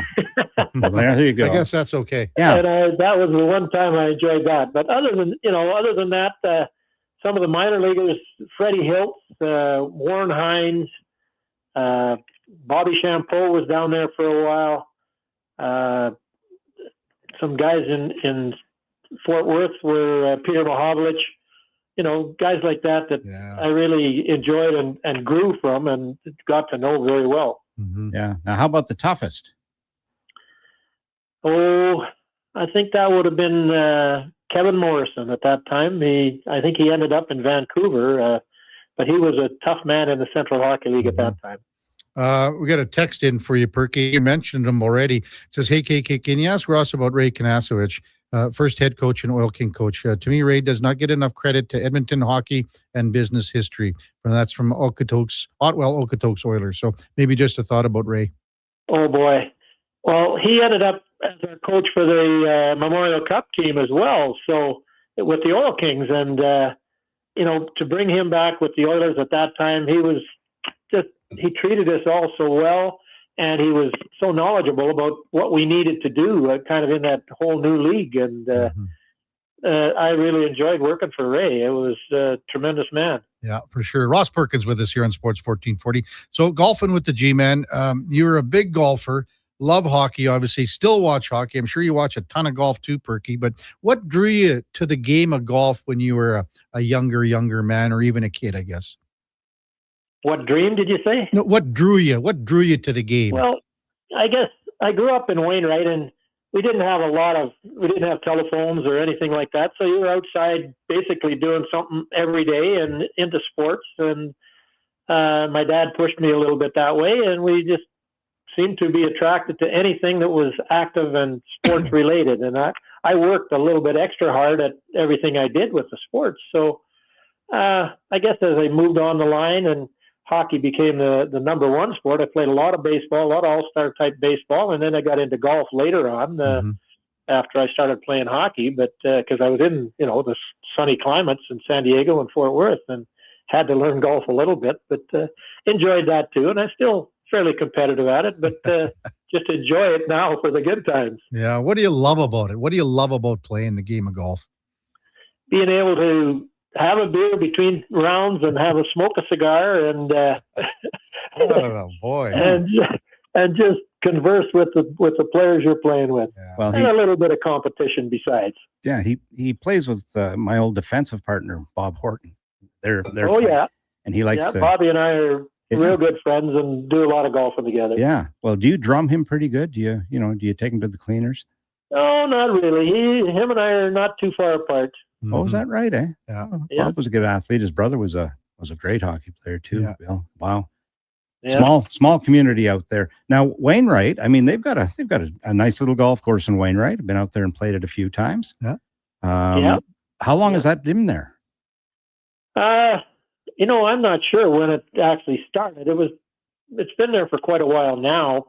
Good, probably 40 years, but it's grown over time, and it's lots of trees, it's a country style course, so fun to play, and they've looked after it very well. So and I see my buddy Barry Dillon with Dreamcasters has got a tournament going out there in July 1st or July 4th or something as well. So we'll try and get a group to go out there and support the Dreamcasters Foundation as well. Oh, he's the guy that takes the guys fishing too, isn't it? That's correct. That's right. Yeah, him and I grew up together and played all our sports together. He ended up going to Bemidji State when I went to the Oil Kings, and we've kind of stayed linked up since then. He lives in St. Albert, so he's pretty close to the action too.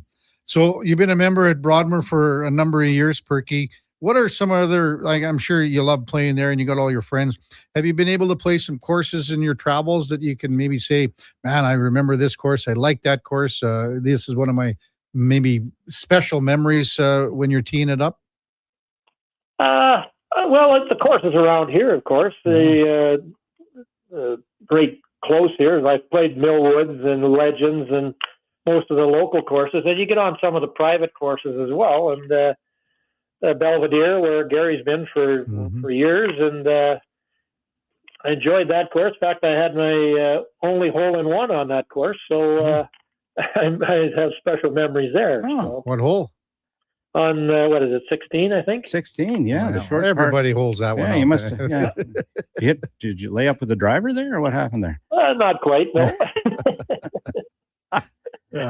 Well, I haven't had a hole-in-one. I played with some of the hockey players, Donnie Seagriff and a few of the guys from that day, and it was just a good day. Yeah.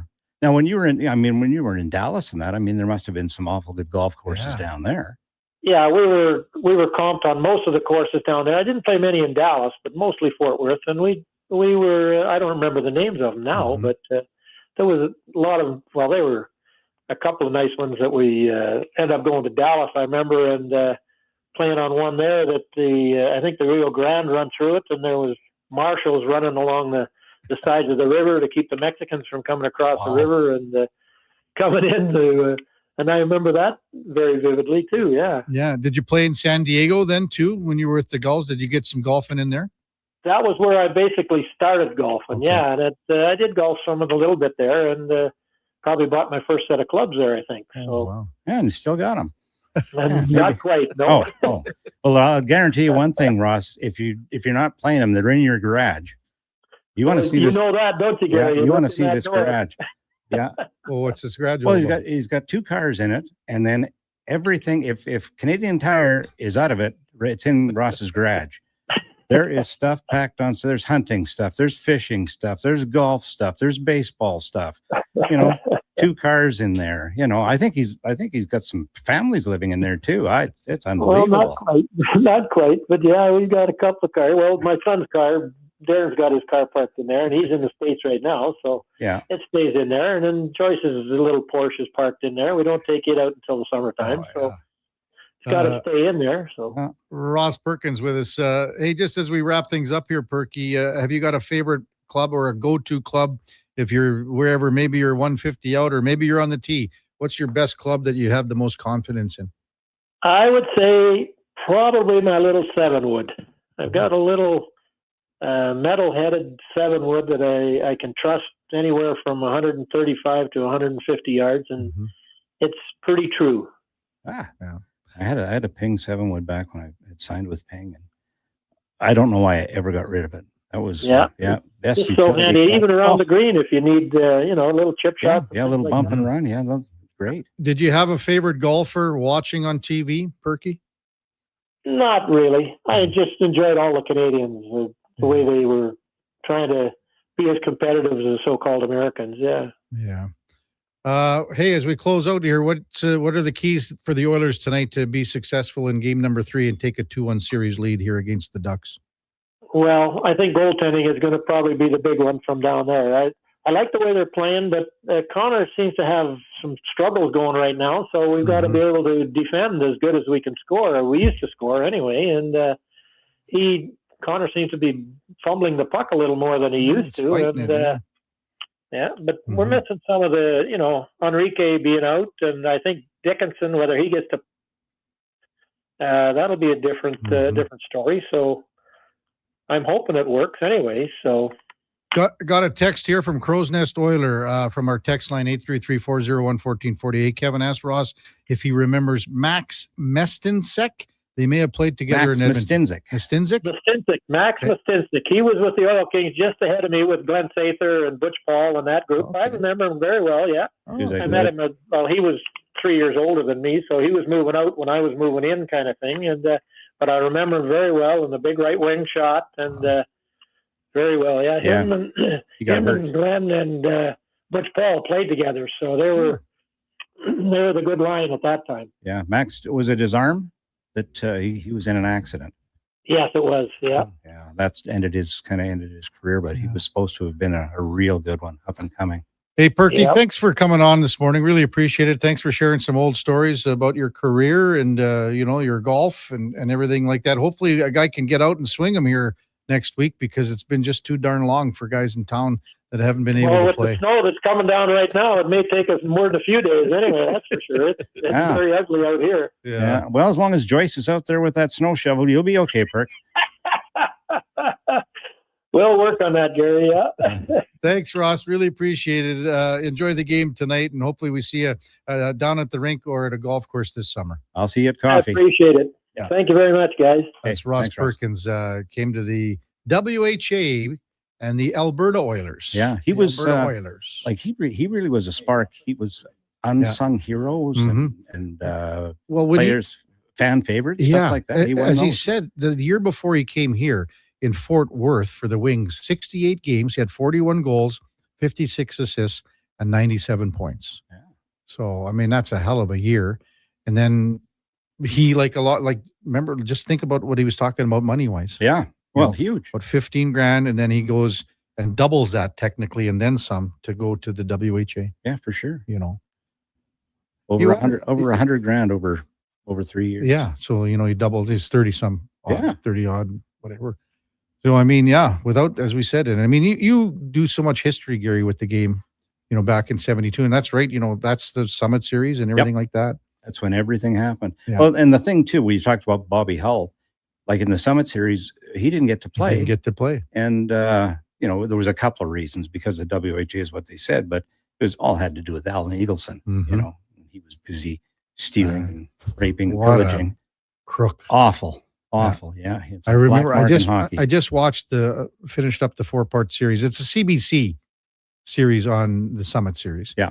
So all the great stuff is, it's with the players, but then they bring in, because it's a CBC, they bring in a bunch of crap that they don't need to. Yeah. But I mean, Brad Park is in there, and they've got all Ken Dryden, all the great interviews, and I think you may have seen it, but yeah.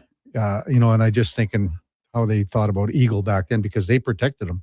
They did. They loved him. Well, they thought that, that he was doing them nothing but good. And, he was doing them nothing but bad. And it came to light years later. And even Brad Park said, take me out of the Hall of Fame. I don't want to be in the Hall of Fame if Eagleson's in the Hall of Fame. Yeah. Well, they pulled his yanked Order him out of of the Canada. Hall. Yep. Yeah. Oh, it's sad. It's sad. But Perky was he was a fire. And when he played with, I remember we wouldn't miss a game when the Sherwood Park Barons were playing. Bob, Michael, and my buddies and I, we were down there. It was you had to be there. Sunday was Barons, and he was and we had Tommy Gilmore was playing at that time, and they had a really good team. Do you know? I think he does, but Bob Falkenberg, he golfs, doesn't he? Oh yeah, Falky plays. Yeah. So that's another guy we should probably get on, because he's still, I think, I don't know. The last I heard, he still had his place at Pigeon Lake. He's still out there. Yeah, I don't know. We should check into that. And that's funny, because that's a guy that was on this team as well. Yeah, he wasn't there yesterday. That's odd. Well, he might be away anyway. Brian Baltimore showed up. Oh, big the guy. Yeah, wow. One of the first guys to ever come out of the way up north to play. He was from Whitehorse. Did you know that? I think I did, but I mean, he's got the Sam Elliott mustache, Well, I bought him a book, and this book is about a guy named Kootenai Brown. And he is the spitting image of this Kootenai Brown. So that's what I call him now. Wow. Kootenai Brown. Text 833-401-1440. Gruff says, the Wainwright golf course. The newer 9 holes are awesome. The old 9 holes were horrible. Too many dog legs in the forest. So many lost balls. I know it's not on the course, or it's not the course, it's the golfer. So great hearing Ross and Gary being back.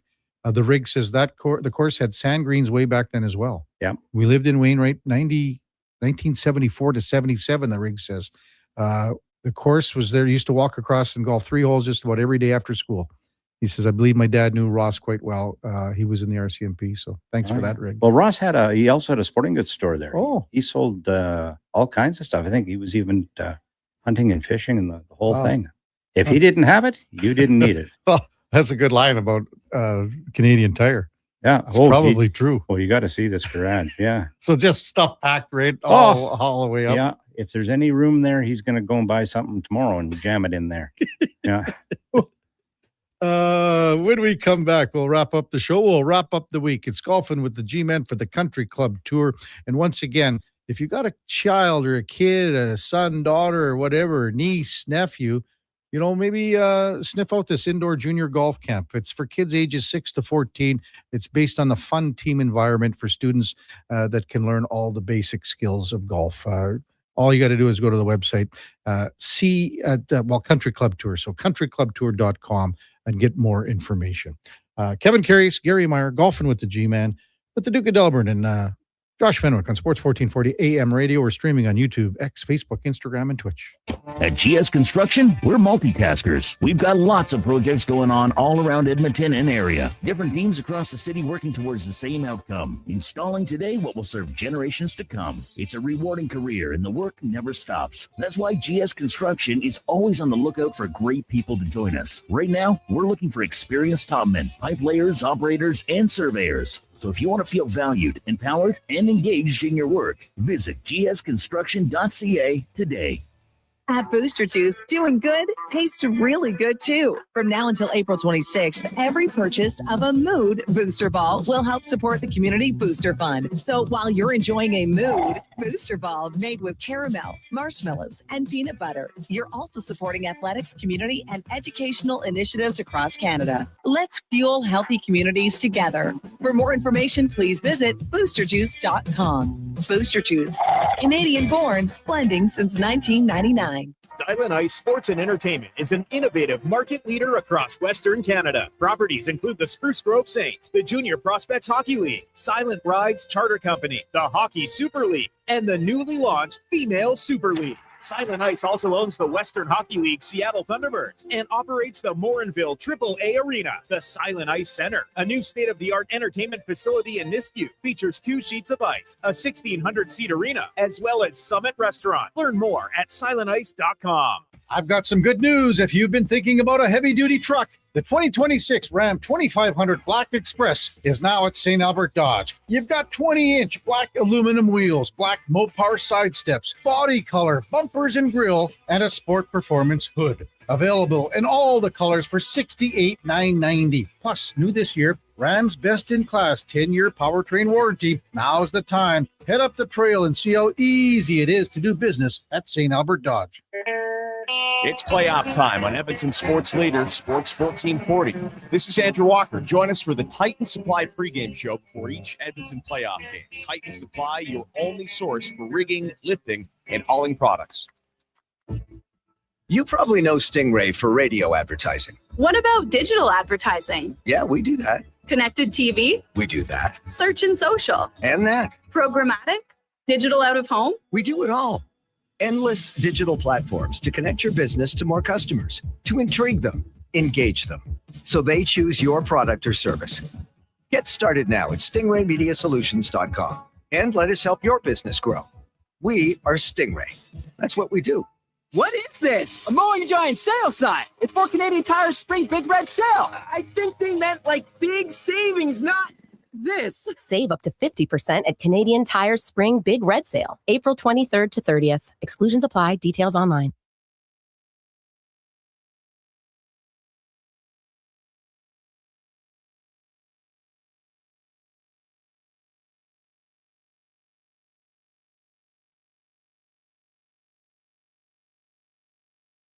Have your sports curiosity cured with the Kevin Karius Show. This is Sports 1440.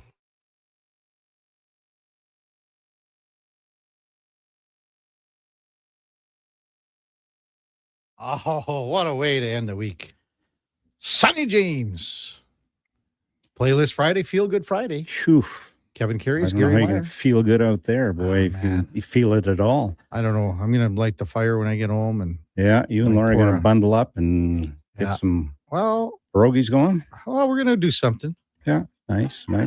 I just figured out, thinking about this, and this is how smart I am. So I took Daryl Meyer, Denise, and Ashley to the airport last week, They're right? on. So they go to Phoenix. Well, what people go to Phoenix when the weather is changing like that? Nice Smart going. people. Well, Ashley, obviously, Smart she knew what was going to happen. You were out here. They're out laying around the pool now. And You look know. at us here. Yeah. Well, look at Speck down in Anaheim. Jeez, give me a break. Unbelievable. Text Nice going, 833. Myers. Nice going, Myers. Thanks. 833-401-1440. IMAX says, hey, there are a list of cheap tracks for kids. I'm finally putting the twins on the grass, not just the ice. Haha. A lot of range visits the past few years, but time for some targets other than me. Well, don't stand out there in the range. Yeah. Well, it's, that's one of the tough things about it. I'd suggest if there's a public golf course near you, go there, talk to the golf professional, and say, listen, I got the two young guys. I'd like to get them involved. Even if you can go out there, in twilight and, play 9 holes or whatever, just, give them the opportunity. Yeah. There's no question that, the prices have gone up big time over the years. Mm-hmm. And, you just kind of, hunt and seek. And maybe if as they get older, they get a job in the back shop. And, like, again, here's another one. Like Meg Morrison, she took over the golf course. It's now Glacier Greens. Yeah. It's a par 3 course. It's a good one. I mean, I think that's what I would recommend. Go somewhere like Glacier Greens, even down to the Kinsman Pitch and Putt. Yep. Like things like that. Yeah. That's where you want to start your kids off, I think, because first they got to get to love the game. Yes. Yeah. Don't you think? And how many kids have you seen over the years, Gary, where maybe you're doing some instruction with them and that they'd start hitting balls and next thing you know, they've lost it. They don't want to play anymore. No, yeah, that it happens. Yeah. But give them the every sport. opportunity. Yeah. Here's the game. Here's what it is. What's going to happen right off the bat is they're going to be ball bashers, right? Yeah. They want to see how far they can hit it. And they want to see, that's what it's all about. It's a distance. It's, getting it in the air and watching it fly.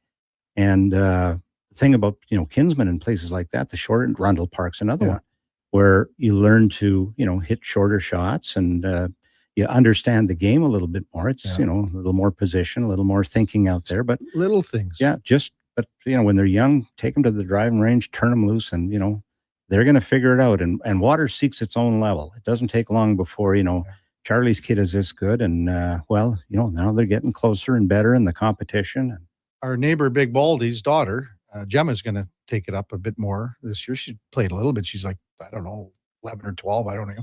But, even we were in the backyard and Laura's there and Laura's a really good golfer. And so, okay, your grip's got to be like this. You got to, so it's just little things. So that's what I would say to, parents like IMAC where, and don't overcoach them. Yeah. Their natural ability, they're gonna figure it out. You can fine tune them after they kind of get control. And the cool thing is it's a blank canvas. Like look at all us pigs like me and Duke. Yeah, we're done. Well, and I was talking to Sean out there before, and kids are fearless. I mean, they don't know how. As you get older, the game gets so much more complicated. There we go. And the instructors you see in this, just let them go because they'll figure it out. Mikey texts in Twin Willows offers free golf for kids joining in July. Stony Plain has a free 5-hole junior golf course. The Rig says Twin Willows offers free golf for kids in July. So there you go. Yeah, make a phone call. Talk to the golf professionals there. They know what it's about. They can, they'll certainly help you where they can. And sneaking out for a few holes here and there. Who we got next week, Gary, coming in? I'm going to saddle down Greg Schubert, who is now the new Class A head professional out at the Belvedere Golf and Country Club. Great. He's got a great history. He spent last year in, not far from where you used to work. He was at Elk Ridge in Saskatchewan, just down the road from Waskesiu. Is he an Oilers fan? I think he still is. I'm pretty be, sure he is. But he was in Calgary for a number of years. He was at Cottonwood, and he was involved with the Windmill Group. And good guy. Good guy. Yeah. So we'll talk a little hockey. We'll talk a little golf and everything. Golf. We'll see where the Oilers are. We'll see where the Oilers are by next Friday. Let's go, Oil. Let's go. Thanks, Gary. Great show. We'll see you on Friday. Yep. That's Gary Meyer golfing with the G-Men for the Country Club Tour. Coming up at the top of the hour, it is Fantasy Frenzy with the former Rochep T-Bird. Connor Halley and the Duke of Delburne. We've got the lowdown with Alan Mitchell, 12-2. Jason Greger drives us home till 6. Hey, we'll join Blue Jays baseball in progress, right? 5-0. No? Yeah, no. Oilers. That's right. But not even for an hour, Duke? Probably not. Well, no, right. Greger will go till 6 o'clock and then pregame. Right. Yeah, you're right. Sorry. I thought, again, pregame's at 6. I was thinking it was at 7. Pregame's at 6. 2 hours, baby. Walker and Donnie P putting in the long shift. My fault. Sorry, Walks. I just thought maybe an hour is enough for you after watching you at hockey yesterday. Pre-game show 6 to 8. Puck drop at just after 8. Post-game show to follow. We got Fox Sports all night. Triple S. Penny Fenwick in. He's got the thumbs up. And then Penny will join Paul Sir for Hoop City from 10 to 12. Before all that, time now for a Sports 1440 update brought to you by Sean Cunningham of Remax Real Estate. Get the home team advantage for your next move in the Edmonton area. If you're thinking about buying or selling a home, call or text Sean directly at 780-265-0165. Hey, thanks everyone for listening. Really appreciate it. Thanks for being in on the text line. Could not do it without the interaction from all of our great listeners. Hope you have a wonderful weekend. We'll see you back here on Monday. Until then, here is the Duke. This is a Sports 1440 update.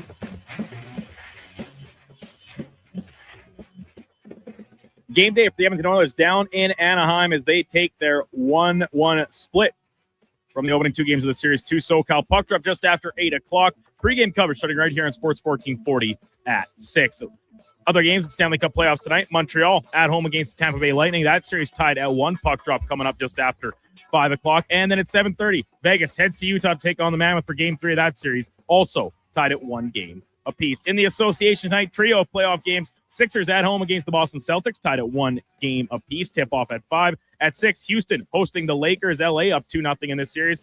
And the nightcap, San Antonio on the left coast against the Trailblazers. Tip-off at 8:30. That series also tied at 1 game apiece. In the majors, full slate today, including the Blue Jays back at it. They're at home taking on the Cleveland Guardians. First pitch scheduled for just after 5 o'clock. Max Scherzer on the bump for Toronto. Elsewhere, Boston is in Baltimore. Minnesota visits Tampa Bay. The Yankees take on Houston. Seattle's in St. Louis. And in one of the nightcap games, Dodgers hosting the Cubbies in Los Angeles.